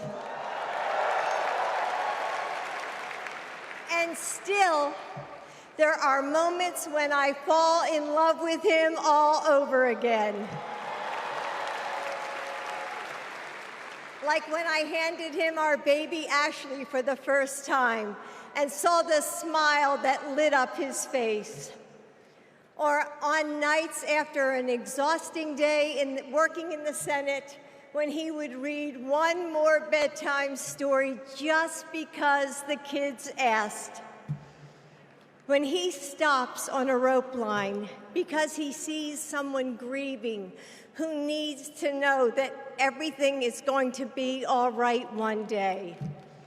Or to encourage that child with a stutter to find the confidence she needs. Those moments when I'm reminded of all he's accomplished in the name of something bigger than himself. Receiving the Medal of Freedom with humility.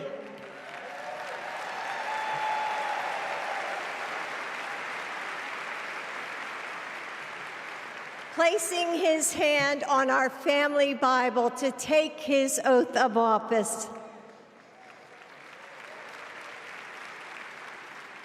And weeks ago, when I saw him dig deep into his soul and decide to no longer seek re-election and endorse Kamala Harris.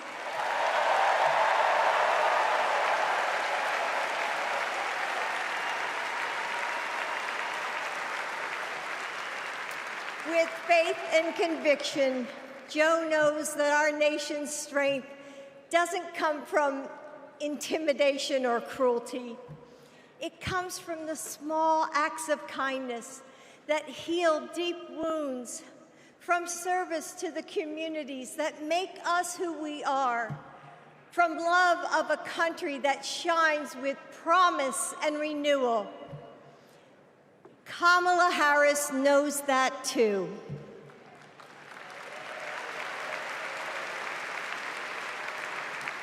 Our son, Beau, first worked with Kamala when he was Attorney General of Delaware. He told me at the dinner table one night, "Mom, she's special, someone to keep your eye on." And he was right. Joe and I know Kamala. We have seen her courage, her determination, and her leadership up close. Kamala and Tim, you will win.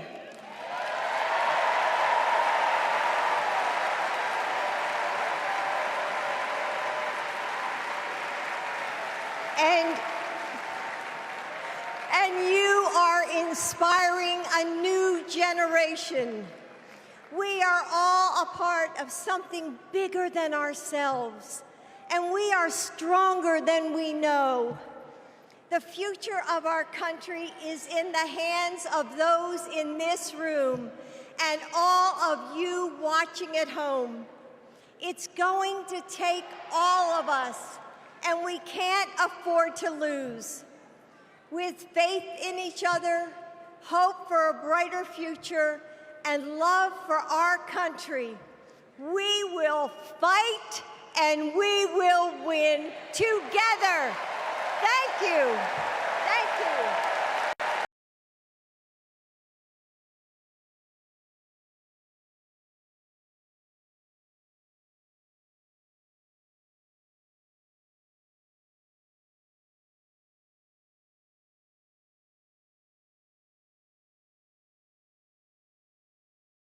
Butter, Ashley Biden.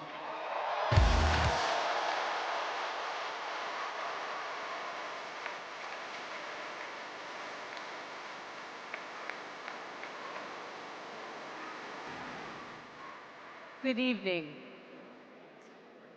I have this memory. It's the eve of my 8th birthday. Dad is still in D.C., tending to urgent matters in the Senate. That night, as a surprise, Mom told me, Bo, and Hunter to get in the car. I remember pulling up to the Wilmington Amtrak station, riding up the escalator to the platform. The train stops, doors open, and Dad steps out. As soon as I saw him, I run down that platform and jump into his arms. Like magic, Mom brought out a cake, they sang happy birthday, and I blew out the candles. Dad hugged me, and he said that he had to get back to work. He crossed to the southbound train, and off he went to D.C. That was a snapshot of one moment, of one day, on this extraordinary journey of being Joe Biden's daughter.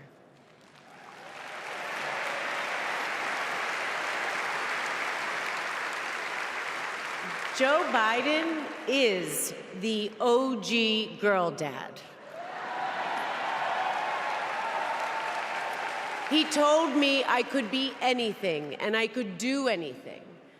As a child, I would sit on the leather chair in his office doing my homework, and he would sit next to me doing his work, drafting the Violence Against Women Act.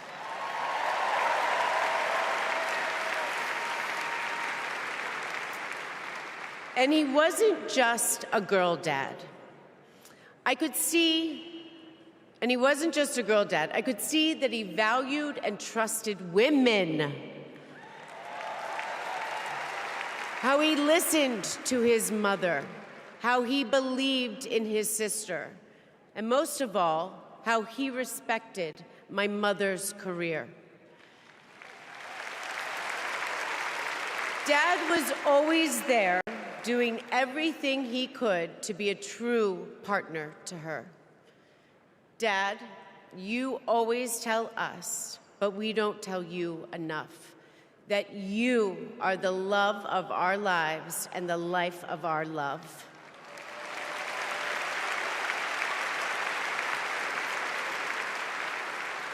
I had my wedding reception in my parents' backyard. At the time, my dad was vice president. But he was also that dad who literally set up the entire reception. He was riding around in his John Deere four-wheeler, fixing the place settings, arranging the plants, and by the way, he was very emotional. I thought that I would be a mess, but he was the one crying, and I was the one who had to comfort him. Before he walked me down the aisle, he turned to me and said that he would always be my best friend. All these years later, Dad, you are still my best friend. His example in service inspired my career. I'm a social worker in Philadelphia.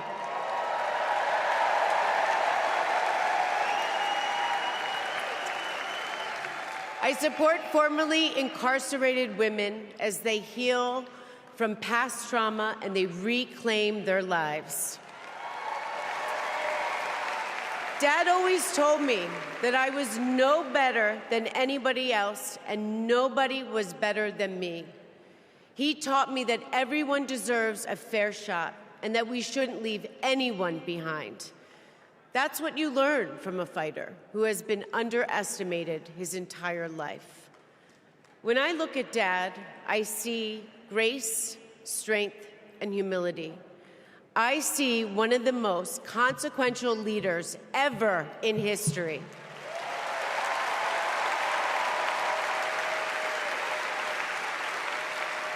And I also know that he never stops thinking about you, about your dreams, about your dignity, about your opportunities, about your family. Dad knows that family is everything. When Hunter and I lost our brother Beau to cancer in 2015, the grief and the pain felt like it might never end. Dad had the capacity to step out of his own pain and absorb ours. And I know that Beau is here with us tonight, as he is always with us.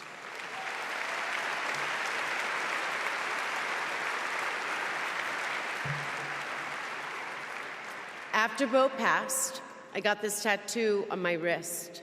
It says, "Courage, dear heart."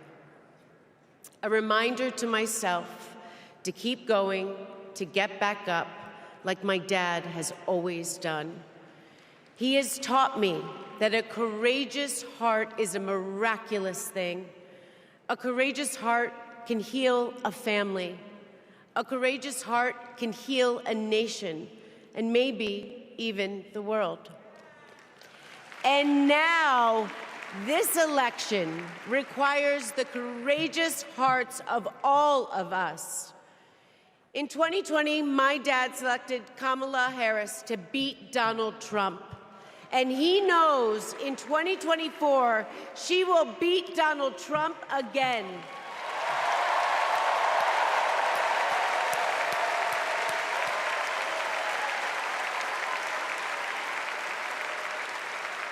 So tonight, I am asking you, if you stood with us in 2020, call upon your courageous heart. Stand with us today. Work harder than you have ever worked before in your life.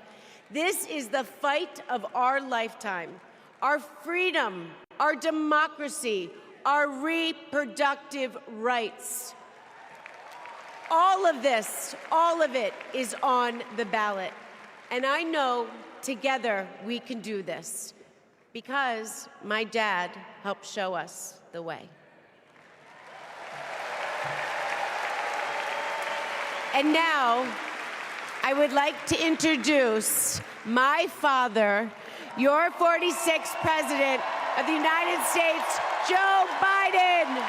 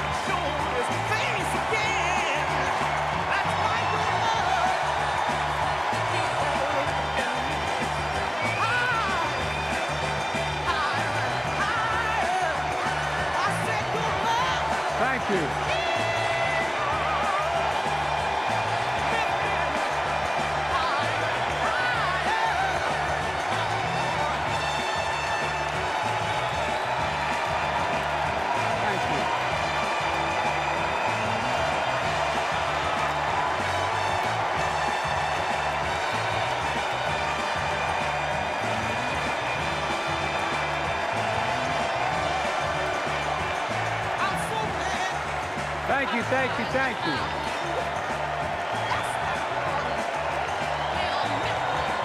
Thank you.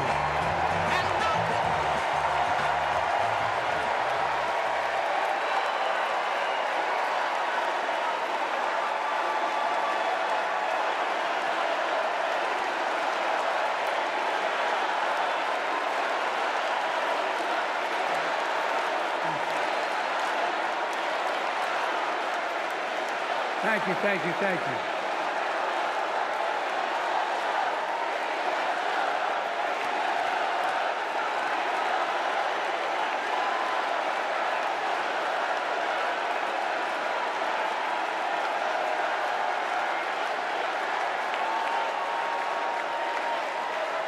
Thank you, thank you, thank you.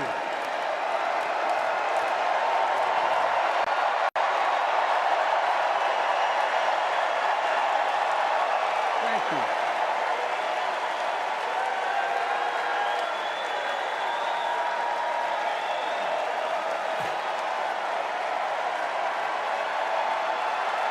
Thank you.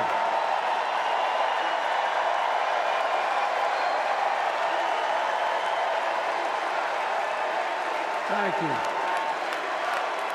I love you. Thank you.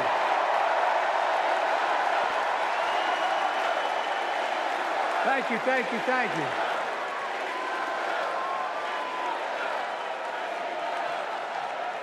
That was my daughter.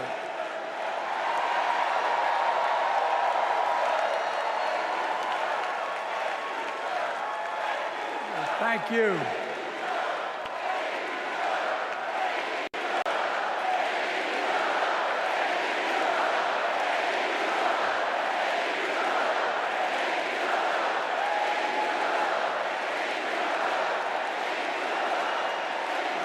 Thank you, thank you, thank you.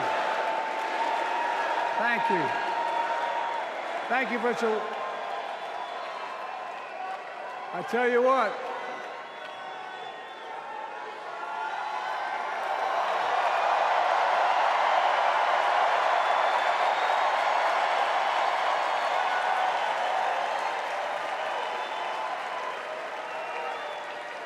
To my dearest daughter, Ashley, God love you, you're incredible. Thank you for that introduction and for being my courageous heart, along with Hunter and our entire family, and especially our rock, Jill.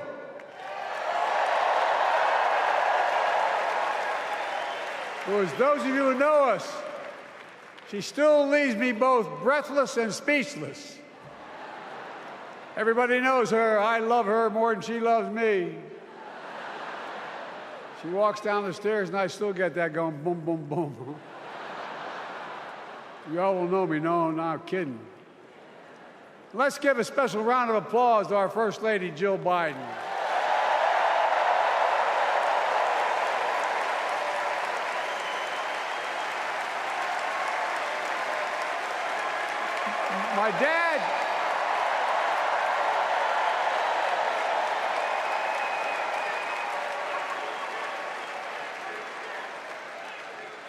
My dad used to have an expression, for real. He'd say, Joey, family is the beginning, the middle, and the end. And I love you all. Folks. And America, I love you.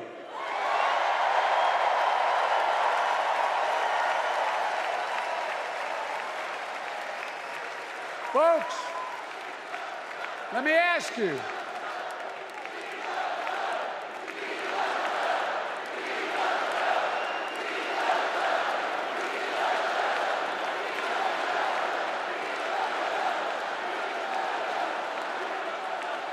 Let me ask you,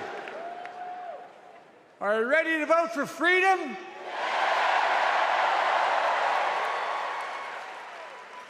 Are you ready to vote for democracy and for America? Let me ask you, are you ready to elect Kamala Harris and Tim Walz, President and Vice President of the United States?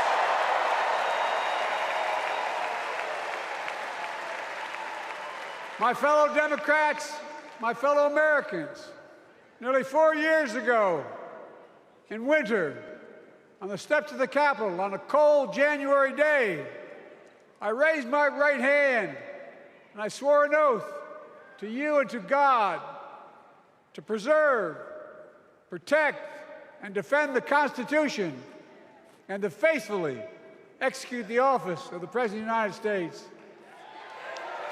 In front of me was the city surrounded by the National Guard. Behind me, a Capitol just 2 weeks before had been overrun by a violent mob. But I knew then, from the bottom of my heart, that I knew now, there is no place in America for political violence. None. You cannot say you love your country only when you win.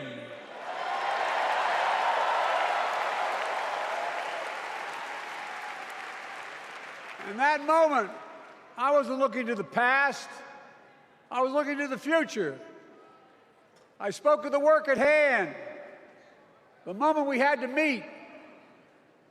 It was, as I told you then, a winter of peril and possibility. Of peril and possibility.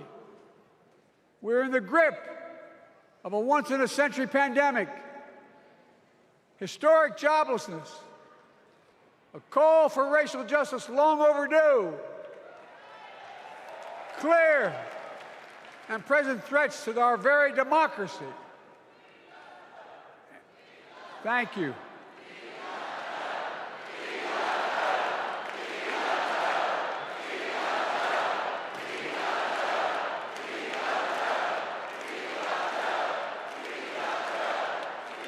And yet I believed then, and I believe now, that progress was and is possible. Justice is achievable. And our best days are not behind us, they're before us.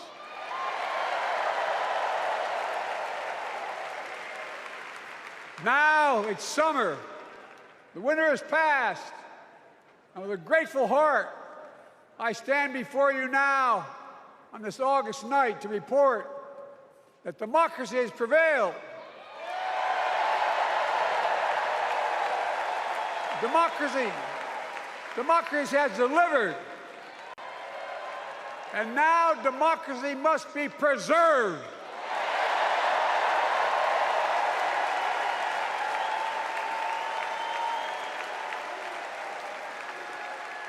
You've heard me say it before.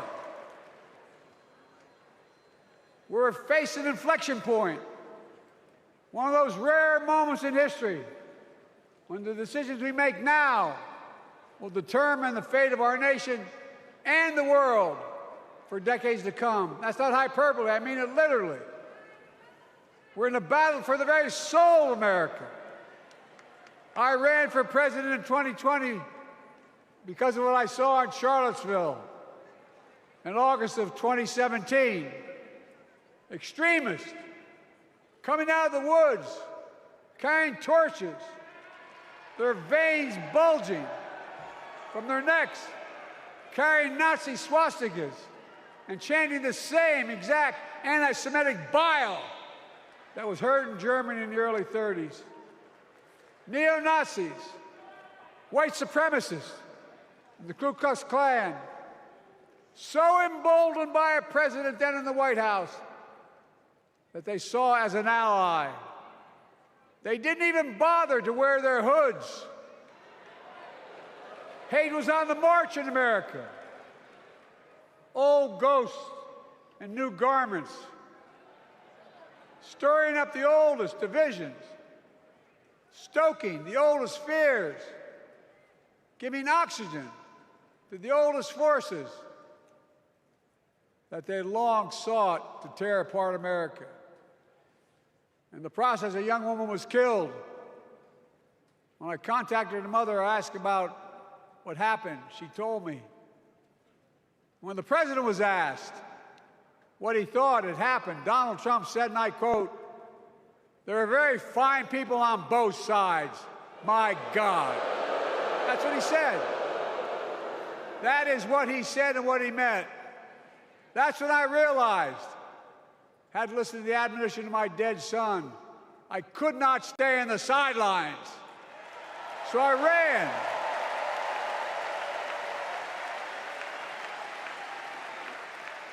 Because I had no intention of running again. I just lost part of my soul. But I ran with a deep conviction. In America, I know and believe in an America where honesty, dignity, decency still matter. And America where everyone has a fair shot and hate has no safe harbor.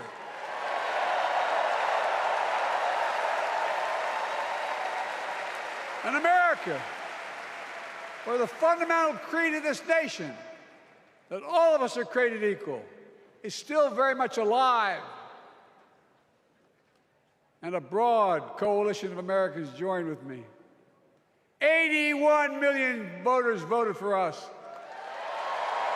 more than any time in all of history.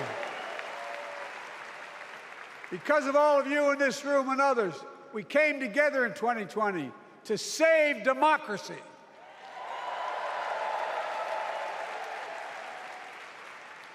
As your president, I've been determined to keep America moving forward, not going back, to stand against hate and violence in all its forms, to be a nation where we not only live with but thrive on diversity, demonizing no one, leaving no one behind, and becoming a nation that we profess to be. I also ran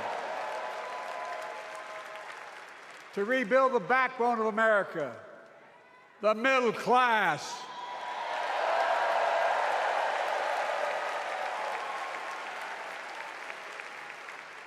I made a commitment to you that I'd be a president for all Americans, whether you voted for me or not. We have done that. Studies show the major bills we have passed actually delivered more to red states than blue, because the job of the president is to deliver to all of America. And because of you, and I'm not exaggerating, because of you, we've had one of the most extraordinary 4 years of progress ever, period. When I say we, I mean Kamala and me. Just think about it. COVID no longer controls our lives. We've gone from economic crisis to the strongest economy in the entire world. Record 16 million new jobs, record small business growth, record high stock market, record high 401ks, wages up, and inflation down, way down, and continuing to go down.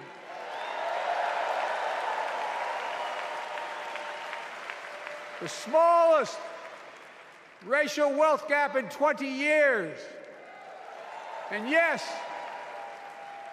we both know we have more to do, but we're moving in the right direction. More Americans have peace of mind that comes from having health insurance. More Americans have health insurance today than ever before in American history.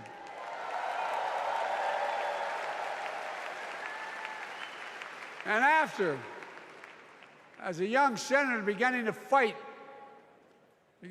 for 50 years to give Medicare the power to negotiate low prescription drug prices, we finally beat Big Pharma.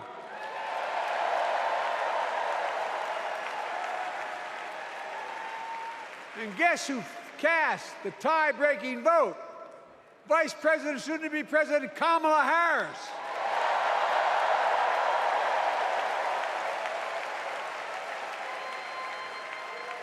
And now it's the law of the land. Instead of paying $400 a month for insulin, seniors with diabetes will pay $35 a month. The law we passed already includes, starting in January, every senior's total prescription cost can be capped at $2,000 no matter how expensive the drugs they have. And what we don't focus on, and our Republican friends don't seem to understand, our reforms don't just save seniors money, they save the American taxpayers money. You know what we just passed saves? It saved $160 billion over the next decade. That's not hyperbole. It's because Medicare no longer has to pay those exorbitant prices to the big pharma. But look, thank you, Kamala, too. Look, folks, how can we have the strongest economy in the world without the best infrastructure in the world? Donald Trump promised Infrastructure Week every week for 4 years, and he never built a damn thing.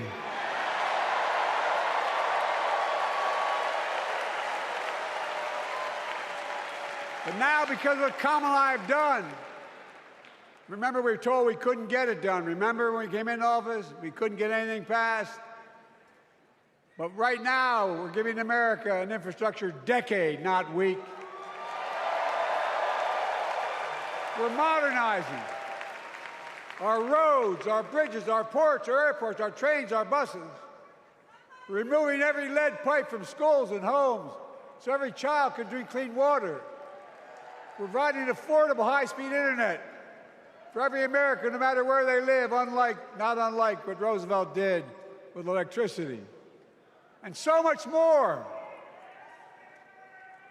We are uniting the country. We're growing our economy. We're improving our quality of life.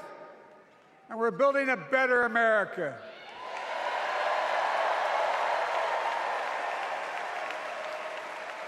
Because that's who we are.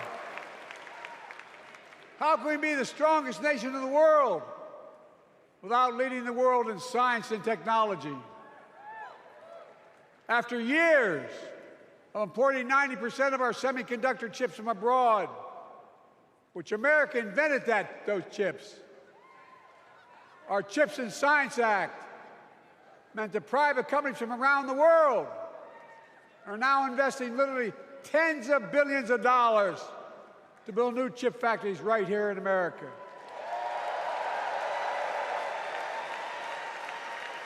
And over that period, they'll create tens of thousands of jobs. And many of those jobs in the so-called fabs, the buildings that make the chips, that's being constructed now. And guess what? The average salary in those fabs, size of a football field, will be over $100,000 a year, and you don't need a college degree.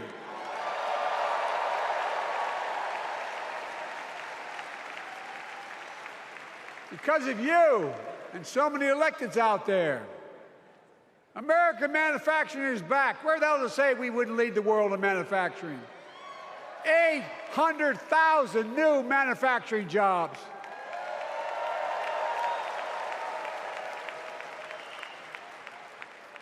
Our Republican friends and others made sure they'd go abroad to get the cheapest labor. We used to import products and export jobs. Now we export American products and create American jobs right here in America, where jobs belong. With every new job, with every new factory, pride and hope is being brought back to communities throughout the country that were left behind. You know you're from them, many of you. You know what it's like when that factory closed, where your mother, your father, your grandmother, grandfather worked. And now you're back, providing once again, proving that Wall Street didn't build America, the middle class built America, and unions built the middle class.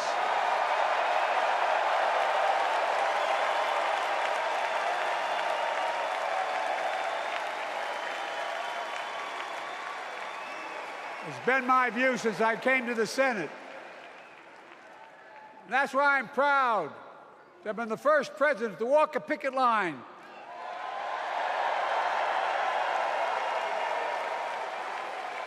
and be labeled the most pro-union president in history, and I accept it. It's a fact.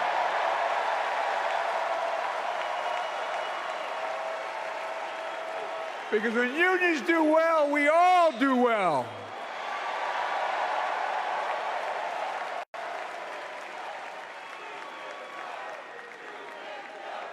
You got it, man. You got it.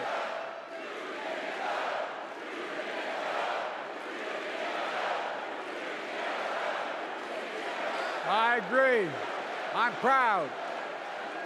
Look, remember we told we couldn't get anything done because we couldn't get anything done in the Congress.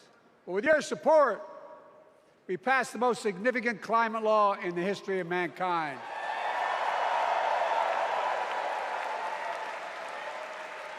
Over $370 billion.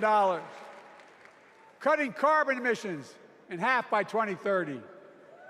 Launching a climate corps, similar to AmeriCorps and Peace Corps, creating tens of thousands of jobs for young people of the future who are going to make sure this continues. Creating hundreds of thousands of jobs in clean energy for American workers, including the IBEW installing 500,000 charging stations all across America. And in the process, reducing carbon emissions. And we're seeing it. We're seeing to it that the first beneficiaries of environmental initiatives are those fence-lined communities that have been smothered by the legacy of pollution. Louisiana and Delaware, Route 9, all the factories, all those chemical factories are right next to the poorest neighborhoods. They're the ones we're going to bring back.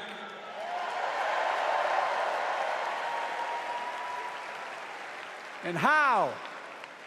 How can we be the greatest nation in the world without the best education system in the world? Donald Trump and the Republican friends, they not only can't think, they can't read very well. Seriously, think about it. Look at their Project 2025. They want to do away with the Department of Education.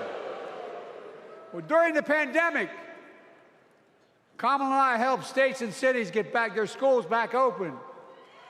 And we gave public school teachers a raise.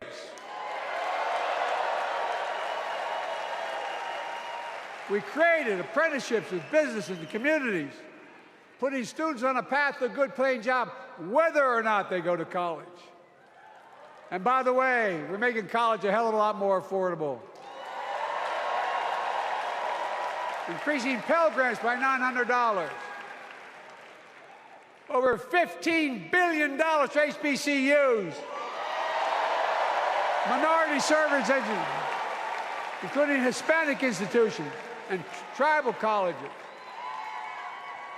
We kept our commitment to provide more student relief than ever by lifting the burden of helping millions of families so they could get married, start a family, buy a home, and begin to build family wealth and contribute to the community and grow our economy.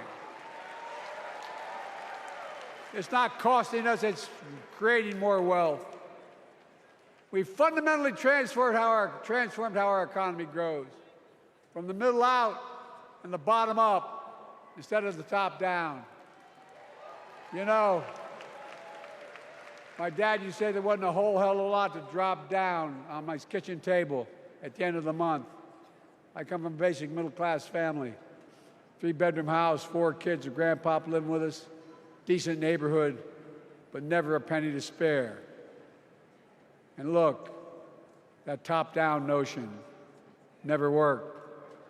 A lot of Democrats didn't think it worked, thought it worked, but it doesn't. And when we did all that, what we've done, everybody can do well. Everybody.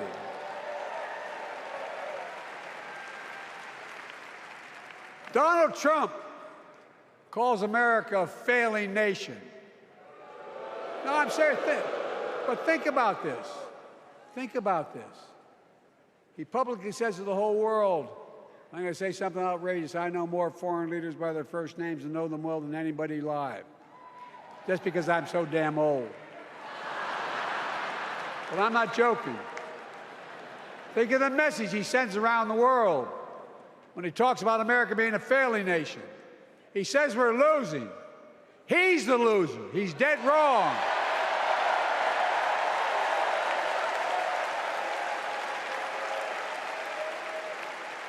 Many of you are very successful people who travel the world. Name me a country in the world that doesn't think we're the leading nation in the world. Without America, not a joke, think about it. I'm being literal. Who could lead the world other than the United States of America? Well, guess what? America's winning, and the world's better off for it. America's more prosperous, and Americans are safer today than were under Donald Trump. Trump continues to lie about crime in America, like everything else. Guess what? On his watch, the murder rate went up 30%, the biggest increase in history. Meanwhile, we made the largest investment, Kamala and I, in public safety ever. Now, the murder rate is falling faster than any time in history. Violent crime has dropped to the lowest level of more than 50 years. And crime will keep coming down when we put a prosecutor in the Oval Office instead of a convicted felon.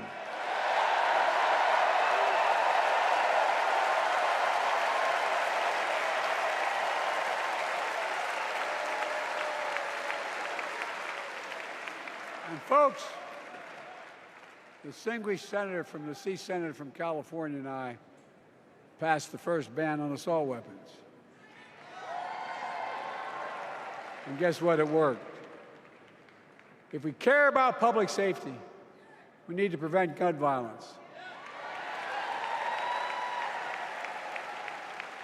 And what makes me ashamed when I travel the world, which I do, more children in America are killed by a gunshot than any other cause in the United States.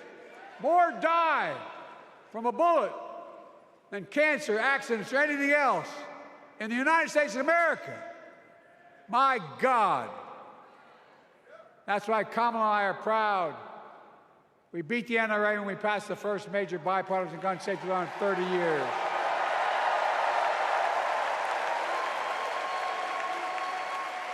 I'm serious. That comes from here. And now it's time to ban assault weapons again. And demand universal background checks.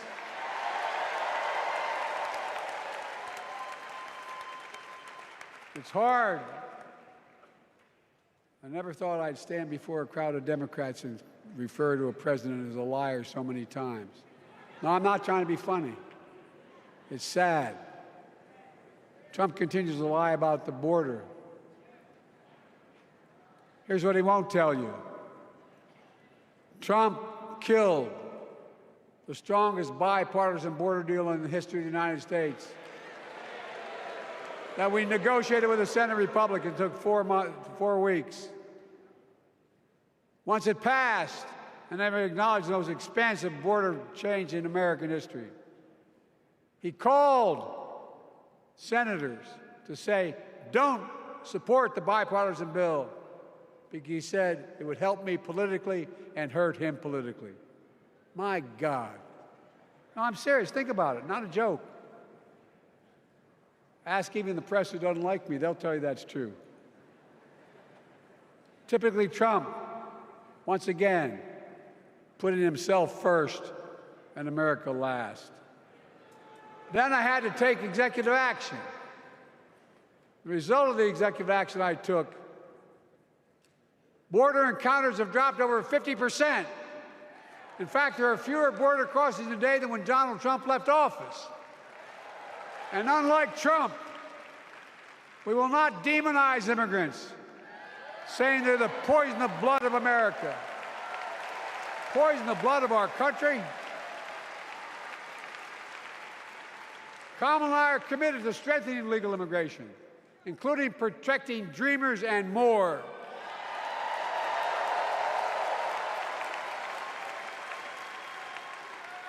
And here's what else I believe in.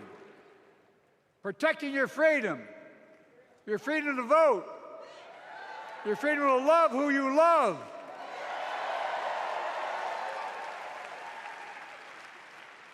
And your freedom to choose.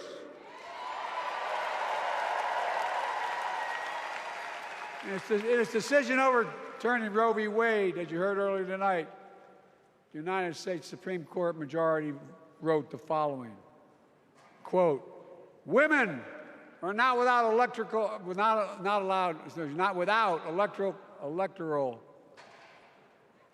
or political power. No kidding. MAGA Republicans found out the power of women in 2022.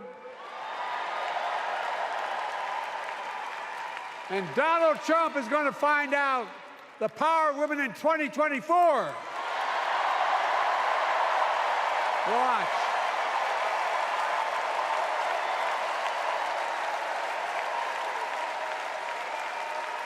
And where Trump and his mega Republican right-wingers seek to erase history, we Democrats continue to write history and make more history. I'm proud to have kept my commitment to appoint the first black woman to the United States Supreme Court.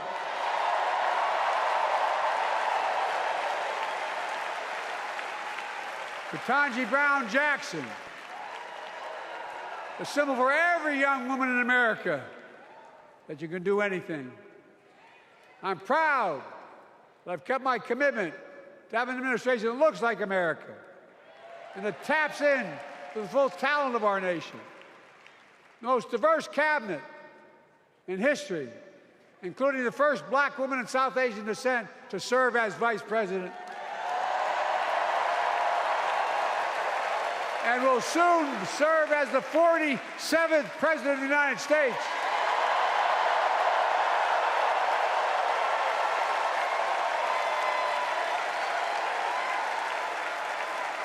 She is good. Look. Thank you, Kamala.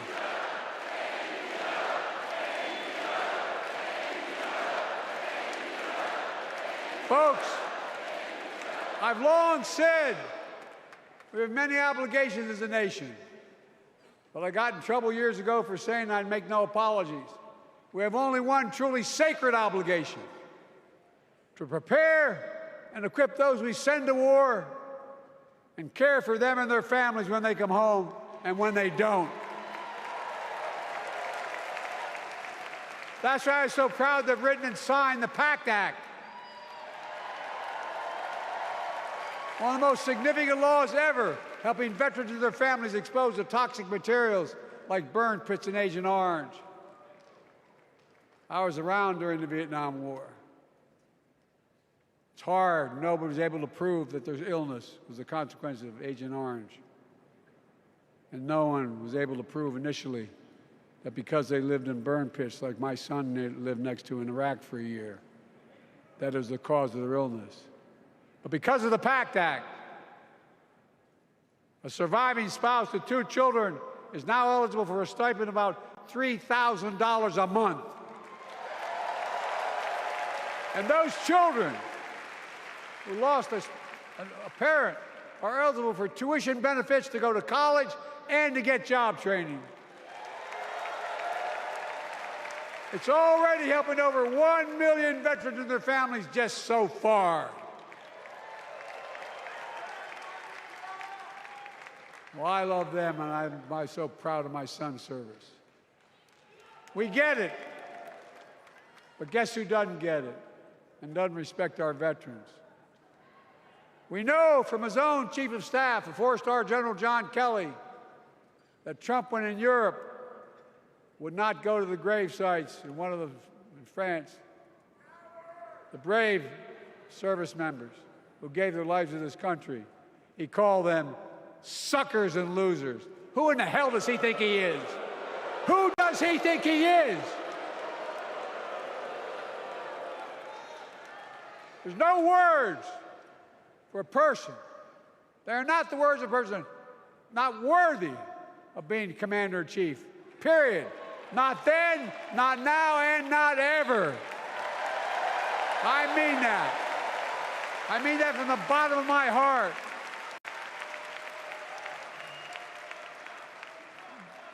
Just as no commander-in-chief should ever bow down to a dictator, the way Trump bows down to Putin. I never have, and I promise you, Kamala Harris will never do it. Will never bow down. When Trump left office, Europe and NATO was in tatters. Not a joke. America First doctrine changed our whole image in the world. Well, they gave the hours, about 190 hours sum total, than my counterparts or heads of state in Europe, to strengthen NATO. We did. We united Europe like it hadn't been united for years, adding Finland and Sweden to NATO. 10 days before he died, Henry Kissinger called and said, not since Napoleon has Europe not looked over their shoulder at Russia with dread, until now. Until now. Well, guess what? Putin thought he'd take Kyiv in 3 days. 3 years later, Ukraine is still free.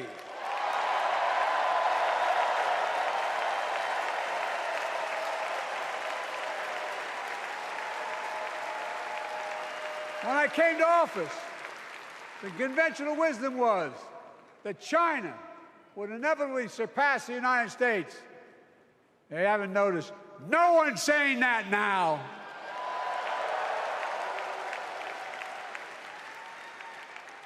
And we'll keep working to bring hostages home and end the war in Gaza and bring peace and security to the Middle East.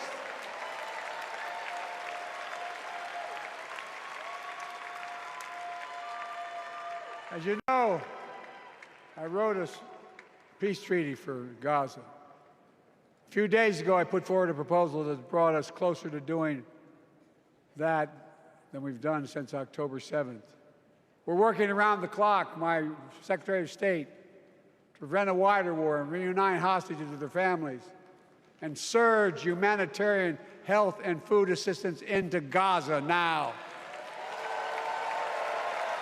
To end the civilian suffering of the Palestinian people, and finally deliver a ceasefire and end this war.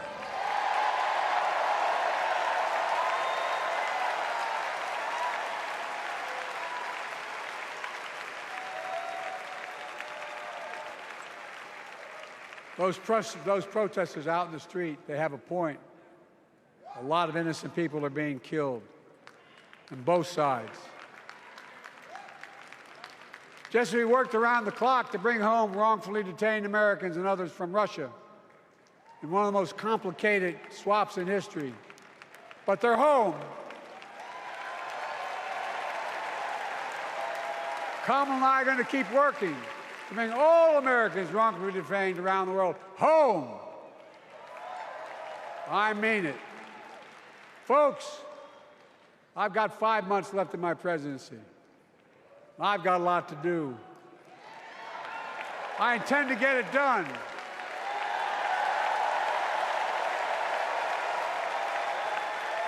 It's been the honor of my lifetime to serve as your president. I love the job, but I love my country more. I love my country more. And all this talk about how I'm angry at all those people who said I should step down, that's not true.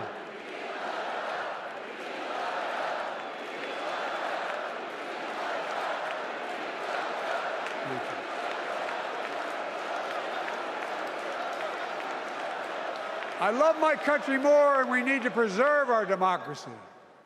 In 2024, we need you to vote.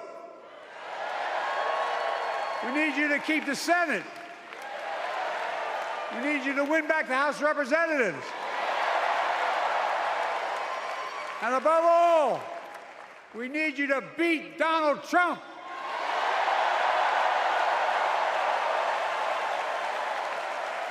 And elect Kamala and Tim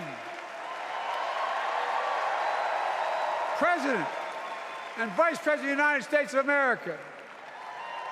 Look, they'll continue to lead America forward, creating more jobs, standing up for workers, growing the economy, lower the cost to American families so they just have a little more breathing room.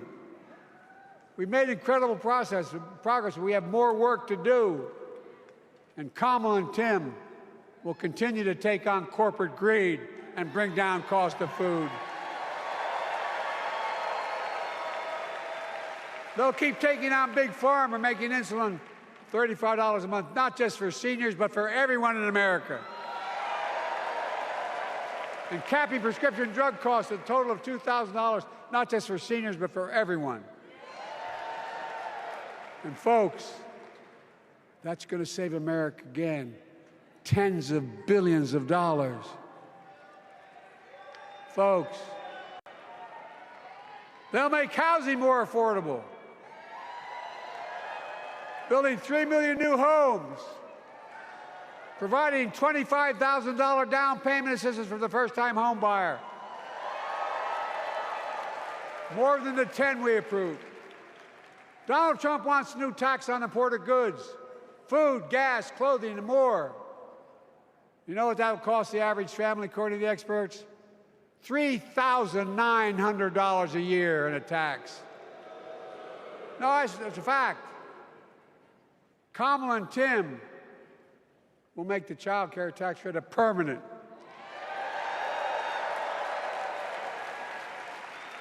Lifting millions of children out of poverty and helping millions of families get ahead. But you know what Trump has? He created the largest debt any president had in 4 years with his $2 trillion tax cut for the wealthy. Well, Trump has a new plan. He wants to provide a $5 billion tax cut for corporations and the very wealthy. Read it. Put us further in debt. And folks, you know we have 1,000 billionaires in America. You know what their average tax rate they pay? 8.2%. If we just increased our taxes we proposed to 25%, which isn't the highest tax rate even, it would raise $500 billion new dollars over 10 years.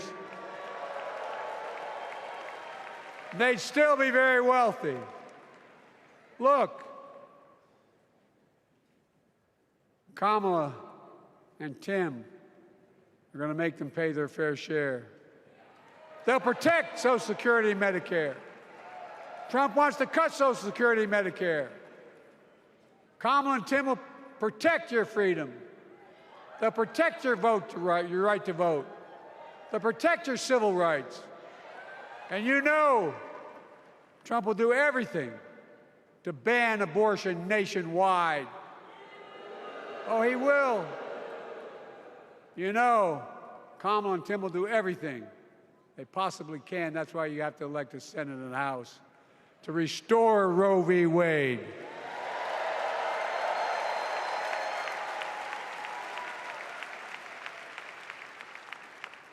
The ancient Greeks taught us that character is destiny. Character is destiny. For me and Jill, we know Kamala and Doug are people of character. It's been our honor to serve alongside them. And we know that Tim and Gwen Waltz are also people of great character. Selecting Kamala was the very first decision I made when I became our nominee. And it was the best decision I made my whole career.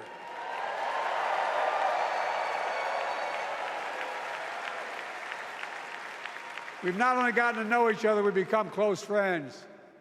She's tough, she's experienced, and she has enormous integrity, enormous integrity. Her story represents the best American story. And like many of our best presidents, she was also vice president. That's a joke.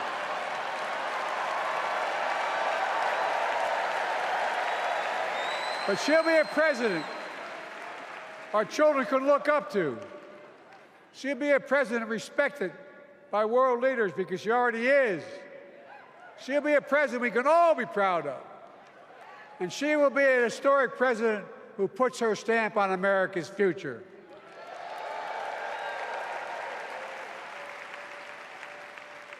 This will be the first presidential election since January 6th. On that day, we almost lost everything about who we are as a country. And that threat, this is not hyperbole, that threat is still very much alive. Donald Trump says he will refuse to accept the election result if he loses again. Think about that. He means it. Think about that. He's promising a bloodbath if he loses, in his words. And that he'll be a dictator on day one, in his own words. By the way, this sucker means it. No, I'm not joking. Think about it. Anybody else said that in the past, you'd think he was crazy. He is crazy, but you'd think it was an exaggeration, but he means it. We can't let that happen. Folks, all of us carry a special obligation. Independents, Republicans, Democrats. We saved democracy in 2020, and now we must save it again in 2024.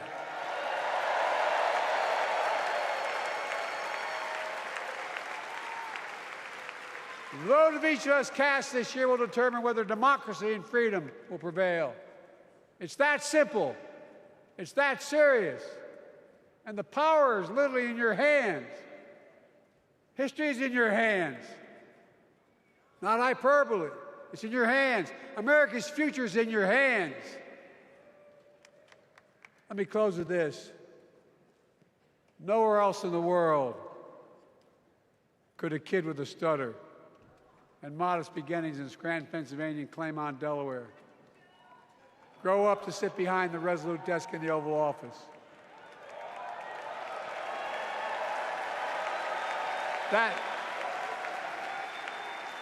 That's because America is and always has been a nation of possibilities. Possibilities. We must never lose that. Never.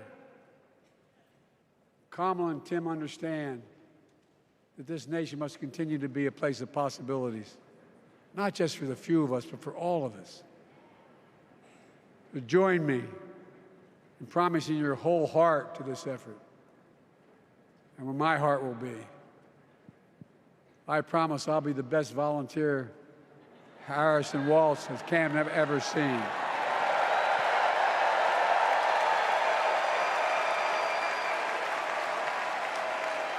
Each of us has a part in the American story. For me and my family, there's a song that means a lot to us, that captures the best of who we are as a nation. The song is called American Anthem. There's one verse that stands out, and I can't sing worth a damn, so I'm not going to try. I'll just quote it. The work and prayers of centuries have brought us to this day. What shall our legacy be? What will our children say? Let me know in my heart, when my days are through, America, America, I gave my best to you.